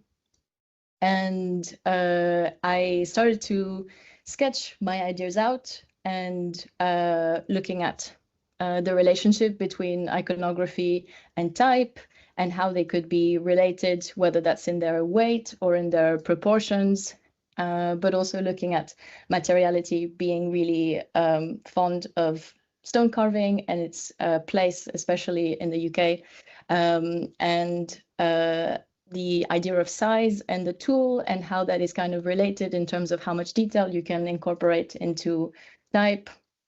I also had this idea of doing something a little bit more scripty. And when I was doing this project and explaining my motives, Eric asked me, so is this like an anti-sans serif pledge? And that made me laugh. And it also made me reflect on the fact that I'm not anti-sans serif. I'm just, I think, anti using them as a way to like neutrality, which I don't think actually exists, and the overuse of them. And so I thought maybe the best way to actually answer my problem was to look at sans serifs, which I had functional sans serifs, which I hadn't done before, and challenge myself with a new construction and explore how that construction could still bring the physicality that I was looking for. And I think naturally what I tend to do, maybe because it relates to previous designs that I've made, is to do something friendly to make it nice and chunky. But then I realized I had done this before, and I didn't want something that was too similar to that. I knew that I wanted to do something based on a translation contrast, given the fact that for stone carving, that was the method that the Romans were using to then to paint the letters and then to carve them into it. However, I felt like my sketches were lacking something, and I just felt like I was just repeating the same shapes. So I thought I would switch tools and get closer to the idea of carving by using lino cut directly on the board without pencils and just see what would come out of it. And I think what's lovely with lino, especially if you work at not a massive scale, is that you get these cuts in the letters that are that really spoke to me, whether that was in the icons, the letters, or the punctuation. And then I started to think about it more as repeated shapes as type, and explore the edges of that idea. And that's something that I've learned at my time at Type Media, is that to explore the spectrum of your design, you can actually use very simple tools, for example, weight, but also proportions, how to accentuate certain features. And that insight has been super helpful for me, and that I will definitely use that in the future, working on other families. And looking back at my context and trying to think of the shapes, well, to think outside of the shapes, but more their use, I looked at guidebooks that I had been collecting, and also some that Eric brought in related to locations. And I knew I wanted to make a text typeface because we had done a lot of explorations around signage, and I remember the conclusions that designing something for far away, designing something for text is not too dissimilar. So I thought I would like to do a sans serif that works both for text and for signage. And something that I realized was a commonality through my research is that the evident needs are in the weight in order to create hierarchy. So you need at least a bold and a regular for things to stand out easily to readers finding their way. And with that in mind, I started to think a little bit about my design space. So when I was carving, I realized like the more I was carving, the more weight I was removing, and the more display or detailed a shape was becoming. And I really like this idea and how that could translate both in the icons and the type. I did a little experiment just with like a couple characters to visualize that idea for myself, and start to jump from like my sketchbook to digital tools. And then I moved towards digitizing my shapes and starting to think them more as a pattern rather than just shapes, which I think has been really the biggest and maybe scariest jump in this project, coming from more of a like display kind of custom type background in visual identity. I think and not having done text before, you tend to forget that it's actually meant to feel like a pattern rather than a display when you're looking. So I started to create some pattern of text and improve it to go to a lighter version, and in order to then start from, I guess, to be able to interpolate later and not exclude anything. And so this is what I did. I started with a very rough construction, and making sure that I was having my bold quite bold, and the text more on the lighter side to not exclude anything. And stop obsessing about the shapes, but more look at the behavior of text. And so I tried different iterations of the weight. I tried different iterations of the regular, and where was it starting to feel not regular anymore and too close to the bold, and the other way around. When was the bold starting to feel too close to the regular, or too bold that you couldn't really read the counter shapes, especially when looking at letters like the A, for example.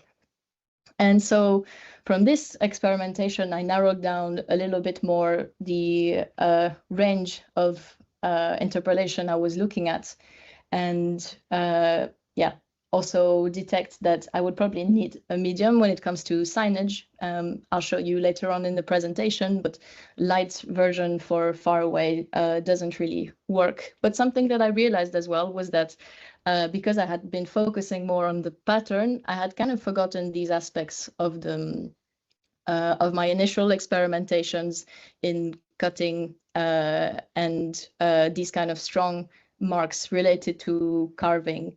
And so when I brought my progress so far to designers in Berlin. I got some really good feedback from Swiss Type, especially, and Benzon, who's also at Type Media alumni. And they basically kind of confirmed something that I was already fearing, that I was losing a bit the spirit of my sketches, and they suggested, why don't you start building a display next to it, and that will probably feed the text.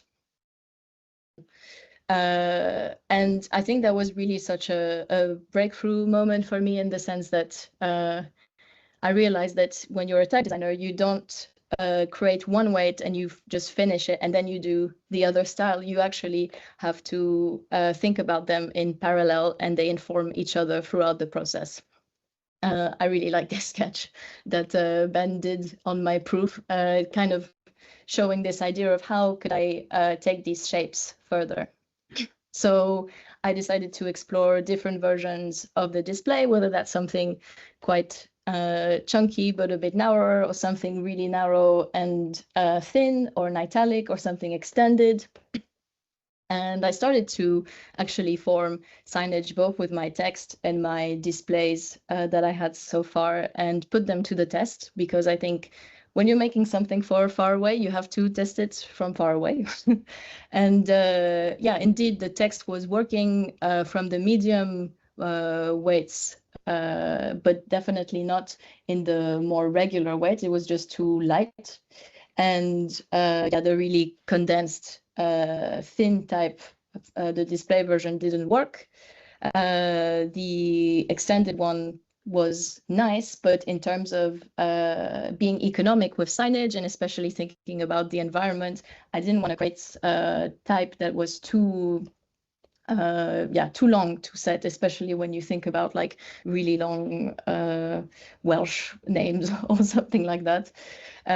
So yeah, I was still searching, and I looked back at this reference from the Michelin guide, and this lovely italic that was low contrast but kind of different enough from the rest of the type to stand out. And obviously italic don't take that much space because they're naturally always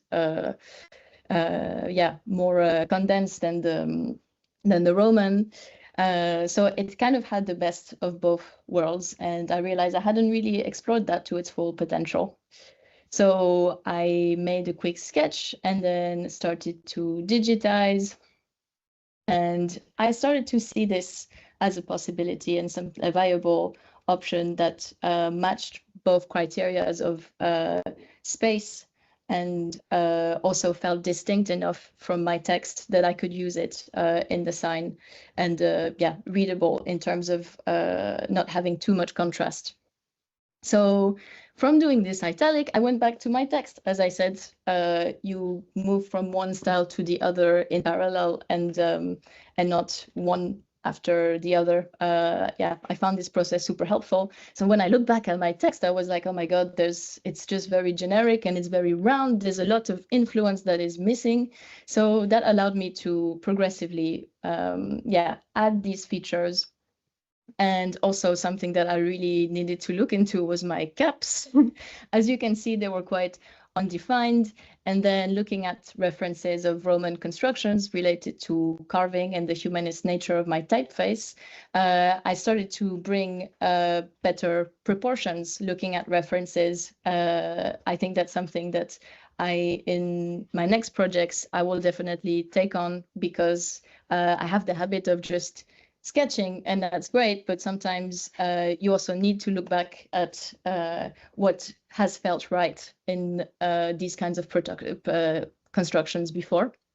And we also had a really amazing Arabic workshop led by Christian Sarkis, and he showed us how to translate something from Latin to Arabic type while respecting both scripts' particularities. And something that became apparent to me is that there were some shapes from my Latin that I really struggled to bring into the Arabic, and that I didn't bring them at all. For example, the fussiness of my diagonals as you can see, they're in the Latin, there's too much going on. There's too much moments of rupture.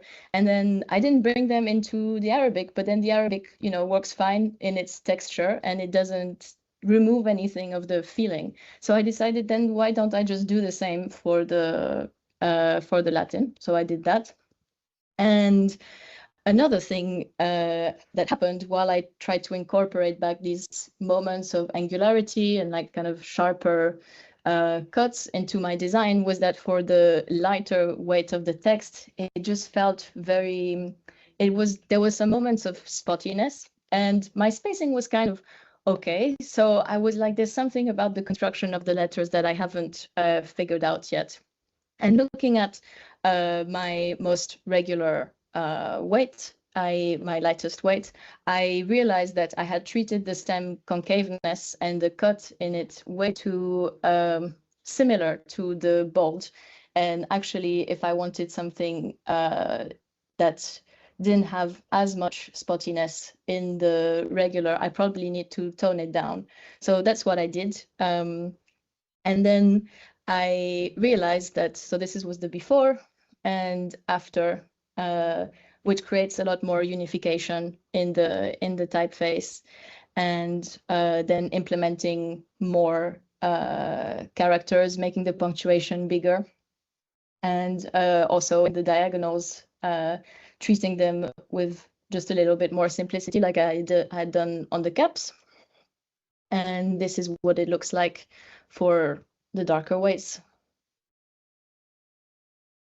And then moving on with the italic, there was a lot of things to look into. While I was really fond of this construction, there was a lot of things that just had to be reworked in terms of the spacing, but also like dark moments in the joints, especially when you look at letters like the M or the N or the H, when the brush overlaps in the italic. When it doesn't do that in the Roman construction, you do still have to compensate and decrease that weight because otherwise it just looks too much. And there was also some proportions in the caps that I changed to make them narrower, and the spacing. And yeah, looking at the caps more specifically, I decided to bring more energy into the caps and how I was treating them, with sometimes moments of strokes going beyond the baselines and showing this overlap of stroke that was important for this italic. Looking at the icons, I started to think about how I would make them more specific to my own experience and things that I had, the wild that I had experienced when I was in the UK, whether that was in terms of animals or vegetation. And I was wondering how to draw them in relation to the text. And once again, the Arabic workshop gave me a lot of answers because Arabic is constructed on overlapping strokes traditionally. And I thought because that was a similar approach in the humanist Latin that I was working on, I probably should do the same for the icons. And then I started to mock my idea up of them changing according to the weight of the type. But then I realized, I tested them in text to see how they were working. And overall, I just had to make them a little bit bigger than the cap height in order for them to stand out. But also, the dark versions came out kind of weird. So they were just, I think making them negative like that just inverted where the shade should be. So I decided in the end that I would just simplify it and make the dark one without an inline. And then thinking about my design space currently, so it's the regular would have the inline and the bold, the dark version. And the most detailed one, which I still have to develop for the other icons, would be like so. I think now that yeah, I've spoken to other people about it, I realized that maybe I should make a display version that's even more extravagant to my italic. So that would be the next step, I think. And in terms of materiality, I was really inspired by Knut and Gotthard's approach of like finding a shape and then trying to fit the type on it to give this idea of bespokeness in signage. So I actually found wood of physical wood, second, like a reused wood, repurposed wood in a store called Buurman in Rotterdam. If anyone's into wood and furniture, that's the place to go. And starting to think about my type in use and hierarchy, how I would use the display more for like the beginning of a trail and the text weights more for functional signage, and the same with the icons. And I started to test different types of carving with the CNC machine on wood, here testing the depth and when the depth would just get in the way of the legibility, when it was not enough, trying different textures, see what was thriving and where the type was suffering, on what kind of tools. On the left, you can see there are like a V-shaped tool, but it was not adapted to the size of the type. I went into a little bit of a rabbit hole, as you do when you explore new things, new materials. You start to think, oh, maybe there could be like some detail, but I dropped this because yeah, it was getting a bit complicated with the icons and stuff. And something that I realized also is that I actually have it here, but when I touch yeah, these parts, I tried on the G because it was the most complex shape. Basically, it just becomes incredibly pointy and quite dangerous. So I thought I would, yeah, implement, as I was improving the italic, with the sharpest angles, a little bit of, yeah, kind of rectangular ink traps for the signage version. And also testing it, I realized that there would be some issues with making this type smaller than it is for the word that says introducing in my text. That's the medium weight. So I decided to not do smaller than that anymore. I also looked into different carving methods and which ones corresponded more to the feeling that I wanted to give the typeface. I realized that the kind of straight down cut approach didn't really reflect what I had been inspired by in the first place. And also in terms of like weather proofing, like the rain would just kind of get caught inside, and in the UK it rains a lot, so probably best not to. Also in terms of how the method was impacting the icons, there were some icons that had a lower level of detail that didn't suffer at all and actually thrived, and some that didn't quite make it and that I would still need to change, especially when you look at the hiking little dude at the middle. And so I changed my design again and decided to implement my pine icon into my arrows to simplify them a little bit more, because I noticed this shape was simple enough to thrive with this technique. And then to make the larger icons at the display size. Oh yeah, I used a language that was kind of mixing type design with the language of directions and hiking, just because I thought it was funny. And that's some slides on the type specimen. So this is the italic, the regular, the medium, and bold. The current character set. Some nice chunky diacritics that I had the pleasure to work with Alexandra. It's nice to be able to, because I had like quite a chunky language for my punctuation. It's nice to see how that could be incorporated in making diacritics really prominent. And as someone being originally French using accents, I strongly believe that they should be as big as possible. And then, yeah, just some example of how it works within text, the icons. And yeah, I'm currently working on how some of them could be a little bit more clear. in order to read in the filled version, how they work in text.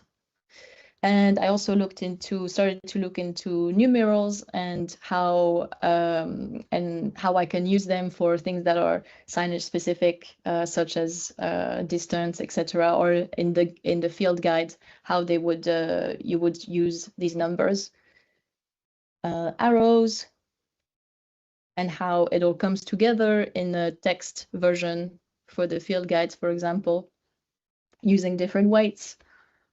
And lastly, some slides on the actual wood signage that I'm excited to share at the exhibition and mount.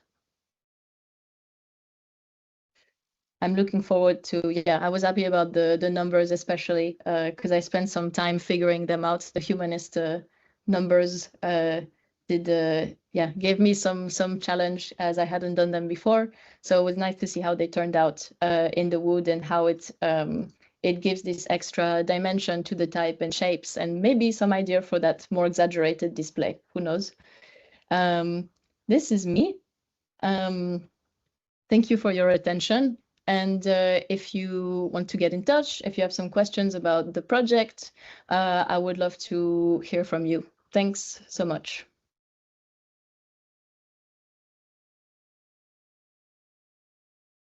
Hello to everyone. My name is Luboslav Buyanov. Firstly, I will start shortly about myself. I am born and raised in Sofia, Bulgaria. I graduated the National High School of Arts in Sofia with book and illustration design.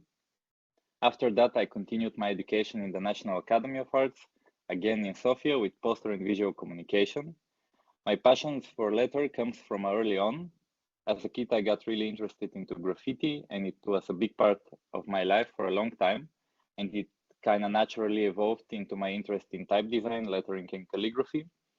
After I graduated the National Academy of Arts, I started collaborating with the Bulgarian type foundry called Type Forward. And soon after that, I decided to apply to Type Media. Shortly before coming here, I got interested in medieval styles, which is the main topic of my final project. Here in Type Media, I had the opportunity to explore more from that. These are all projects from the first semester, but I was especially interested in the medieval Cyrillic styles, also because I think it's not very explored field so far. So with the second semester coming close, I decided that I would love to explore more from it and relate my final project to the medieval Cyrillic styles.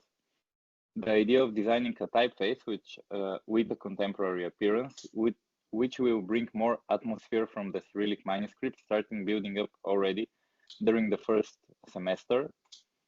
I will say a couple of words about the styles which are in the Cyrillic manuscripts. The main style in the early manuscripts is called Ustav, which you can see in these two examples. Later on, a semi-Ustav appeared, which you can see on the left, and after that, a scoropis, which you can see also on the right. The scoropis is literally translated as fast writing, so we can consider the scoropis as the italic, the cursive version of the Ustav. After sharing my intentions with the teachers during the kickoff presentations, the teachers advised me to start similarly as we started the assignments from the first semester with brush and pointed nib calligraphy. This was really valuable advice because I quickly explored varieties of shapes, contrast, and also proportions. I also did some explorations with the pointed nib. At that point, it was still vague to me. Do I want a serif or sans serif? Should it be for text or a display one? That's why I decided to start sketching and try to answer all of these questions while I was sketching. These are the first sketches which I did, trying to go as many directions as I can.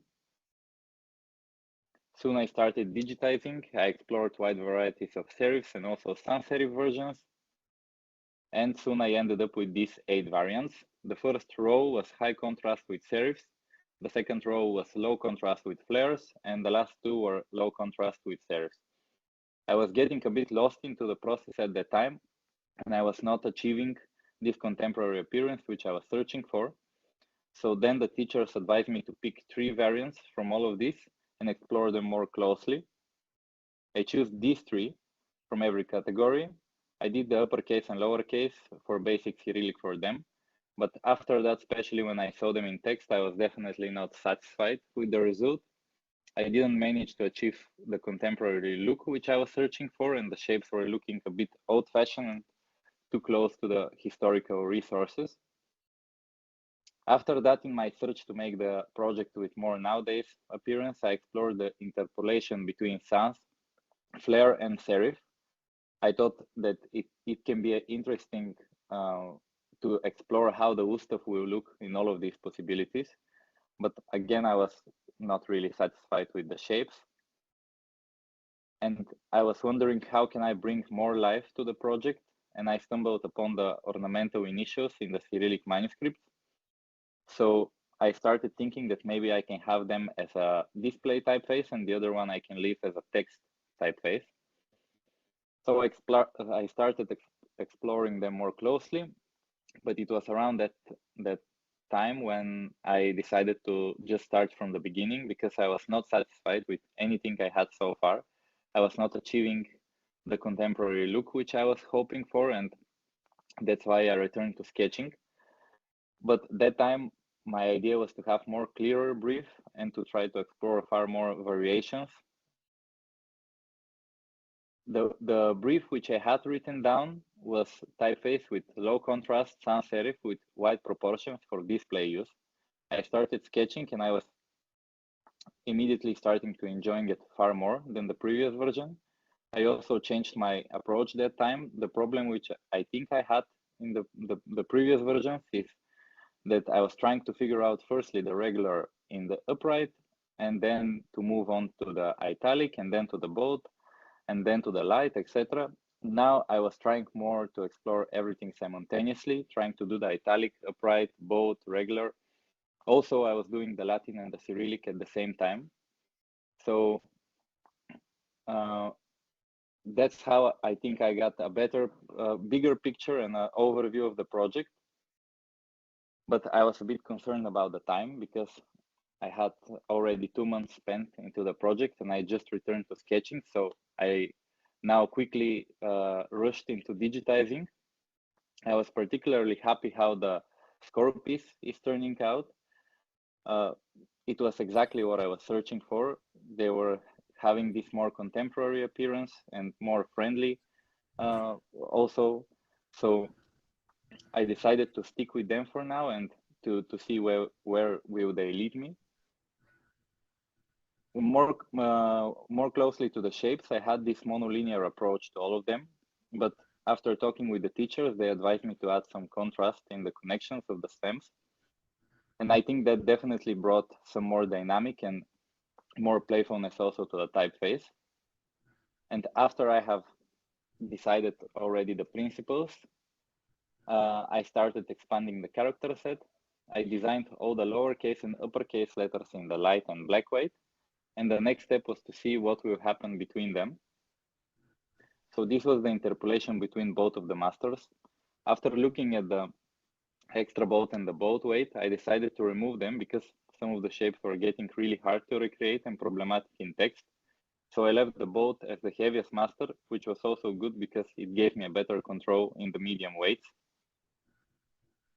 The upright was staying for now a bit in the background, so I returned to it. I designed all of the lower cases for the basic Cyrillic, but when I did that, all of the playfulness and the joy disappeared from it. I was definitely not satisfied. And then when I discussed it with the teacher, they advised me to put the score piece into an upright position and see what will happen. I did that, but it was not what I was hoping for. Then I thought that maybe not only the swashy letters from the score piece were giving this friendly look, but also the slant. So then I started thinking that I can add maybe a back slant to the project. I did that quickly, and I was happy also at the beginning with the result. And I also found a logic to have even a back slant because then I would have, because it was a typeface inspired from the handwritten shape. So I found a logic to have an italic and a back slant. And I was thinking that the back slant will provide even more design opportunities, but then when I put them together, the scope piece and the backslant next to each other, I found out that the backslant didn't really have the impact I was hoping for. It was too similar to the scope piece, and it was not bringing too much to the project.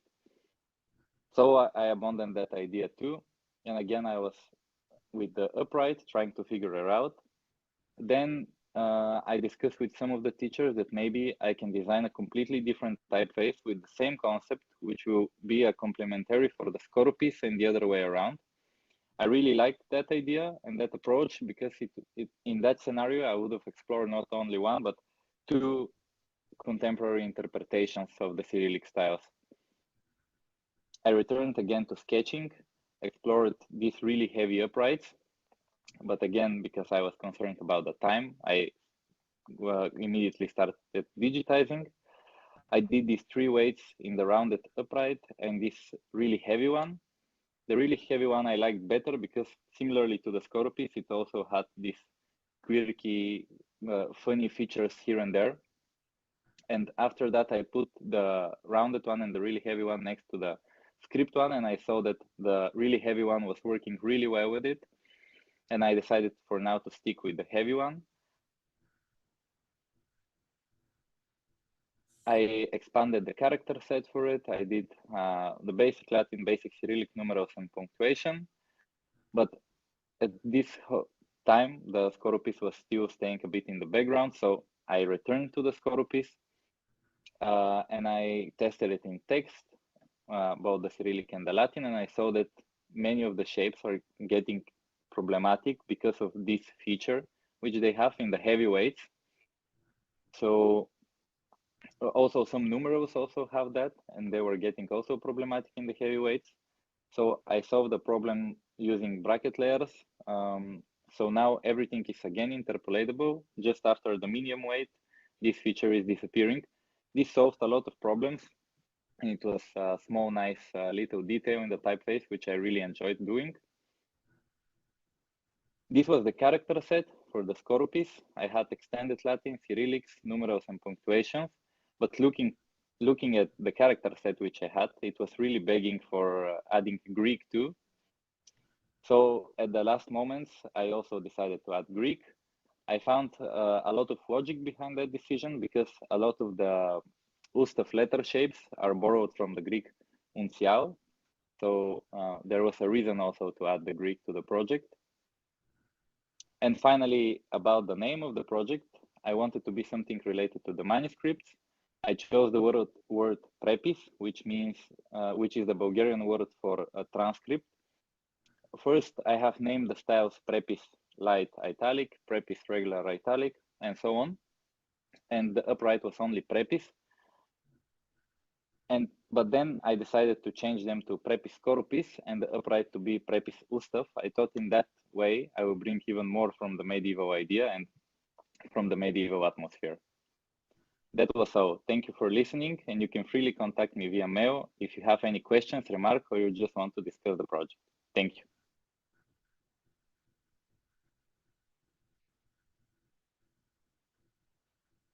Hi, everyone. Today I'd like to introduce my project to you. My name is Rebecca Orosz. I'm from Hungary. And this is the glass typeface, what I made during the last semester. So for me, finding the topic was a bit, it took a bit long time because I didn't really have initial concept for this project. So I looked around what I've got, and for me, collecting images from the street is a really handy source of inspiration. So yeah, I usually do this in like where I live. I live in Budapest, so yeah, it's handy to look for inspiration there. But since I live here, these kind of tile works really struck my eye. So that was a memorable, yeah, that was one thing that I felt that maybe I could go into this direction. Another inspiration for me was were the tools that we used during the first semester, because during this year we try several medias, and for me, I really enjoyed doing crafts, all kinds of crafts, and I felt that I'm also good at it, so it also boosted me to go in this direction. And another inspiration for me was my sketchbook that I specially made for this semester to look for all kinds of letter shapes. Yeah, and at some point I collected more research, images, and I did more research on the ceramics.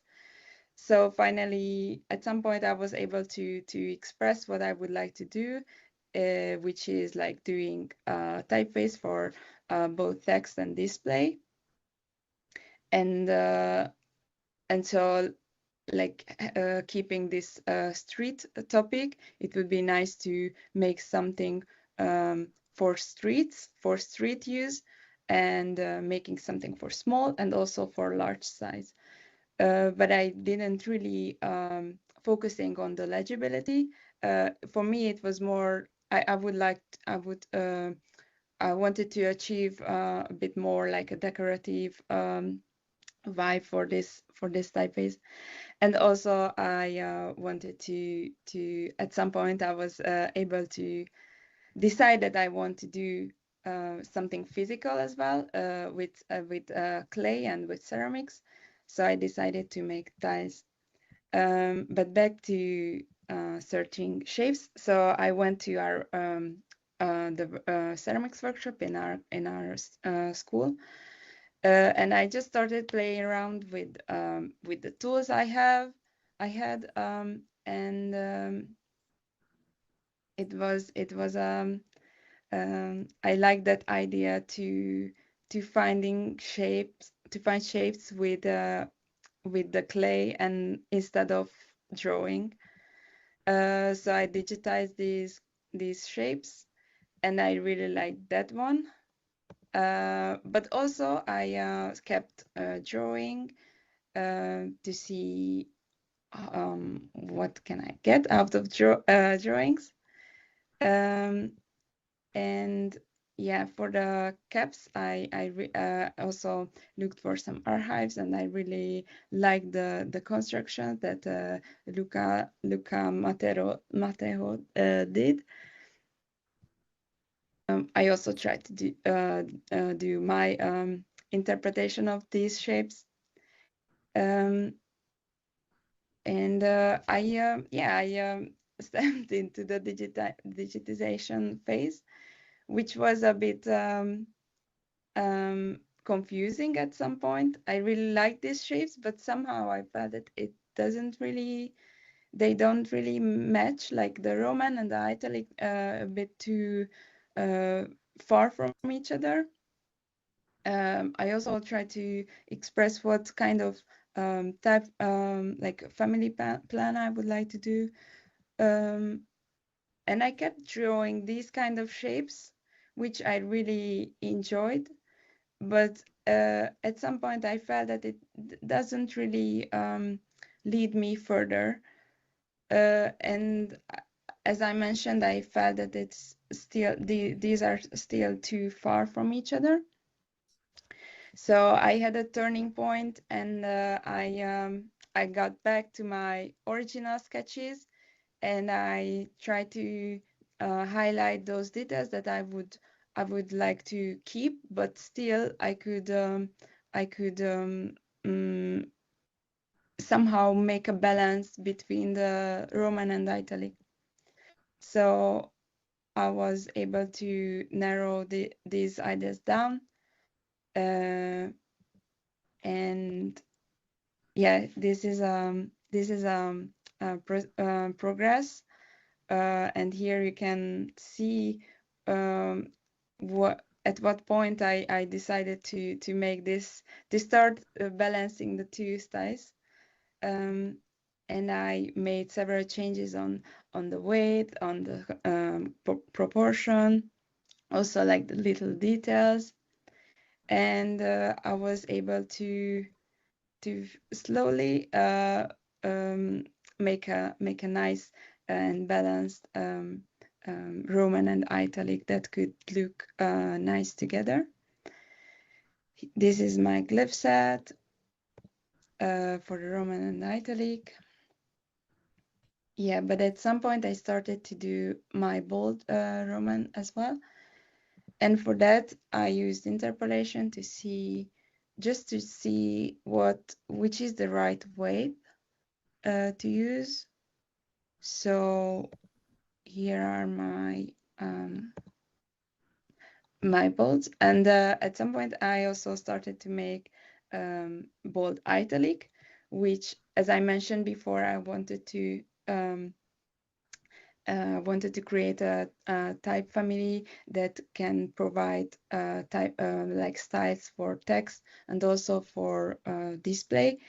And in my opinion, these bolds are the ones that could fit to signages as well. And these are my text styles. Here are some diacritics, also for bold. Some of my figures and the symbols. And as an extra style, I created something with ceramics. So I wanted to keep this ceramic and this physical concept a bit separated from my text typefaces. And in the beginning, I just knew that I want to do something with tiles, but I didn't really know how to manage this. So in the beginning, I was thinking about all kinds of like systems, but mostly modular systems. But I didn't really feel that it would match to my text styles. So at the end, I was just about to let this idea go, and I said that okay, maybe then I can just keep these simple rectangles, and I can insert my letter shapes in it, and yeah, just keep it simple. And about like making. So I needed to do some oh, wait, now you can cut this. I try it again. So I try to make some physical attempts and trials, like how I can print this these letters. So I figured out that maybe I should do this mold and just to use it for pressing it into the clay. I made this. This was the very first version of my display style, and here I tried to do more things, but at some point I realized that making mold. So for making mold, it would be easier to make something stand still, but it's a bit like a fake stand still, because for example here in the A, it makes sense to separate these shapes, but there are some letters that are not really it's not really important, but for the stylistic balance, I still wanted to break the strokes at some point. Here are my display letters, and so this I also thought that if I'm not making ties, but I want to use it in print, I can still use these as drop caps. And these are already the final molds I have and the final design. Yeah, I really enjoyed this process. It was really nice finally do something else than just sitting next to the computer and doing like drawing shapes on the computer. And these are my final tiles. And these are like this is the overview of my typeface with all the styles I have. Yeah, thank you so much.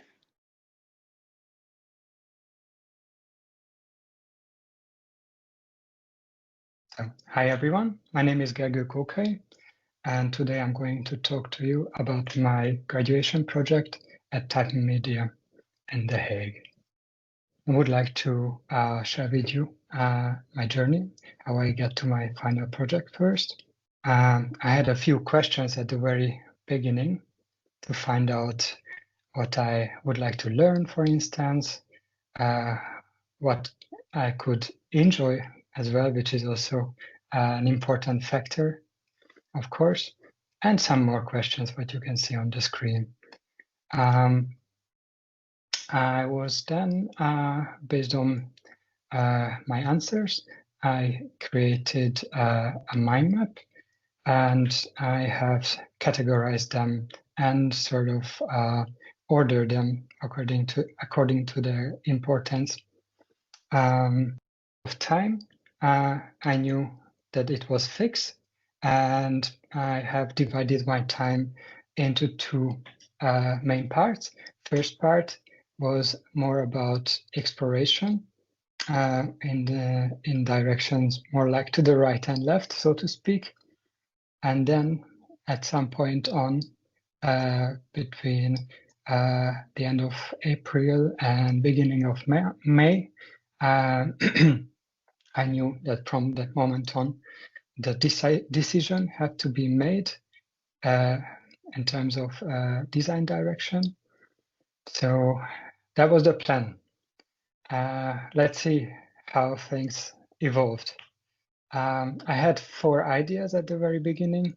All these 4 ideas, I wouldn't go into too much into details into them, but still I find them important to mention them, since even if I picked one at the end, other ideas had their influences on my work as well.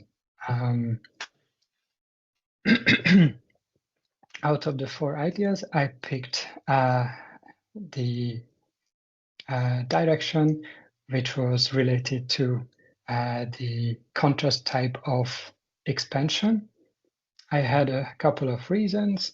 For instance, I found it very interesting how this type of contrast is flexible, so you can stretch it in any direction, and it looks fairly interesting still. Then I also had previously fairly little amount of experience with that, and I knew that because I wanted to create something as sort of like a functional typeface in smaller sizes, so intended for text, for longer text, I knew that it would also then tick that box. Right. So this is the sort of family concept I set out to complete. Before I go into the details how I manage that, I would like to show you sort of an overview. So basically, the typeface is called Andesite, and it consists of 2 main styles, text and the display variant. And the text style has 2 styles, Roman and italic. Okay, here is a mini set overview of the 3 styles. And I would like to focus firstly on the text styles, so on the upright and on the italics.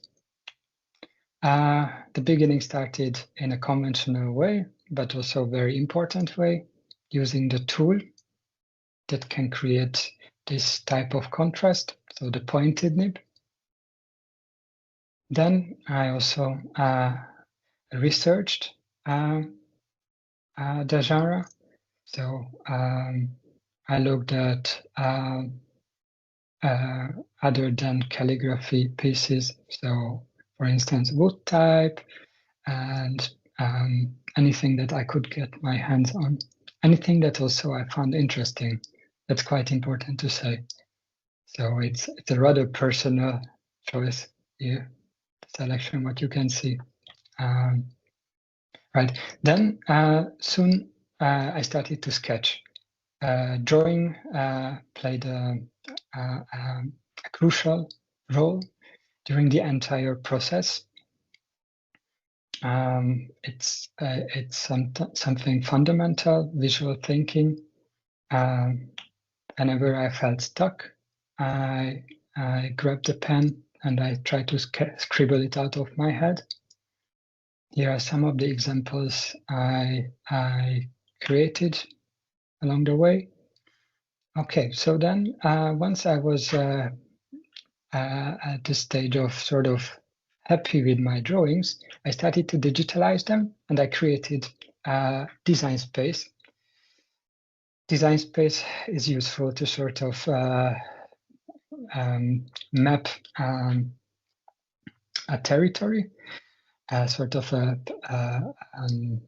playground. Within that, I can then define all those styles I would like to further develop. So in this case, I set up my design space based on weight, width, and contrast, as you can see here in the illustration. Firstly, I concentrated on the contrast. Knowing that I wanted to create a text typeface, I tended to the lower contrast version. Then I was testing it, proofing it, because proofing played another major role in the entire process. It was always sort of like draw, print, and react, to keep it simple. Right, then once I was happy with the contrast, then I selected, better to say, I mapped a selection of weights. And again, having looked at the range, I then, on the left-hand side, as you can see, I picked 3 weights that I found useful for my purposes. And then soon after, I noticed that though I was happy with the given weights, but their width was sort of too different. In order to compensate that difference, I then went back to interpolation and sort of harmonized the 3 weights, as you can see on the right-hand side. And I kept, while keeping the weight, the width of the 3 styles became similar as well, which allowed, better to say, reduce the issues when someone would set text, and let's say you change the style within the text, the paragraph wouldn't jump, or the lines wouldn't jump so extremely. Okay. Since it's a text typeface, improving legibility played a key role as well. So I looked at several aspects of the typeface. I sort of like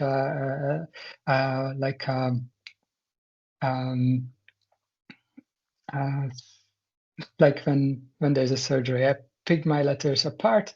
I sort of investigated every corner, every bit, printed them, look at them, and then always made sort of informed decisions. So that was the case when I was enlarging contour shapes, when I was opening apertures, when I chose the serifs and their terminals.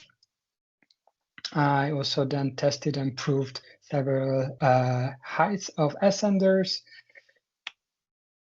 You can see here the chosen version right in the middle. Yeah, and then it went on with further details. Sometimes it was very practical, the reason why I decided, for instance, here, this type of construction, what you can see here, having this sort of triangular overlaps allowed me to handle shapes much easier and to resize them, adjust them, and also the interpolation became much smoother. And then there were some other parts, sort of, not I wouldn't call them dead ends, but then sometimes things got a little bit out of control. I created a bit more diversity than necessary. It was once when I got the comment that the typeface looked a bit too plain, so I was embarking on a journey when I sort of like explored many different ways. However, at the bottom one was the one that won the race. Okay, then my italics went through also a few changes along the way. As you can see, it was very, after having worked on the upright, it was sort of very, there was a temptation to make something really crazy for the italics. Soon I learned that when I printed it and looked at it, that actually it was beneficial to keep forms italic, but not too crazy. That was a little step-by-step here, slanting it, making italic forms, and then making the whole sort of narrower. A bit of an overview of the italics. You can see uppercase, lowercase. I also added numbers, figures, also mathematical operators to the set, along with some other punctuation.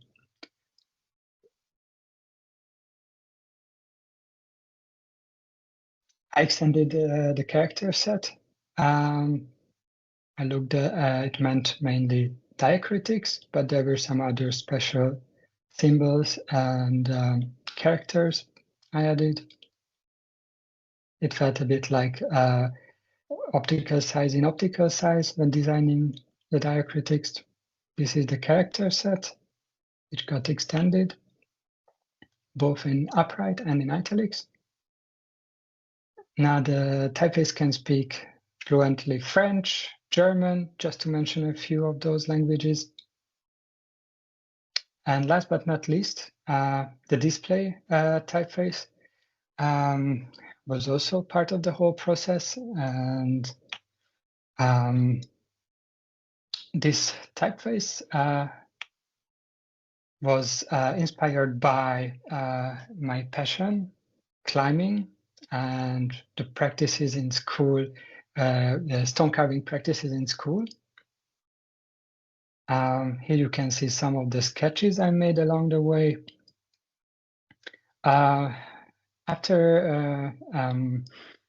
During the process, it was all the time in the air that this display goes beyond like it's meant to be for big size. It's so big that it actually could even go beyond 2D, and that's what was going to happen. Here are a few examples that it can also actually sort of compete with my text typefaces when it comes to diacritics. Just a few examples.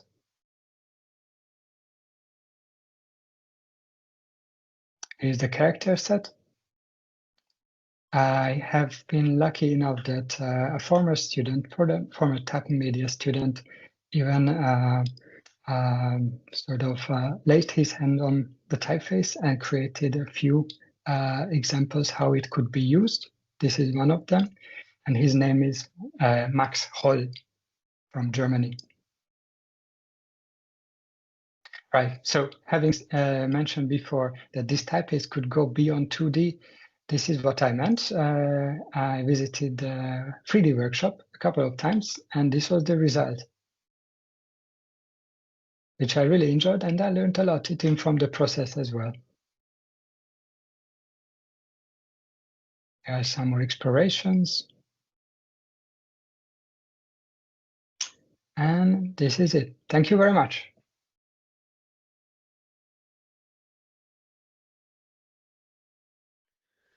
Hello, everyone. My name is Malin Namtsu. I'm currently a student at Type Media, and this is my graduation project. I am from Bucharest, Romania, where I am part of my own design studio together with a partner. We work mostly in the cultural and commercial sector, and I'm part of the telegraphics studio, which is mostly TV series and film with motion graphics. I play in bands. I play bass. I play drums mostly. And yeah, this is my project. It's called Segmentor. Yeah. Okay. I will put the demo later on, but this is pretty much it. So we'll go through the process and the family and my project as a tool. So the project is about doing a 9-axis variable font to create a show for myself using the little drum pad you saw in the demo earlier. The process itself was mostly filled with containable experiments, like something I could control. It was pretty complex, but it's definitely interesting to see. I started, of course, by sketching because I had to let out ideas fast. And yeah, it's really like anything that went through my mind regarding animation and interpolation. I just tried to sketch it so then I could digitize it and see working proofs. I also did a little experiment to use the drumsticks to draw letters because it's an art school after all. And yeah, I mean, I couldn't use any of the results, even though they're quite nice. So these are the first four typefaces I did, more of a control thing. Yeah, I wanted something to start with, so it's easier to go further. Then I did some interpolation tests that were looking at animation. I tried animating things in the top right corner in the Americano, like animating things on different axes to get a more vibrant effect. I tried twisting things, playing with the counter shapes, you name it. And then I also wanted to post-process the animations. So for that, I used Touch Designer because it's just another layer of complexity added to the interpolations and so on. While using Touch Designer, I also tried to map my drum pad. You can see on the top left. I tried to map it to Touch Designer so I can visualize velocity and which pad was hit. Everything is MIDI, so that's quite easy to understand. And then, yeah, my big plan was to use 9 different components for each letter. And then if to map the components to the pads, and if I would hit, for example, 7, then the 7 would do something and the others wouldn't do anything. So this way you could get like a crazy visual output. So then I did this using 9 components, as aforementioned, and I managed to connect it to my typeface.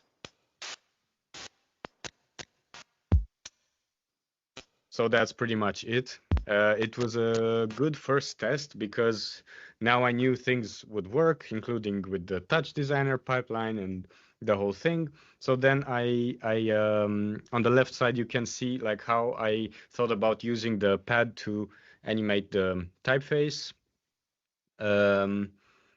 The top three pads are global changes, and the other 6 are isolated. The components would animate separately. And on the right hand side, you can see the whole process. So basically the drum pad outputs audio, but inputs the signal through a HTML file, which then goes through OBS, and from OBS to Touch Designer, where you can post-process everything live. So then I had this character set, and this was my typeface like a few months ago. It looked fine. Everything is monolinear, but it was too much of a mess, too much of a salad. Like things weren't going well together. Because I wanted the typeface to be in some way conventional. So when it animates, you get like you're surprised by something. You didn't expect something would move. Things like these are cool, but yeah, it was too much chaos, pretty hard to control things. So then what I did was to the typeface I had, I split it into 5 other fonts that animate differently. This is the first one. These are the 11 components I'm using. Each font has 10 masters. And these are the components. You can see the logic by they're animating by. This is the character set that goes on for all the masters, as you can see here. And there's some open type features. There's figures, small caps, accented small caps, cool things. And you can, of course, do very cool interpolations like these. And yeah, these, for example, these slides have like random axis values for each song title. And here is everything at 500 out of 1000. And here's everything is maxed out. All 9 axes are maxed out, which is mayhem, and it's beautiful. The second one, it's more of a spiky thing. It has the same character set, same master numbers, open type features, and it's doing a more glitchy, dark, aggressive thing, which I think it's cool. And it works for like, I don't know, metal or something. Segmentor number 3, it's the most, so this one has 12 components that do things. And this is what I tried to bring the closest to like a low contrast sans from all 5 typefaces. And it animates using hidden dots that change in size. It has open type features as well. As you can see here. Very nice stuff. Everything maxed out. This is the 4th, which is the quirkiest. The components look like this.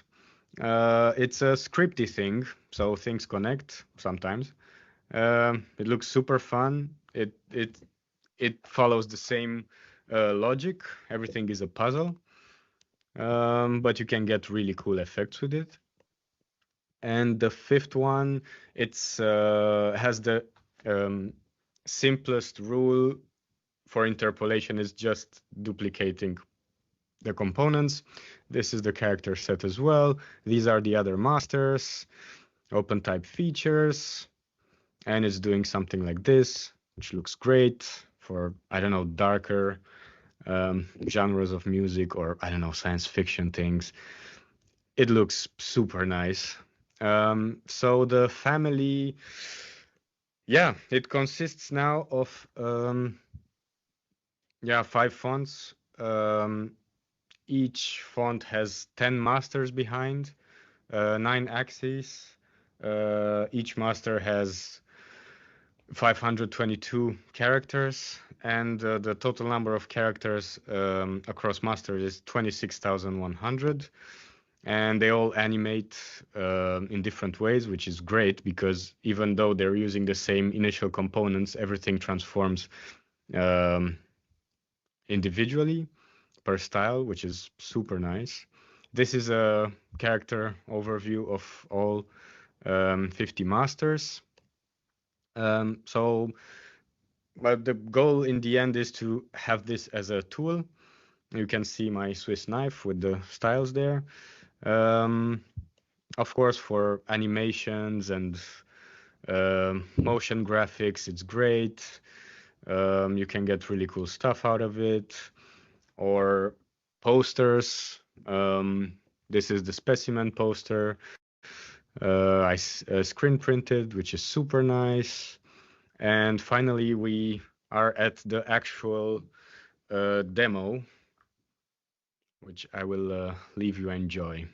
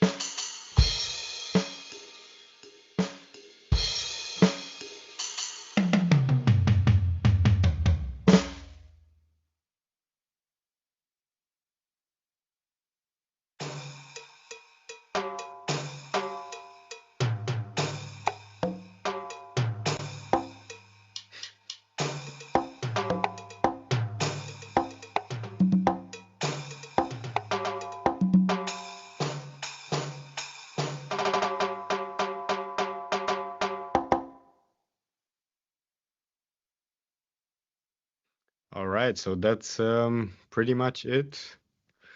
So thank you very much. Whenever you want to reach out, you can DM me on Instagram or just write me an email.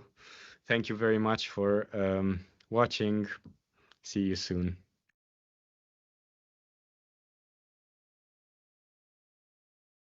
Hi everyone. Thanks to TypeLab for receiving us, and thanks to our teacher to make this happen. So I will today introduce you the process and the making of my final project, Flora Kuja. So I will start with a short introduction. So I'm Céline Jouandet. So I will start with explaining where I come from professionally. So it all started with the desire of being a fine art artist. And I became, as I was experimenting images and visual, I became more and more specialized in graphic design, which led me to editorial design. And by using letters as a material, I became interested by the work of being a typographer.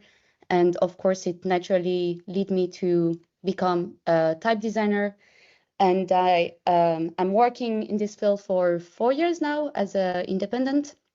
And until the day I decided to apply to TypeLab Media, and I received a positive response from the master. And it was the beginning of a wonderful adventure. where I'm still am actually. So my cultural background, which is actually important for this project. So as you can hear, I'm French, but oh my God, but I'm also half Brazilian, and I'm living in the Netherlands for 4 years now. And I'm really proud and of this cultural mix, as it was also the starting point of this personal project. This is the visual environment where I grew up. My family in Brazil is from Minas Gerais, and we are really attached to the Brazilian Barroco as a style and as an aesthetic. So some word about Brazilian Barroco if you're not familiar with it. So this style was adopted in Brazil around the 18th century. It was initially imposed by the Portuguese, but by in a different area and in a different historical context, by the end of local artists, by the use of new and local material, it became something very specific to the Brazilian culture and identity. So I got inspired by this wood craft, and this led me to wood type and letterpress. And I also had in mind to use to create a toolbox for type users, as I always admire the work of typographers such as Marianne Boncher, Richard Nielsen. And so I started my sketching by drawing with a given space. So on a first step, by using the space as much as possible in my drawings. But then I decided to have some space limitation, and I decided to go for book covers. And I also decided, but I was really happy with this experimentation, especially the use of colors, which indicate me a lot of useful information for the future.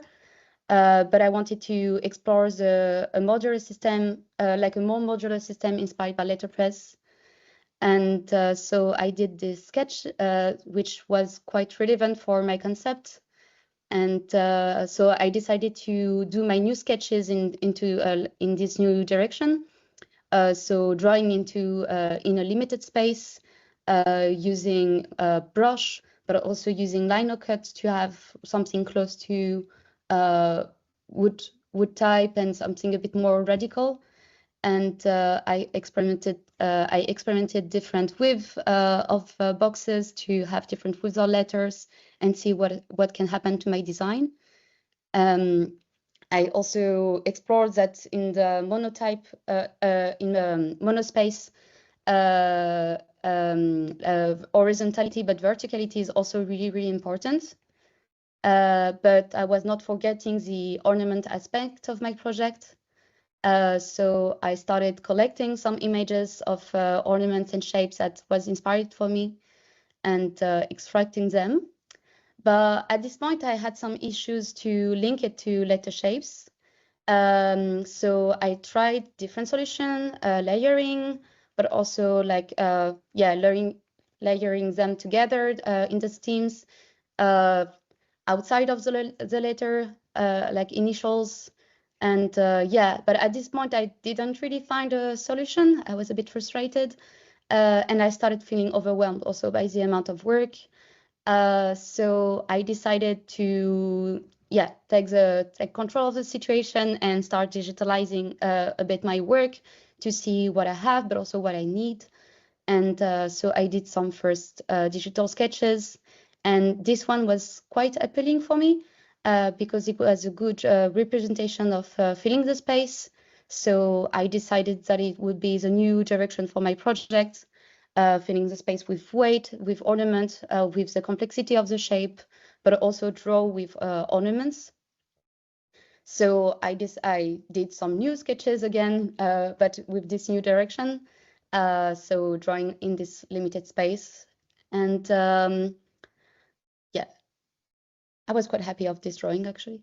After we went to Berlin and we had some type crate moments, which was really insightful. So I had like some very first like quick digital sketch that I was able to show.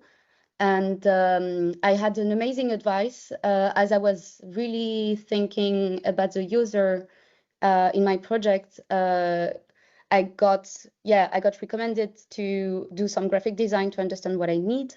And so I started playing with distortion and adding outlines and also putting my letters into like graphic design concept.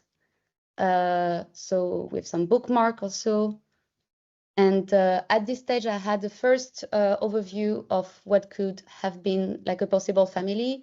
So with a poster style, with a book cover style, and with a chapter style. I was playing with optical size, and but I still had in mind to have this intended use of modular, of having like a modular way to use my typeface. But the problem is that I had way too many problems to solve at the same time. So indeed, I wanted all my styles to be related through proportion, using the chapter style as a reference, my poster style, half of it. Yes, just to give you an idea of the problems that I had in mind at this moment. And but I also had troubles with drawing, as I was putting myself way too much limitations. So I started opening up a bit, proposing like different widths of letter in the same style. But yeah, here it happened, a major breakdown. It was terrible. I started questioning everything, and yeah, it was a hard moment for me, and I needed to step back and to understand that first process is not a cage, it's just a way to find answers. And after a lot of tears, a lot of drama, la remontada. I know that my teacher don't have the reference, but yeah, I hope some people will understand. And so I understood at this point that it's not about solving problems, it's about having fun. So everything changed at this point. So I started getting out of my own restriction. So I observed like this system to like increase the width, but step by step, instead of like having it too rigid in my process. So I slowly started moving to proportional typeface at the end, but with no regret, because actually this modular system helped me to understand the proportion relationships that I wanted between my letters. So it was actually very insightful. And I decided also to have a fresh start with something that I really enjoy. So I have a real interest for book covers, and it's been years that I'm taking pictures in book markets, and I really enjoy them. So I decided to focus on my book cover style and to refine the design. And I realized that book titles is before all about emphasis, and I thought, what are the way to create emphasis in typography? So you can capitalize a word, you can put weight, but you can italize also. So I decided, as capitals in titling are quite important, I decided to start my drawing with from the upper cases. So I did some experiments of the colors to understand the amount of details that I wanted. So after that, I decided to link it to my lower cases, and I decided, of course, to see if it was working to apply my drawing in context. So as I was working quite a lot at the KB library, I picked some books that was around me, and I put my typeface in the covers and in the design. So this is not my design. This is just my letters applied in designs. This one's the same. It's some book covers that I enjoy, but they are not mine. But I started to implement my typeface also in book covers that I designed myself. So these two ones. And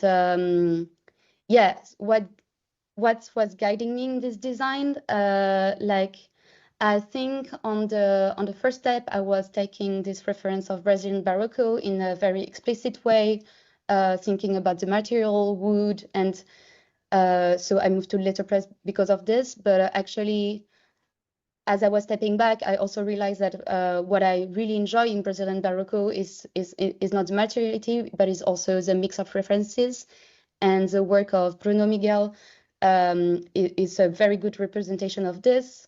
So yeah, mixing culture and references is actually the heart of my project. And as I'm also mixing contrast, I have an expansion construction, but with a translation construction, but with some expansion details. And I also have like some Art Deco-ish elements that I'm really happy to have in my drawing. So this is a bold side, which actually is a bit, it's way more rounder and way more, yeah. And my italic. A first overview of all the style together. And of course, I didn't forget the ornaments, as it's also another way to create emphasis. When I was having my mental breakdown, I went to Eric's office and he showed me this book from Amsterdam Type Foundry. And I thought that these ornaments were really inspiring. As I was running the whole year to distress from this very stressful environment, I also saw around me a lot of beautiful ornaments and tiles that I decided to get inspired from. And I started sketching my own ornaments inspired by this concept. And so I wanted first something squarish, so coming from the ascenders to the descenders to have a perfect square.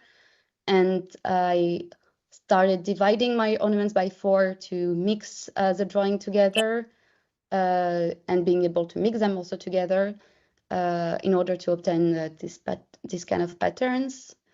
And I also draw half of ornaments in order to put them together and to create another hierarchy in the patterns.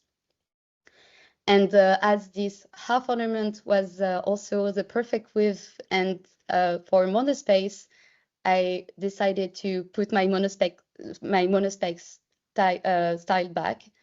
And I was at this point it made sense, and I was really happy about it.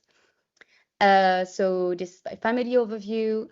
This is me and my grandma as she turned 100 this year. I decided to pay tribute to her for this project. She used to call me Flor de Maracuja, so that's why the project is called Flor Maracuja. So I have regular style, italic, black, monospace capital, and my ornaments. And of course, the interpolation between the regular and the black.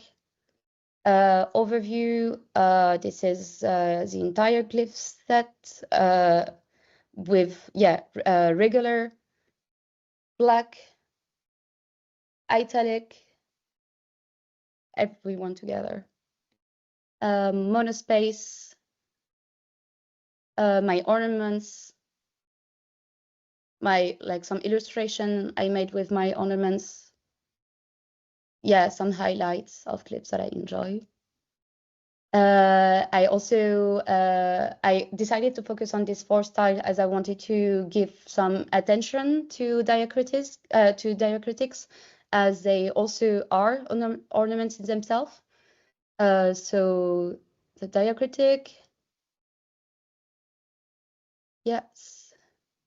The same for punctuation and symbol. They can play the role of ornaments. So for it's for regular, bold, and italic in situation. And of course, I wanted to give a special attention to the graphic design aspect of my project and work as a typographer with my letters. So I decided to explore different printing technique as I was working with book and editorial design. And so I explored letterpress. So it was so I started laser cutting my ornaments. This was a first try. I did lino cut also in order to see how my ornaments were working. And at this point, I had an interesting insight is that actually the imperfection of lino cuts made my ornaments matching better. Yeah, my letters, as my letters are really calligraphic, and my ornaments at this point tend to be a bit too rigid. So I decided to adjust a bit the design, adding new ornaments, and yeah, this actually are ornaments and a preview of the posters that I will print tomorrow, but I did some tests. I also experiment risoprints for my specimen, highlighting the important aspect of my project, so the ornaments, the diacritic, the glyph set, of course, and the symbols. And I did some silk printing also for some posters. I had a lot of fun with all this printing technique. Some bookmarks and my process book cover. Some word about the process book. It was actually, for me, it was a very important working tool. I used it along the process to write and to understand where I was going. And yeah, it was it was really definitely very important for me. This is the layout of my process book. The specimen part. And yeah, the main thing that I learned through this process is that the sad designers make sad designs. And so if you're not having fun, it is not worth it. So yeah, it was definitely the main thing that I learned through this process. Thank you all. And if you have any question or if you want to talk about the project, you can reach through these addresses. Thanks.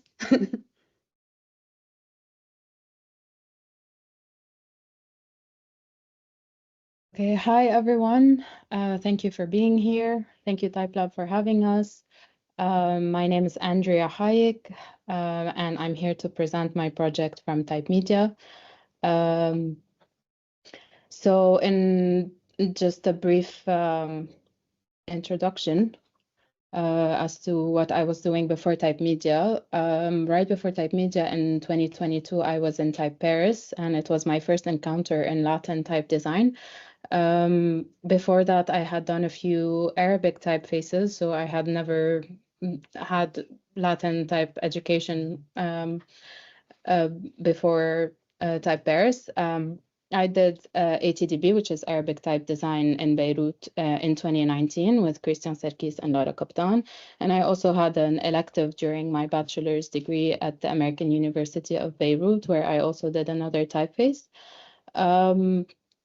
And yeah, in order to understand the project that I did in Type Media, it's good to know that it's good to know some things about me, which is that I'm Lebanese, which means normally that I speak 3 languages, English, French, and Arabic. And as a designer, I design with 2 scripts my entire career. It's always either English and Arabic at the same time or 3 languages at the same time. So I've always encountered the presence and the problems of 2 scripts coming together.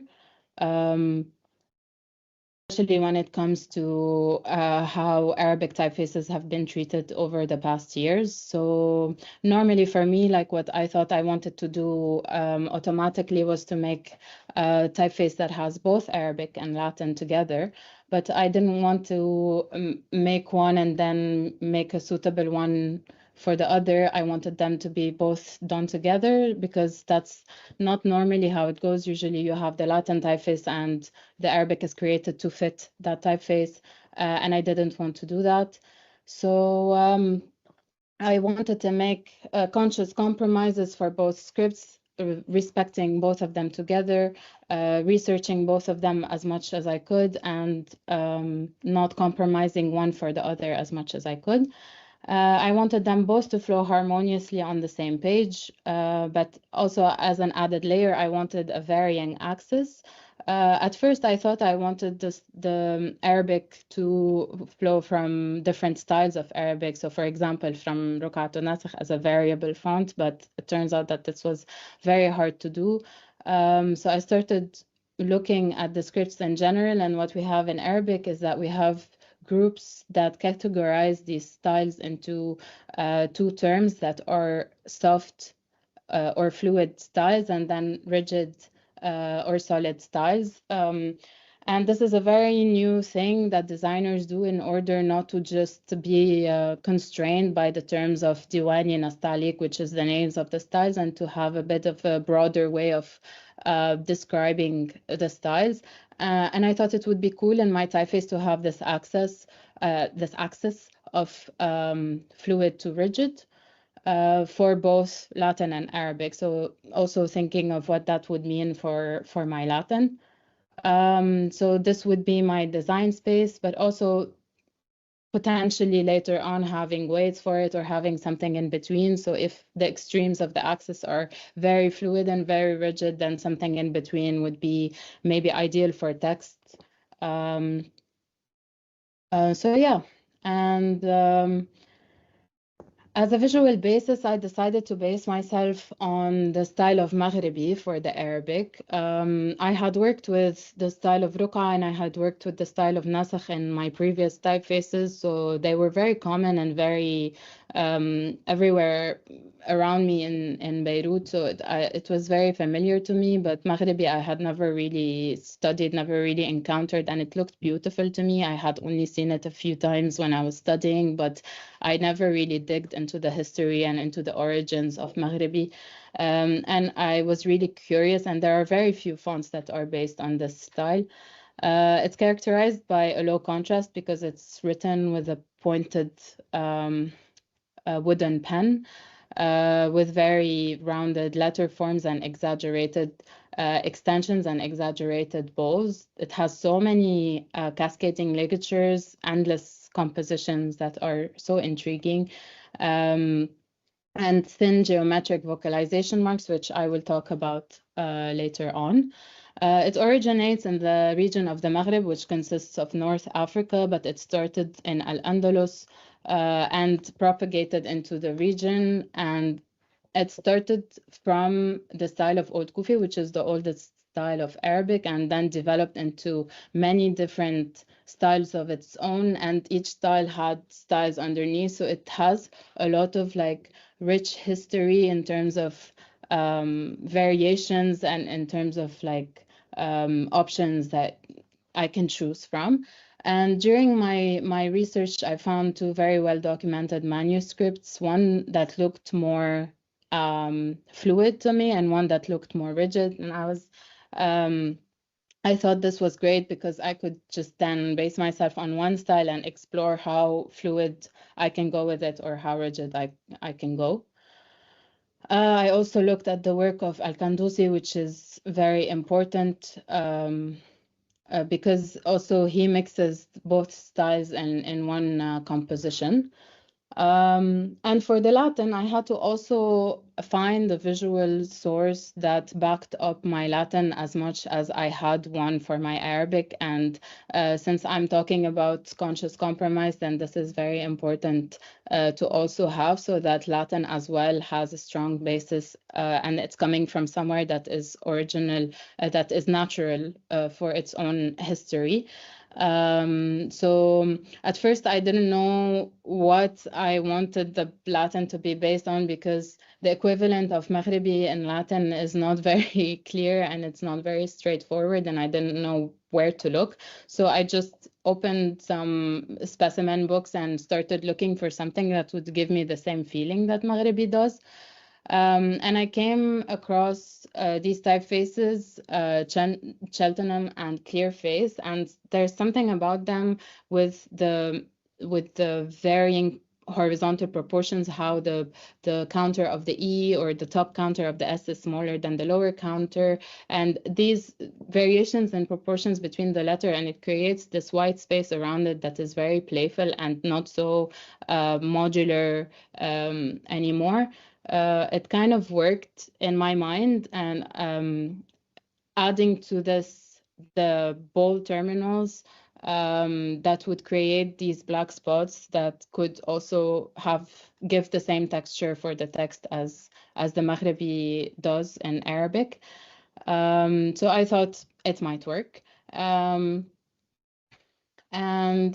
at the same time, I was having a conversation with Fred Myers to kind of try to understand what fluidity in Latin means, because it was not so obvious as it is in Arabic. And he clearly put it into very clear terms for me, and it was very useful in my process.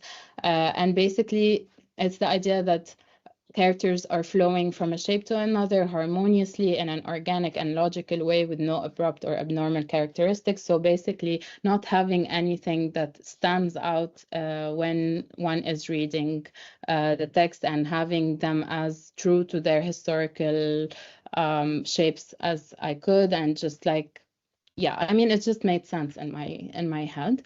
And I started sketching, like I knew what direction I wanted to go for, and I started with some Arabic sketches, trying to figure out some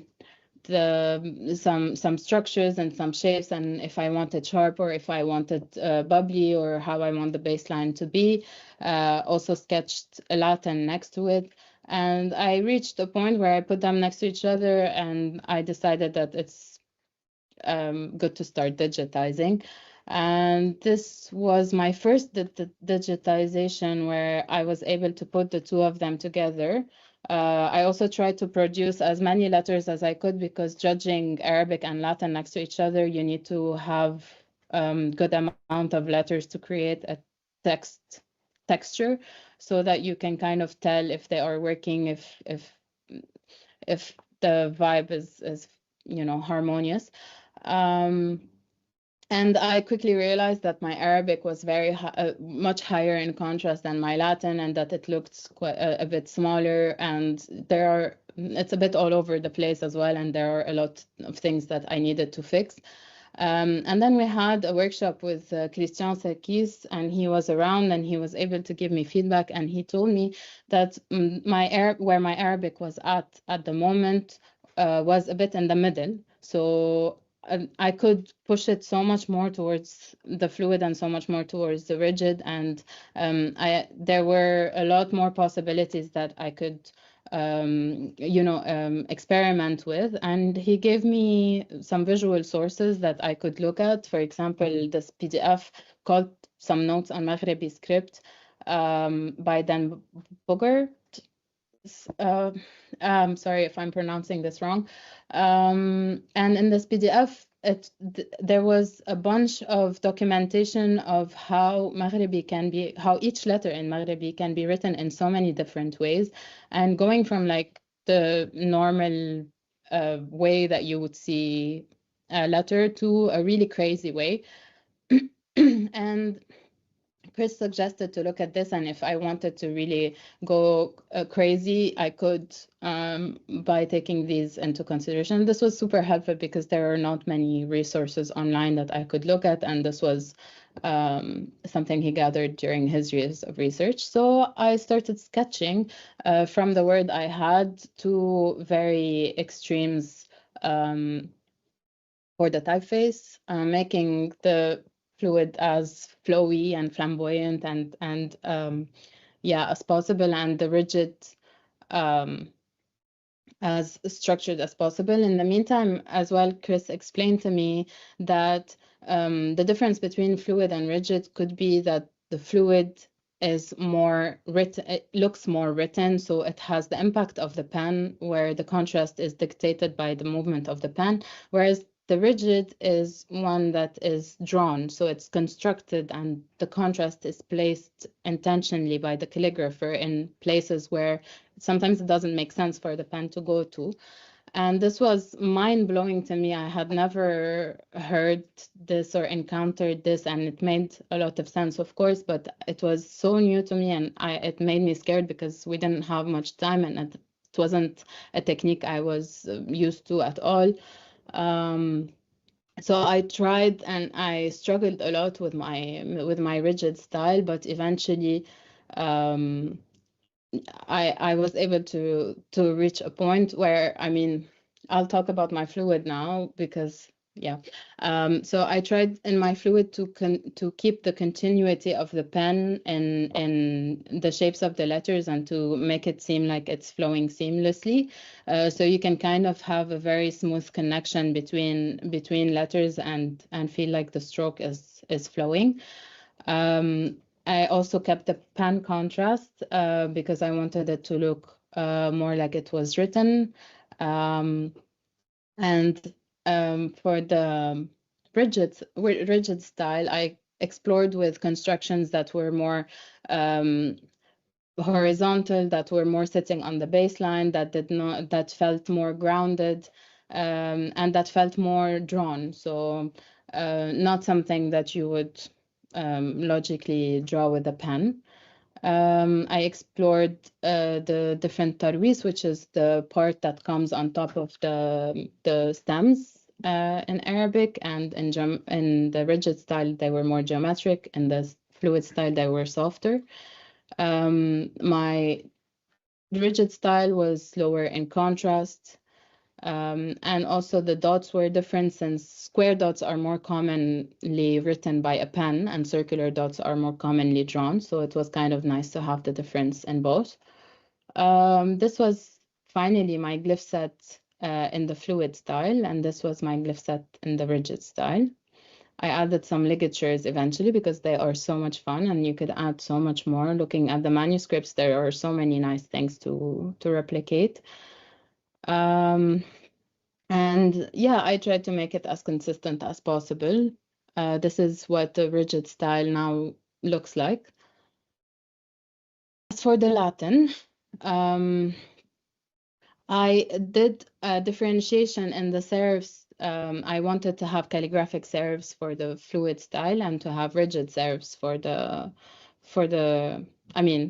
geometric serifs for the rigid style. Also bringing back the idea of the contrast and how to remove the pen contrast for the rigid style and have them more lower in contrast and straighter. This is to see the difference between both of them. I tried to make as much difference between them. I was stuck at some point having them look too much like each other. I didn't want to make a sans serif for the rigid style because it's not the point. The point is not to change the style of the typeface, but rather to try to adapt what I was doing to the rigidness. This is my glyph set for the fluid style. I also made some lining and old style digits. And this is what they look like next to each other. There's some work to be done still in terms of harmonizing them, but I'm pretty happy with how they look. As for the extended Latin, I started with making just the regular set of diacritics for my Latin for both rigid and fluid. But then I thought about something, which is that tahrik, which is adding vocalization marks in Arabic and specifically in Maghrebi, is done later on after the text had been written, and sometimes by someone totally different, like not the calligrapher that wrote the text, with a totally different pen and in a very different way. The vocalization marks are thinner, lower in contrast, they look much more geometric, and they just stand out from the text. It's very illustrative and adds a lot of color and ornaments to the text. And I talked with Alexandra, who was giving us the extended Latin workshop, and asked her if it would be weird to have a stylistic set for my diacritics that complemented this, because this was how my vocalization marks in Arabic would look like. And she encouraged me to do it. So I did a stylistic set for both styles that looked thinner, more geometric, that stood out from the letters beneath them or above them, and that made the whole typeface look a bit more display. So I kind of liked it, and next to the Arabic, it really fits well. And this is how the rigid style looks. And then we got to a point where we had to play with our typefaces so that we prepare for the exhibition and have a visual language for the typeface. I called my typeface Kabrit, which means matchstick in Arabic, which made sense with the way that my shapes and my letters looked. And obviously, I had to make some matchboxes. And I reached out to a friend of mine who is really good at illustrating, because I was worried, since I had one weight per style and the styles were not meant to be used next to each other in a layout, that my visual elements would be boring or would not give the vibe that I was trying to give.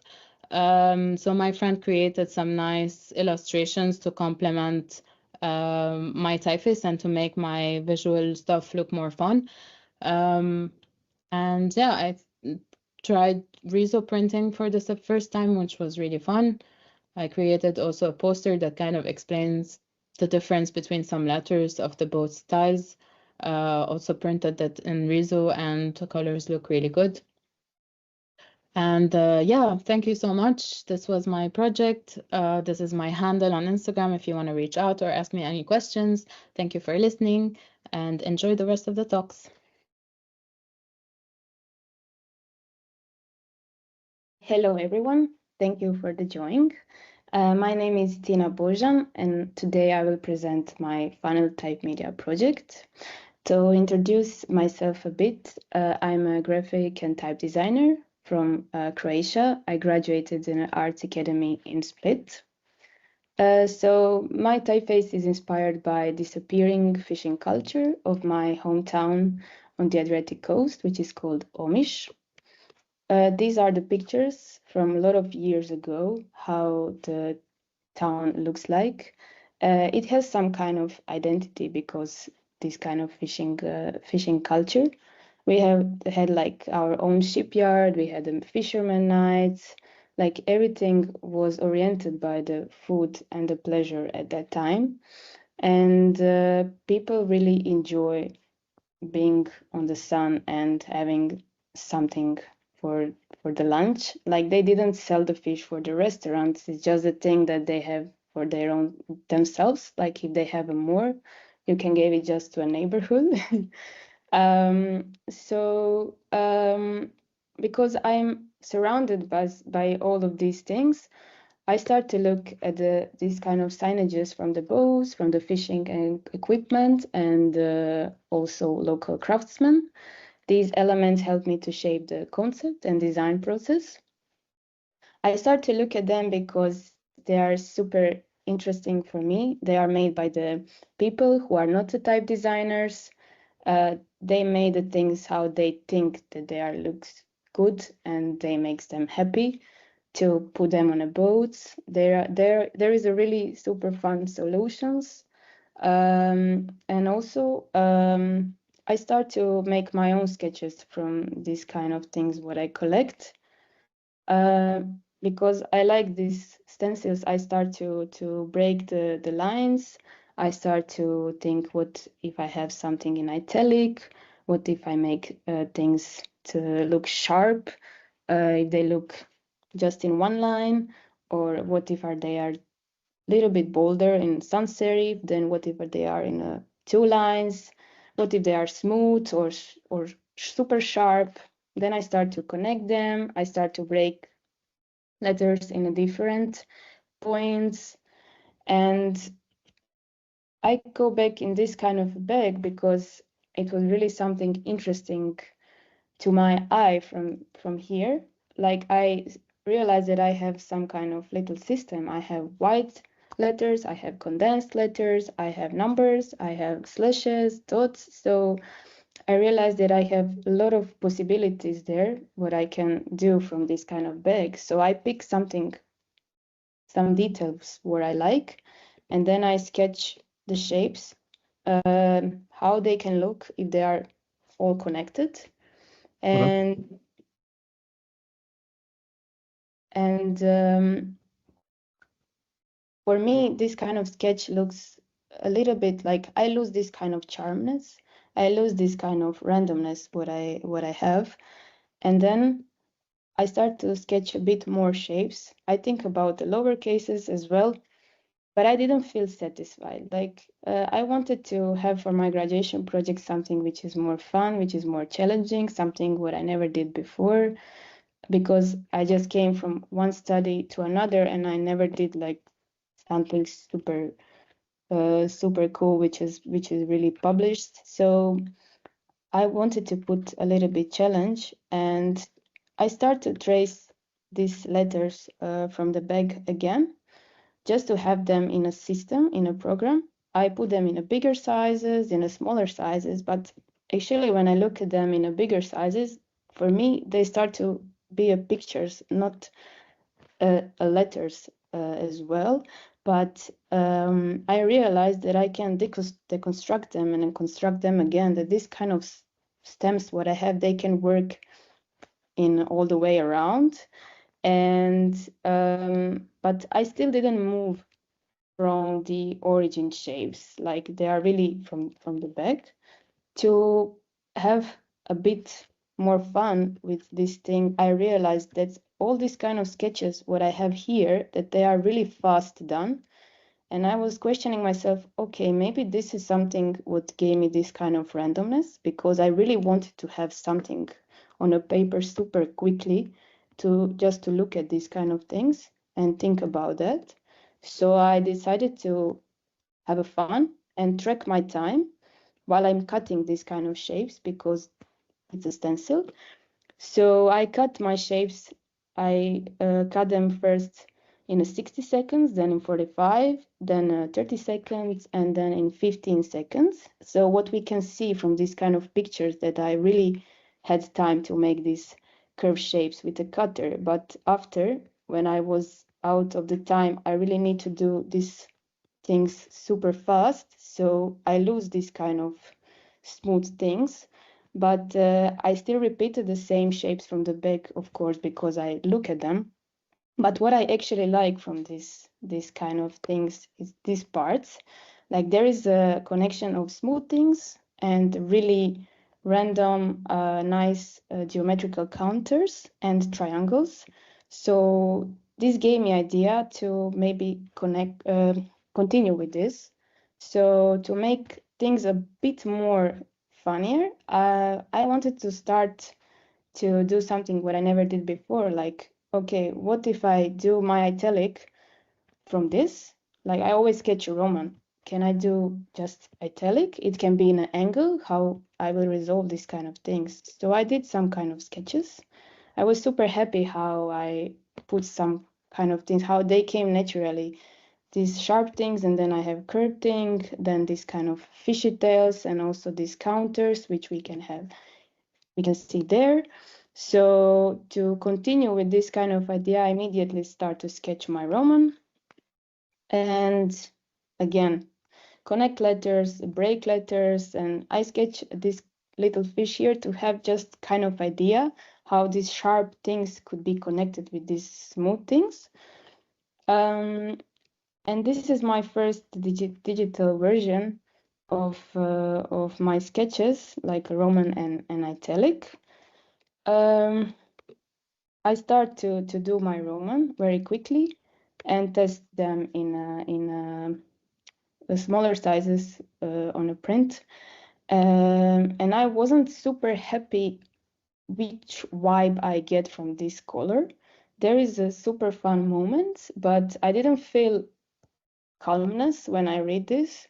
I feel like some kind of spookiness. The text is a little bit dark, and this is something what I don't want to have in my typeface. It doesn't give me something nostalgic or calm, this kind of a vibe.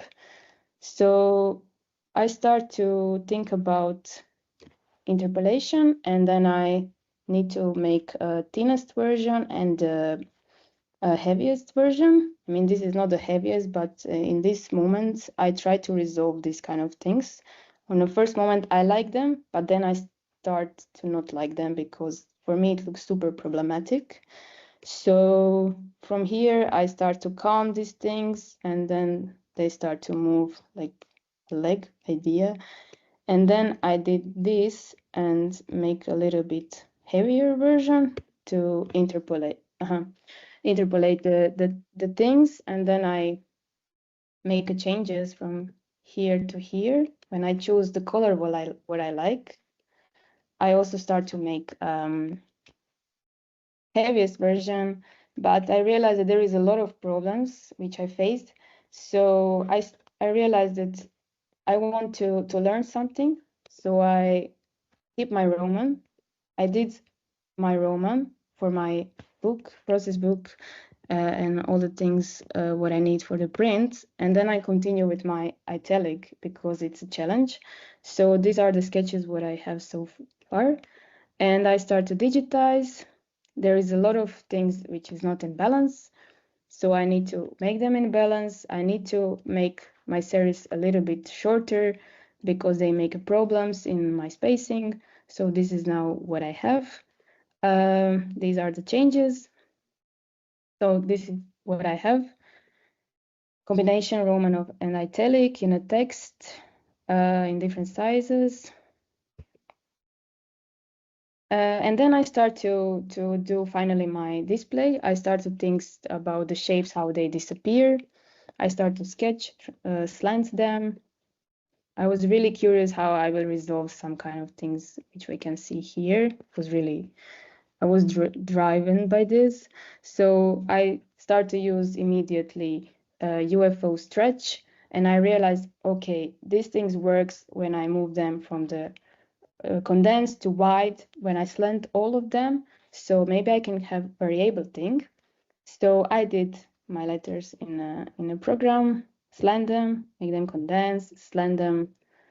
I realized that I need to make some changes as well. So with Eric, I also got idea, okay, maybe we can make them rotated. So why not? They can also do that.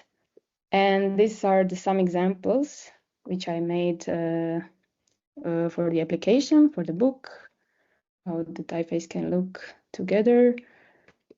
Some posters and book covers, some mainstream things like a movie poster or, I don't know, poster for the surfing school. Music as well, vinyls, all of them together. And these are my tests for the result tomorrow.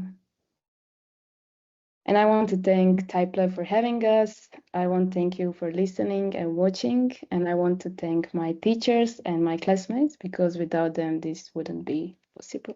Thank you.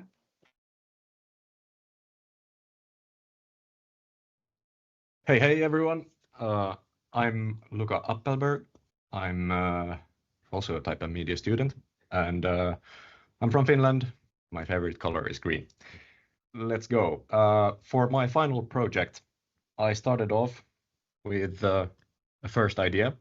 This is something that I have had brewing under the hood for a couple of years, something that I wanted to take forward as part of TypeLab media, which was to create a speculative script for Finnish. Very out there idea, and turned out to be maybe a little bit too ambitious for this less than half year that we have to work on. And I decided to scrap that as I will also have time after TypeLab media and focus on something that is a little bit more suiting for this situation. So what is that new idea? Well, I had to take into account a certain aspect about myself, which is that I'm a time optimist. This lovely picture created with ChatGPT. And that means that I have to work with something a little bit more simple. So what is the big type media final project idea? Instead of inventing a new writing system, it's just a font. I thought that this might be manageable. So I went ahead with my own approach called font first, ask questions later. So no idea, just go ahead and create a typeface. That still meant that I needed a little bit of a source of inspiration from somewhere. This is a magazine called Revue Faire, issue 46, which is done by Norm. And this is a magazine that I found in ANRT in Nancy, where we visited. I really like this because it combines a very organic, warm typeface with an otherwise very technical looking issue. And that balance spoke to me. So not really looking at the typeface itself here, but instead like fitting that vibe. So that created a couple of project targets for myself. I wanted to make a text typeface. I wanted to balance this juxtaposed world of warmth and coldness. And that meant a little bit of style explorations. And in the end, I was hoping to add some Finnish alternates in place of that writing system idea. And what it meant for the visual design was to have a balance between this mechanical and organic look. It could be achieved with having like these square counters and round outlines around that. And then possibly an overall squarishness. And something that I really liked in the magazine was that there were these long serifs that created these clear horizontals. That's something that I wanted to try out as well. I was still missing a context where to place my typeface, how to use it. And I was really struggling with this and not really interested in finding something. But then with the help of Selin Hurka, we had a good discussion about it. And I realized that I'm really intrigued by all these everyday print materials. I think it's called ephemera, sometimes like things that we just throw away. And then that discussion became even more precise and focused on instructions. So instructions, manuals, field guides, guidelines, anything that felt a bit like explaining something using both type and image. Then of course there was a lot of things that I wanted to still learn as part of type and media. I felt that while yes, I had played around with weight, exploring width and optical size was something that I really wanted to achieve as well as possibly getting to a sans serif and possibly getting to a monospace as well. I didn't need to go too wide here. I rather wanted to have a sort of a normal width and then, if needed, to go to a more narrow down the line. In the end, this is what I achieved, so much less than I initially set out to do, which is okay because there's a lot of other exploration. But it meant that this cool 3D cheese slice was a little bit of a too complex way of showing the design system. So in the end, it's just a line. There's no great system other than having two extreme points with the regular and the extra bold, but of course bringing the italics along for the ride. After abandoning the first idea and just making a typeface, that was around the 11th of March, which is where everything started to get more serious for me. I realized that I had to work really fast in order to view results and make decisions from them. On the 11th, I started working on calligraphy, which I wanted to have there as a traditional approach. I did some editing by hand of those letters. I discovered that I actually enjoyed editing the shapes quite a lot in Photoshop, and I look forward to working with an iPad or something similar in the future.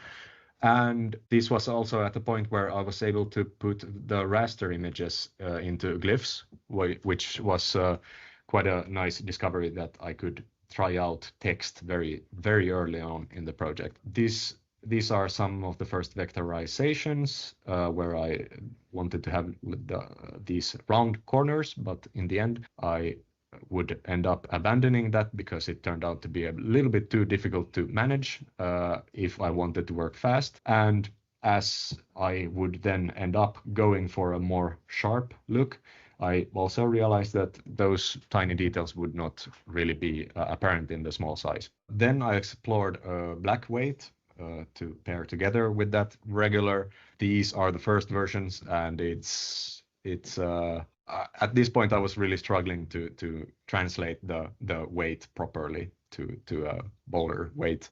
But nonetheless, I could do some interpolation, and And I feel like at this point is when I actually noticed that those two styles don't really fit looks-wise together. Then we had the second presentation called here the checkpoint, second checkpoint. The regular was already looking quite delicious in text, at least using stack and justify here side by side. But of course, the black was not really working.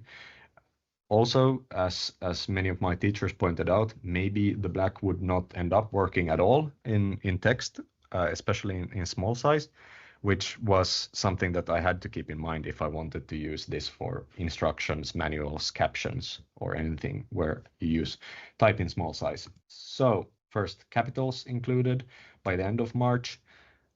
This is where I also got the new master on the bolder side, the extra bold, abandoning the previous black weight and being way more true to the design of the regular as well. We had an exciting workshop with Minju Han, working with Hangul, and I wanted to create a Hangul version of my final project, which I thought was a pretty good idea of really understanding how the design could then translate into another script. At this point, I split the regular weight into two optical sizes, as I wanted to explore the optical sizes as well and how to work with that. And in the end, I would abandon the optical size because the difference was not large enough, and I had already spent quite a lot of time on this. So this will be for another day. Then, of course, we had the diacritics lessons with Alexandra Samolenkova. Very, very insightful, and of course, something that balances something that where I need to keep in mind the punctuations and the relationship between those and the diacritics as well. At the third checkpoint, I was finally at the stage where I felt that I could at least use the extra bold to create a little bit of an effect inside the text, and the overall texture started to feel quite nice. At this point, I was also getting more serious about making sure that the typeface works in small size. It's a little bit difficult to preview it here to illustrate the size properly, but the goal has been to make sure that this works in 6-point size, and I've used 4.5 as a sort of an extreme point there as well. Then we had the Arabic workshop with Christian Sarkis, which turned out to be way more of a challenge for me than I had hoped for.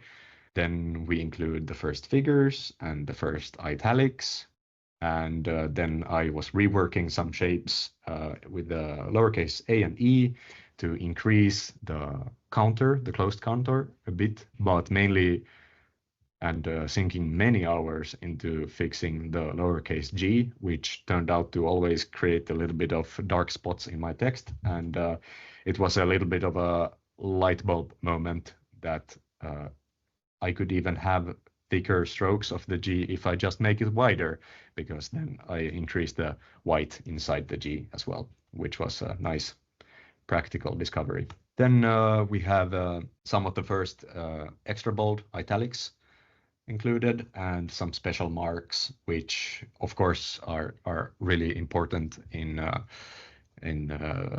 instructions and manuals. And at this point, on the fourth checkpoint, I could then use the typeface a little bit more to illustrate this idea of using it in manuals. By this point, I felt that I had also learned a little bit more about how to actually translate the design from one way to another. So I reworked some of the characters, including having a stronger relationship between the bowl of BDPQ in relation to the lowercase n, which I will show has worked a bit as the style master throughout this typeface. First circled figures, including outlined and black, and first italic caps made as well. And then the latest exploration has been extrapolating the regular weight into a bit of a lighter weight so that the difference between the regular and the extra bold would be larger, or the regular and the bold. And this is once again a pretty it's a light bulb moment for me to discover that when you get to this stage, there's a ton of things to discover still, and it can be partially automated, which is great. And that brings us to today, where I have to call it a day, and within the scope of TypeLab decide that this is finished for the school program. I've named my typeface Klar, which means clear or ready in English. It can be used in different expressions, and I feel like it symbolizes quite nicely the soul of my typeface, as it has to be quite clear, and it also has to be ready. There's a sans serif version of it in the making, and I have some initial versions here to show. As mentioned, the design space is quite simple, and in the future I'd like to include a width axis. We have a regular weight, book, which has been the master that I've been working with. We have a medium, a semi-bold, bold, and extra bold with the italic, extra bold italic coming soon because it still needs some more characters. Then of course we have the sans serif as mentioned, looking quite juicy here, and all of them together. The entire character set for the Roman regular weight. And as for the design, I was mentioning that the lowercase n has functioned as the style master for everything else. That's where I get that very squarish inner counter, and also the very even, smooth x height, placing a lot of the weight close to the x height. And then I have all of these chopped terminals or corners of serifs that I felt that give that organic look, even though it's quite sharp at the same time. Legibility is of course a main priority for this typeface, which is achieved with generous spacing, fairly low contrast, and long serifs, which create that spacing as well. Some features include standard ligatures, some nice arrows pointing on all directions, including a long horizontal arrow, and then circled figures as well, going up from 0 to 12, because 12 symbolizes quite nicely the amount of TypeLab students. Some very sassy characters, and then of course language support, illustrated here nicely with a graph of 89% of Latin plus supported, 203 languages supported at this moment. Those words in use with some nice diacritics, and then texture, of course, a very important part about a text typeface. Of course, on the screen, it doesn't really match the size perfectly, but these are the sizes that I have been working with and making sure that they look good. Then we get to the instruction part. My mother insisted that I make an instruction on how to bathe in sauna, or how to be in sauna. So this is for her. Otherwise, I have a lot of different themes that I'd like to tackle with these instructions, such as do it yourself, construction, pet care, then maybe showing prices, of course, quite relevant, displaying how physics works, and how to dance, putting numbers on steps. Dictionaries, quite nice for this as well. And of course, TypeLab has been a bit of a tough year for some of us, or all of us. I can't make that decision, but here are some useful tips for future TypeLab students. And of course, TypeLab is not TypeLab without football, so here are some nice illustrations of the TypeLab class of this year, including some invented new moves that we have observed happening throughout the year.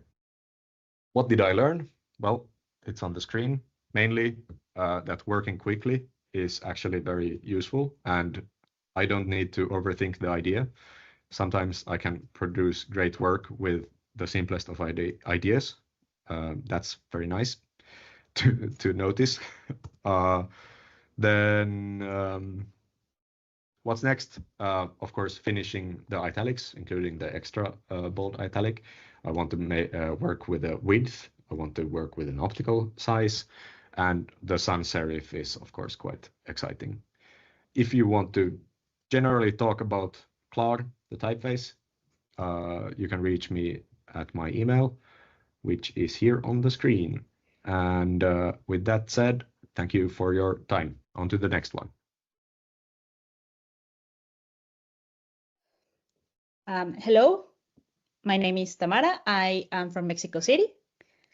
And I'm here to talk to you about my final project at Type Media and how this whole process came together for the development of the Type family that I will be showing you.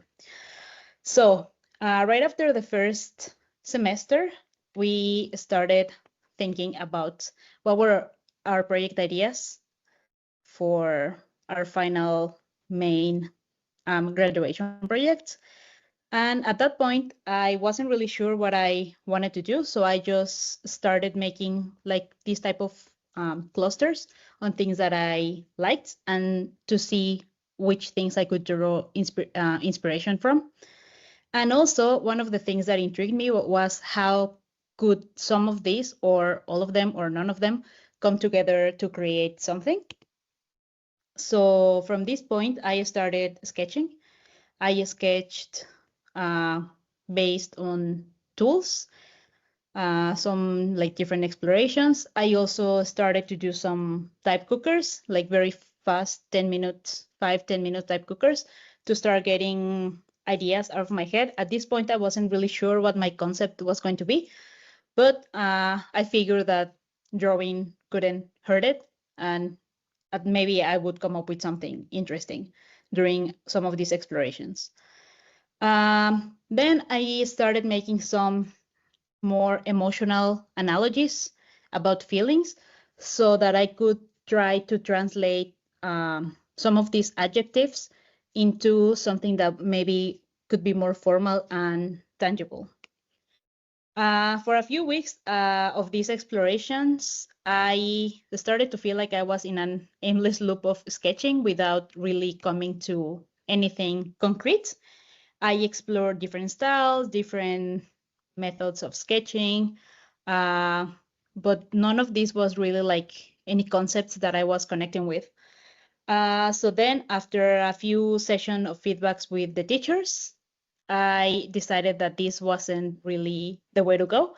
And especially it was after one of the sessions with Celine Hurka that she questioned whether I was really doing a project that I liked and a project that I thought that could be done at Type Media and not somewhere else.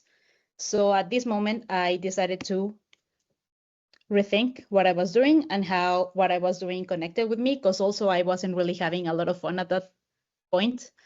I was too stressed. I was overthinking the project a lot. So I went back to think what are some of the things that I like. And I realized that I just love loving things. It's been something that's been very personal and something that I've done, I think, ever since I was very little. So I went back to this diagram a bit and I realized that I had an idea. So like fandoms have been part of the world for like a very, very long time. So I decided to like think about this more because I've been part of some of these movies, books, music. They've always been a part of my life and my likes. So fandom culture in its own is something that felt very personal, and it somehow felt like it was connecting all of the other things from the diagram for me.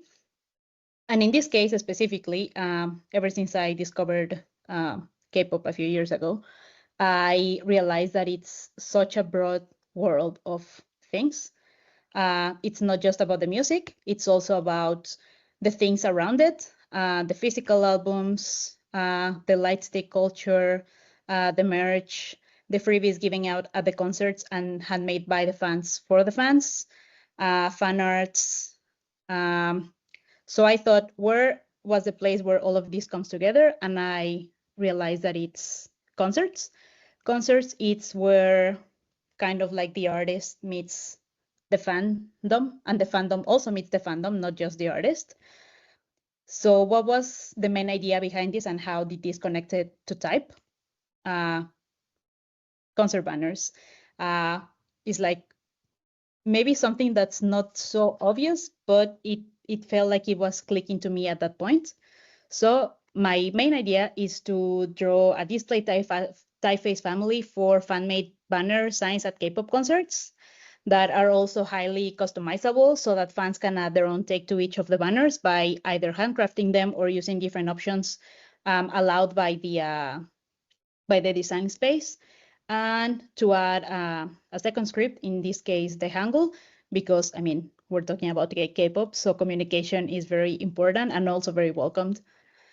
With this in mind, I started doing some sketches, and I decided to sketch big, more in a way that I was actually making like real size banners, to try to test different techniques, different ways of doing banners, also different materials, because a lot of these are made by people who have absolutely no idea what graphic design is or what art is, or maybe some people don't even know how to read in Hangul, but people do this out of support and love.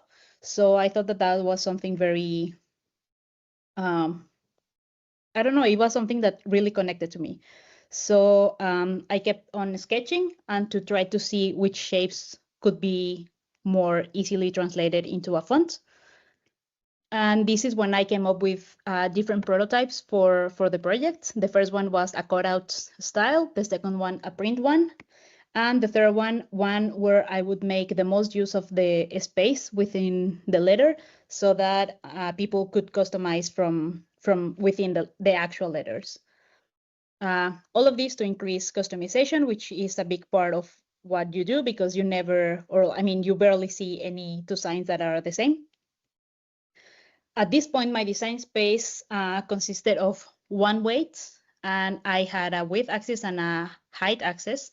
This so that you could fill the whole banner format without having to struggle a lot with design decisions, and also so that you could make the most of the space, and to highlight the main message that you want to communicate. So back in March, my design space, well, maybe early April, my design space looked a bit like this.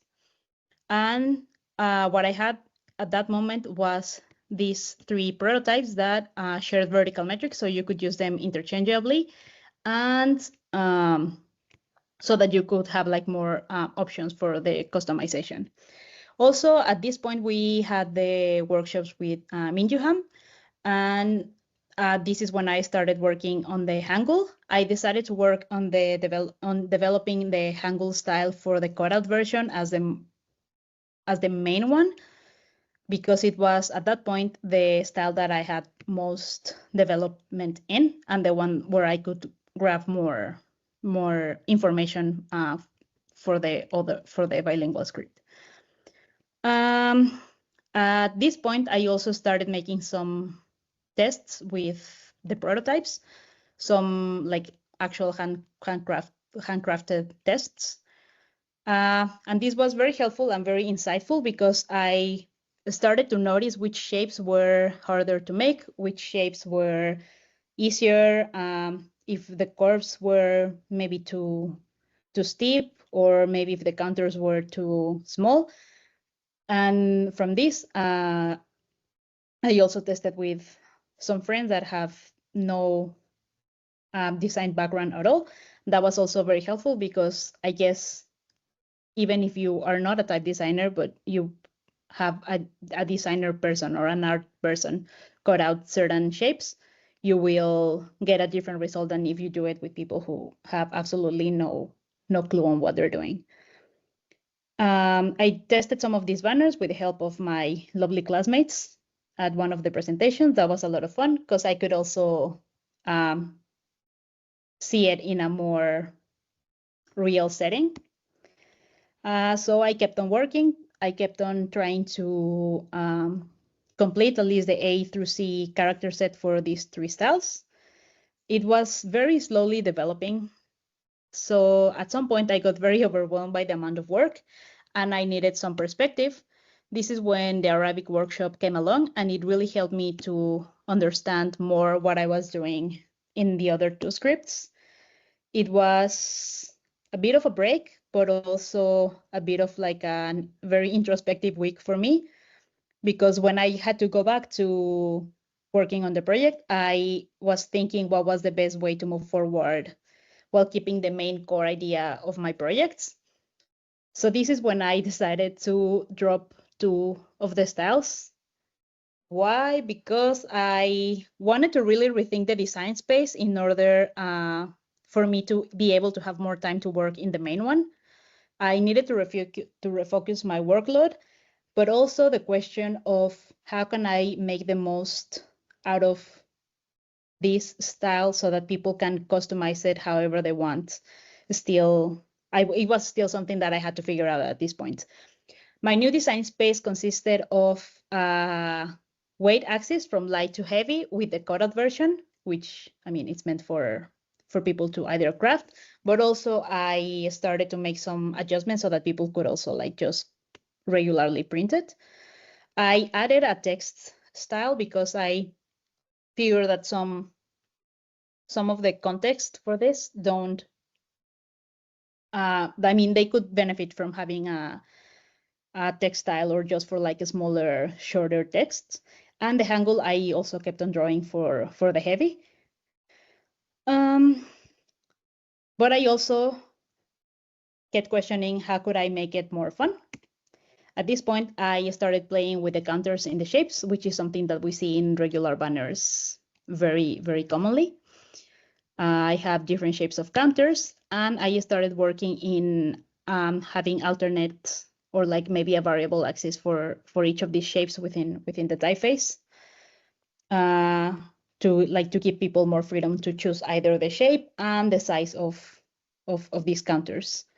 Another thing, I started drawing some icons and symbols because they are very commonly used in the banners, especially hearts, stars, anything that will communicate.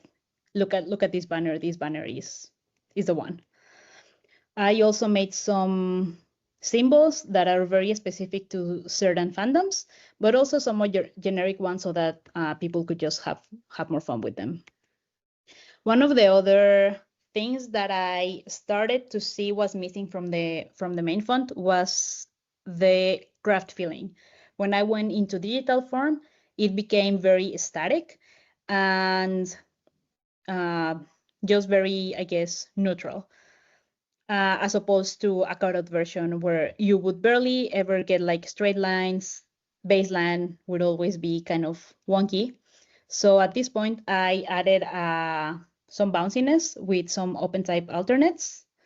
And I started to make the shapes bounce a bit more. And I think that this gave it enough liveliness that it the right amount of liveliness that it was missing from the previous states.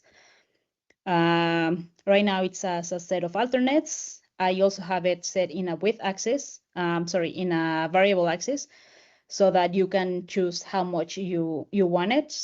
And I think, I mean, it just adds to the customization idea. Then I tried some stencil making, and this was very insightful because some of the shapes were working, whereas some of the others, the counters were too small. Some of the counter shapes were way too close to each other, so it was very hard to I mean, you could still read it, but it's just hard to reproduce. And also when I went into laser cutting, some of my shapes broke, and this is where I realized that I really needed to address some of these things for them to be like more easily made. Then as I did this, I also kept on working with the Hangul. Originally, because I was drawing only the regular style, I decided to draw I mean, not scratch that completely, but I redrew for the heavy so that it matched the heavy weight that I was working for the Latin. And because it was looking way too geometric, I added some curves and like a bit of a more handwritten approach to the style. So far, I'm trying to test it within, I mean, in context where you have both and you can see how they work together. So far, the family overview, it's the cutouts, the heavies, an instance interpolated for the regular, the lights, and the text style. Also, I've been testing how it works together. I think that the display does a very good job at being very display, because I think that in large sizes it works. It works very well. And at some points after the green light presentation, I decided to go back to the heavy style and redraw it with counters. I'm eventually going to take them out in the export, but drawing it with the counters really helped me get a better sense of the proportion of the shapes, which is something that I was missing in the first iterations that I did. And yeah, right now the project is moving along. I'm very happy with the results. I think that I'm at least so far managing to achieve the goals that I set, which was for it to be like a very customizable and happy project, because the main idea is that you're supporting something that inspires you and something that you love. So I think that it does a good job at that. In the end, I plan for it to be a sort of like a make your own banner kit where you can have maybe some stencils, but also like the digital code so that it can be more easily distributed to the fandoms. And at the end of the day, everybody is a fan of something, no matter what that something is. And I think that it's very fun that people are aware of the things they like, and that I mean, as long as it makes you happy, that's the most important thing. Thank you.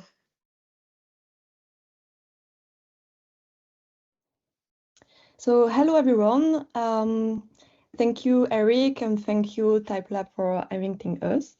Thank you for listening to our presentation so far. So my name is Morgan Venter, and I'm the last one, and I'm super excited to present my graduation project for Type and Media. I'm gonna to present you the process of my type family, Elin. It's a type family that links two worlds, so type design, but also cross-stitch embroidery. And the whole process is based on the link between drawn and stitched letters. It speaks about the relation between digital and craft, but also about time and family generations. So Elin has two different style family, both vectors, but also bitmap styles. And each one has display, but also text styles. First, a little bit about myself. So I'm 26 and I come from France. And by the way, I'm recording from France right now because of family emergency, which forced me to return in France since the beginning of June now, but it's fine. And yeah, before I've been in love with drawing and letters also since I'm a child. And I studied graphic design and type design at École Estienne in Paris. And before Type and Media, I worked as a freelance type designer, calligrapher for 4 years, and teacher also for 2 years. And I came to Type and Media for digging into my knowledge, but also for opening new doors like coding, engineering things, especially. And I also came for discovery new ways of thinking, speaking English, and meeting new great people. Yeah, so basically coding engineering here. So yeah, meeting very great people like those guys you just saw before me. And by the way, I miss you guys a lot. I come back soon, I promise. So I've always been attracted by experimenting with letter forms using different types of tools and media, and it of course influenced the subject of my graduation project. So I'm going to try to summarize like 5 months of work in 15 minutes now. As you can imagine, it's quite a lot, but I'm gonna try to do that. At the really beginning, I opening a new notebook. So we are in February to put down ideas in words. But have you understood? I already have an idea in my mind. Yeah, I have a very great interest in cross stitch ever since I started working with my mother, Marilyn Foucault, for like 5 years on different stitch projects. So basically, I'm the designer and she is the embroiderer. And it's something that is in my family for a while now. Like my great-grandmother, the grandmother of my mother, was also an embroiderer. So yeah, we kept with my mother a lot of her embroidery pieces. I had a very strong passion as well for expansion calligraphy, swatched and italics letters. And my last interest is pixel fonts. Like I felt attracted by the aesthetic of the very first computer interface, the very first bitmap fonts, and I also like to experiment with coding a bit. This is what I did with Just van Rossum during the first semester. So my idea was to merge all these fields and to cross different logic, different system, and to basically mix like digital and analog things. So with this in mind, my first instinct was to get my ponton nib or my pencil again and let my hand dance on the paper to find shapes. I had no idea at this moment of what the letters can look like, and at this moment, but I felt very nice interest of playing with width and height, like you can see here, but also with very swashy things, ornamented letters. And also for as long as I can remember, I've always been intrigued by the relation between these three words like text, textile, texture, that all contains the same word text. And the origin of these three words in the Latin word was textere, which means to weave. And by weaving thread or words letters, you create patterns, and I can find an interesting links between type design, typography, and needlework. So yeah, and also because I was searching, I dig into the cross-stitching embroidery history, and this is very long, this is very rich. It was mostly practiced by women on itself, both as a technical learning tool, a form of personal expression, and a means of cultural transmissions. So with my project, I hope it's a way for me to be part of this tradition as well. So my research and thought helped me to identify 3 angles. The first one is about creating patterns, like with ornaments, with cross-stitching, with why not the width, the height, the weight of the letters, but also with the letters in itself, like with very ornamented things, why not? The second one is about fighting with curves and angles. I mean, to play with the annotation of the pixel and how you deal with the slant, etc. on the grid. And the last one was thinking about big and small size, because it's quite obvious in embroidery. I mean, depending on the density of the pixel that you have different kind of definition, different kind of complexity of in the letter forms. And at this stage, I didn't know if I needed to select one angle or match all of them, but the main question that I had at this moment was how can I link bitmap style and vectors together, because I know that I would like to end up with both style. I didn't want to just do like a bitmap style.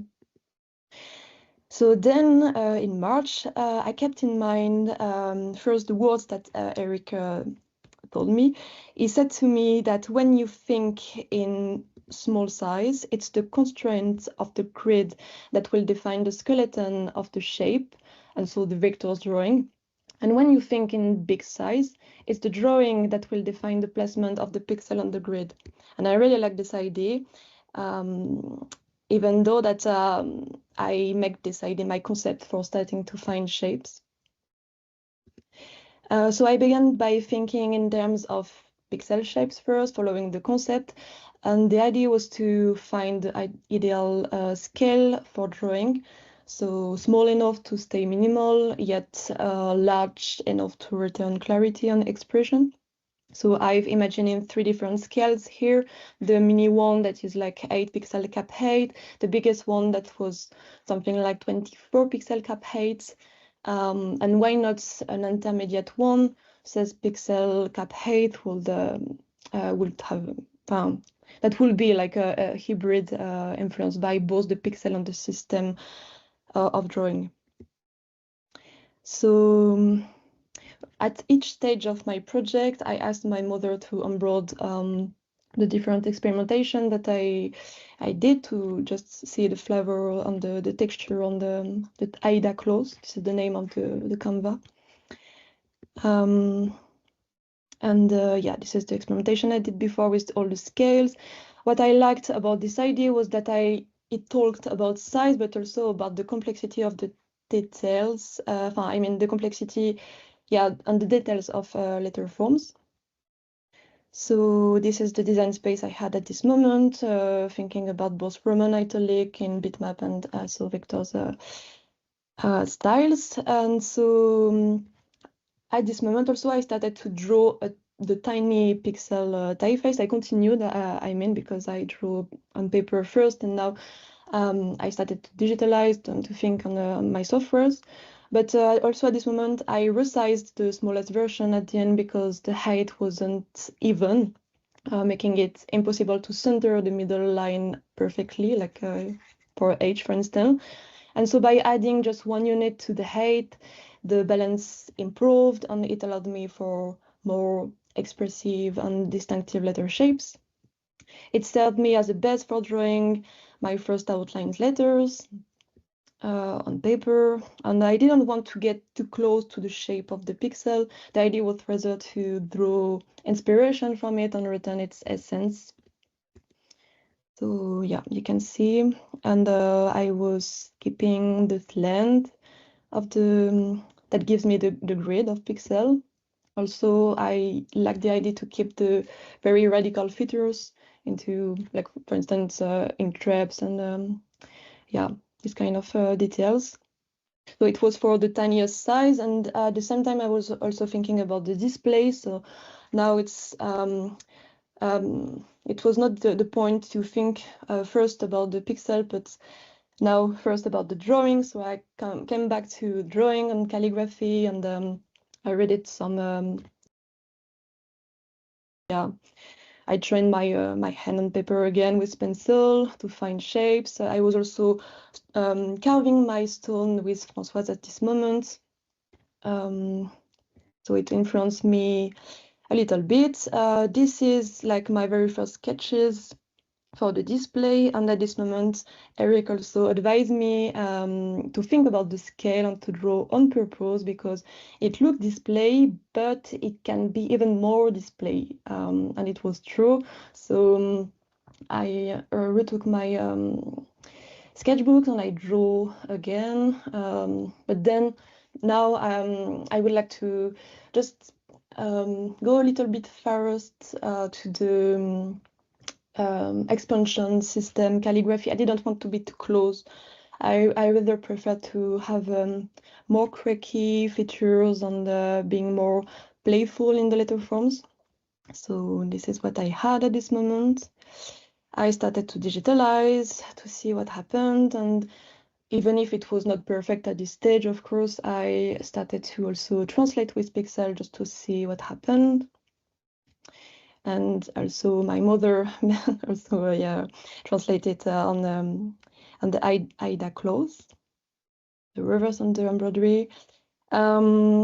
And here now it's a little step change in the process, because while my design space was quite clear in my head, I remember that I used to love actually drawing very big and fat letters. So I went for this digitally, trying to complete the other styles as well, and yeah, to go a bit further. And that looked cool, but I did the same mistake than my first display sketches, because I didn't draw on purpose really. I mean, the weight I naturally chose to draw these letters could have been even more thicker. That was actually my idea, because when I was thinking about the pixel translation of these shapes, I like the idea of being able to play inside them, inside the letter. So I retook my sketchbook again and I draw now very fat letters.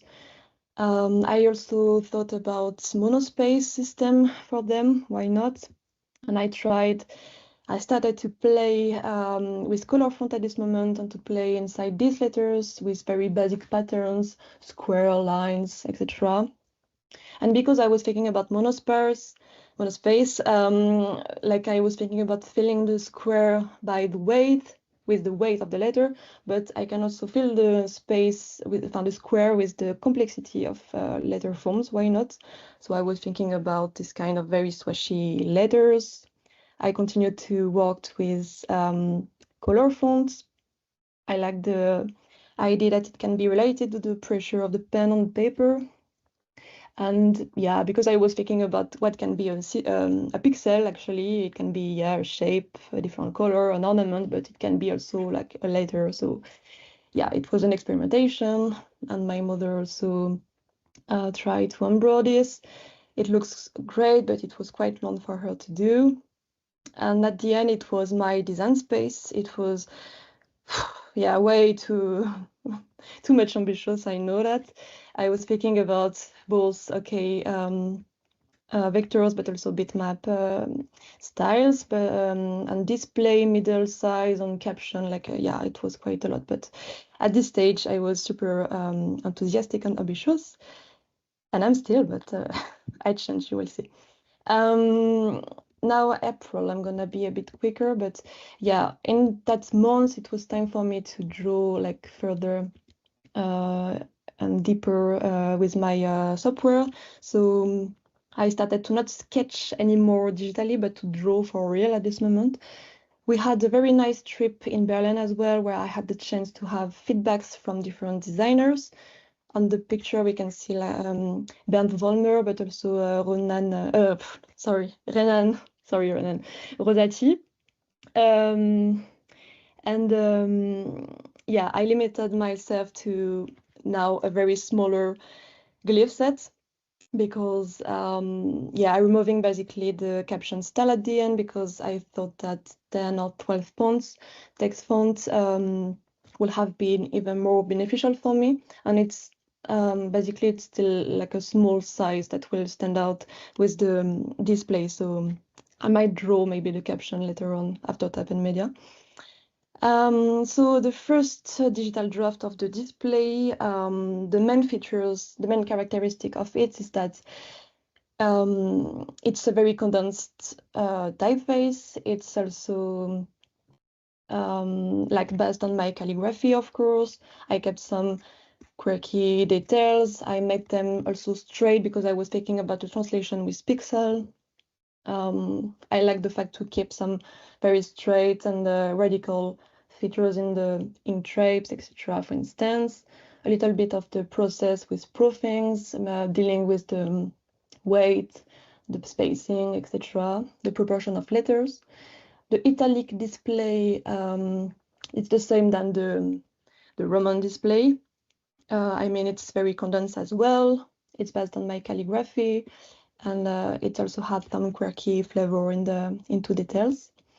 It evolved quite a lot since the beginning because it was super slant and it was quite I mean, I just refined it during the process. At the beginning, I was also thinking about something linked, so like scripty letters, but I think it was a bit too much at this moment. It was not the point of the project, so I prefer to like prioritize the legibility.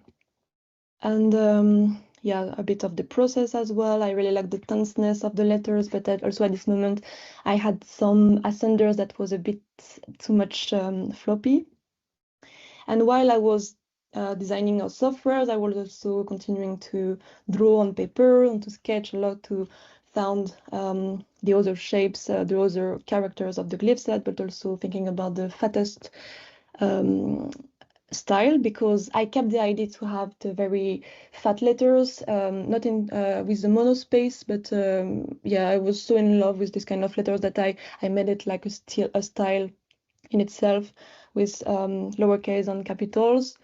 The proportions are a bit wider, and I made the construction of the letters based on the display Roman.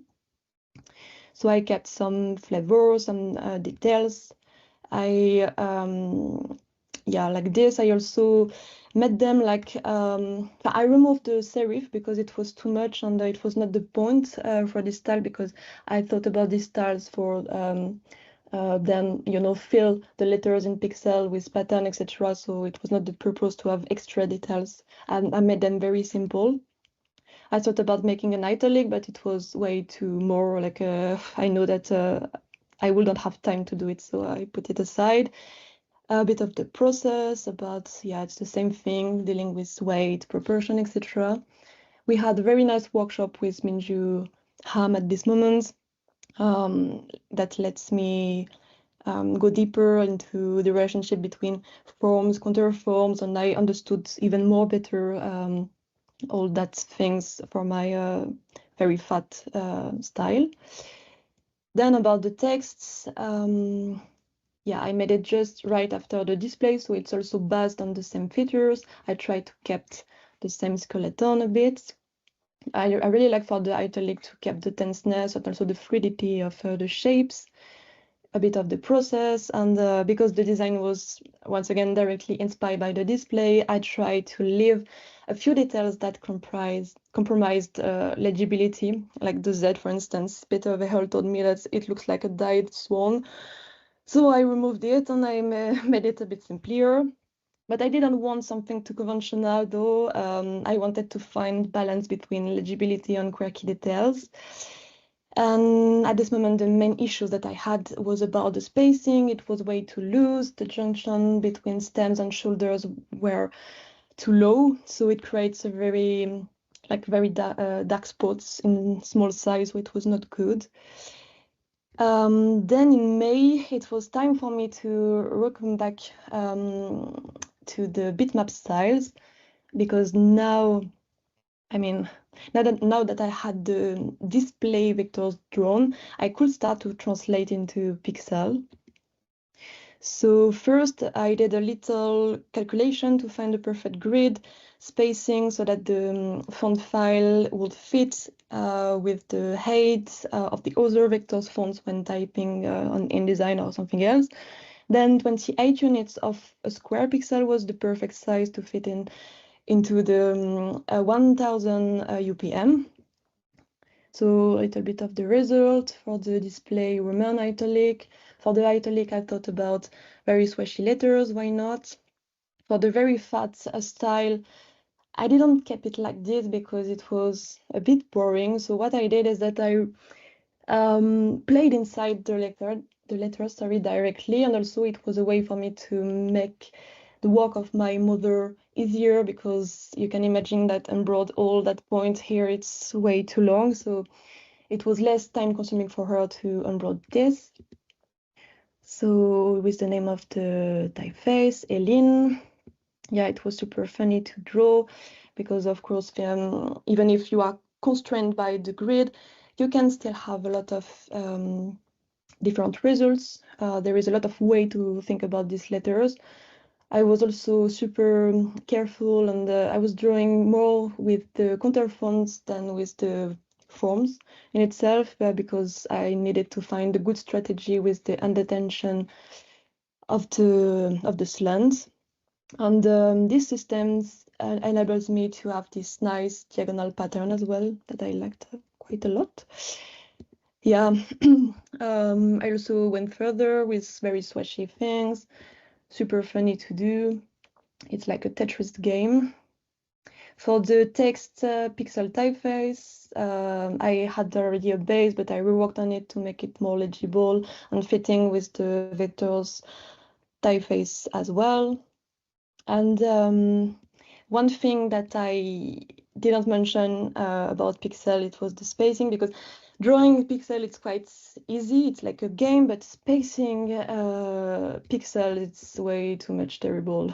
Yeah, because you can find a very nice system for spacing.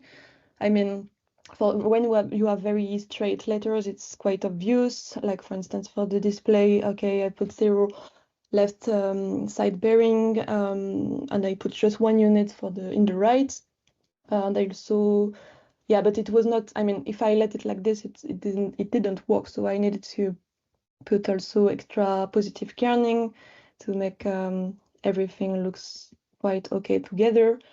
Yeah, but it was for the straight letters. It was, I mean, even if I didn't go deeper with kerning, it was quite okay. I could have let it like this, even if there is some quirky like details that I need to fix.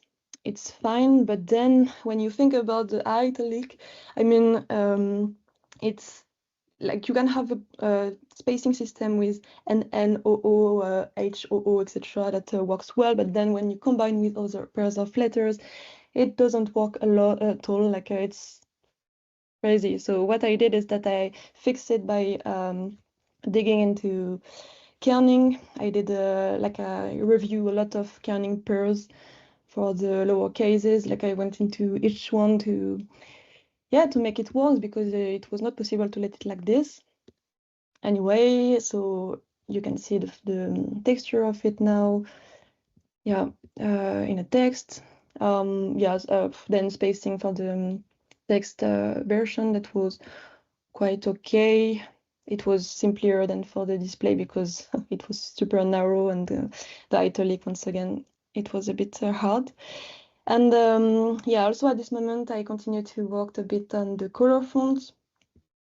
I mean, I didn't want to go, I didn't have time actually to go too far, but at least I would try to play with the grayscale system that imitate the pressure of the pen, that I liked quite a lot. So this is some example, and I plan to go further, I think, after the graduation. I also I continued to work on the vectors shapes. So yeah, at this stage, the main correction I did is to calm down again a bit some features, some darlings that didn't work super well in small size. So yeah, I changed it, and in the meantime, I mean, I also like this very simple and straight bar. I made it a bit funnier, like it was, yeah. Anyway, I need to go to move on.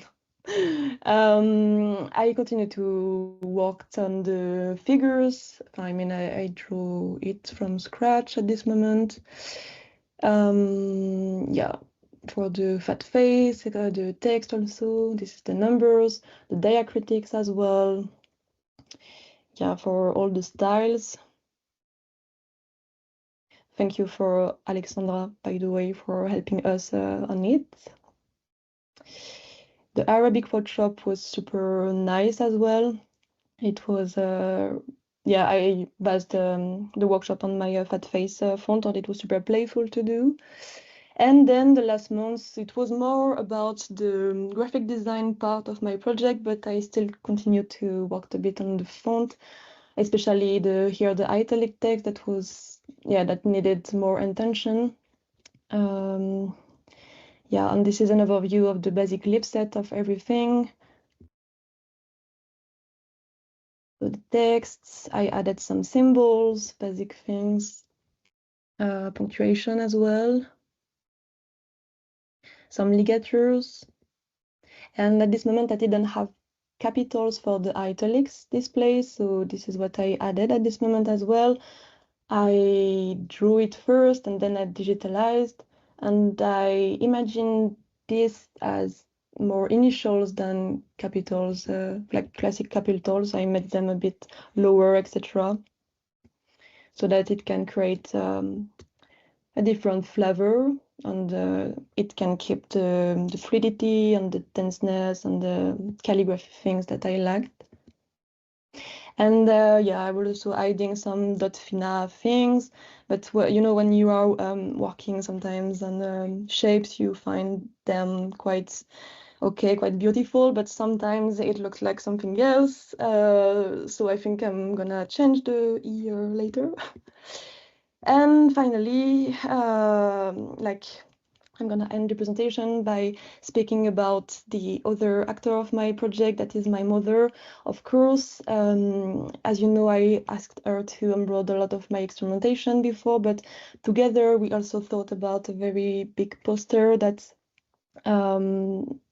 like, yeah, that can display all the shapes that I drew for embroidery purpose. So this is a glimpse of the poster, and this is the final poster. So to give you an idea, yeah, this was the color that we used, and to give you an idea about the scale, some French way to scale things. So why not? You can measure it like this, and yeah. Now just an overview of all the different masters. Of course, I didn't finish everything, but yeah. And yeah, just to show a bit the flavor of everything now. How it works in text with different language, and yeah, with colors. And all the guys together, all the family are reunited together, if I can say. And yeah, it's the end. Thank you very much. Yeah, thank you to all of you. Thank you also to my teachers. Thank you all to all of my classmates for this incredible year. It was crazy, but we did it. And if you want to reach me, if you want to comment or to speak, you feel free to contact me with my email or my Instagram. Thank you.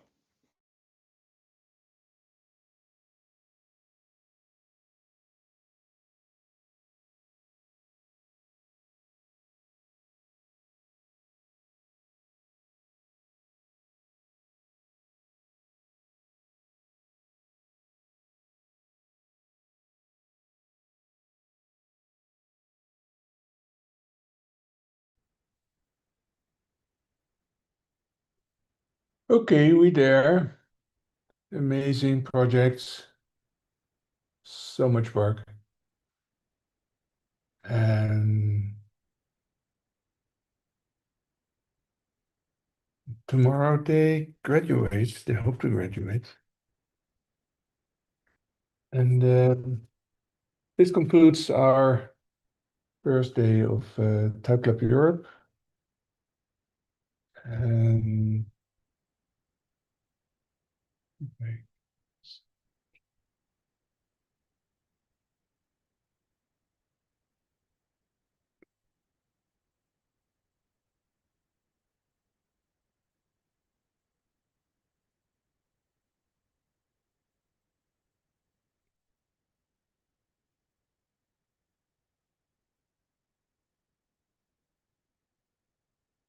Okay, everyone, thank you for listening, watching, and I hope to see you again next for tomorrow.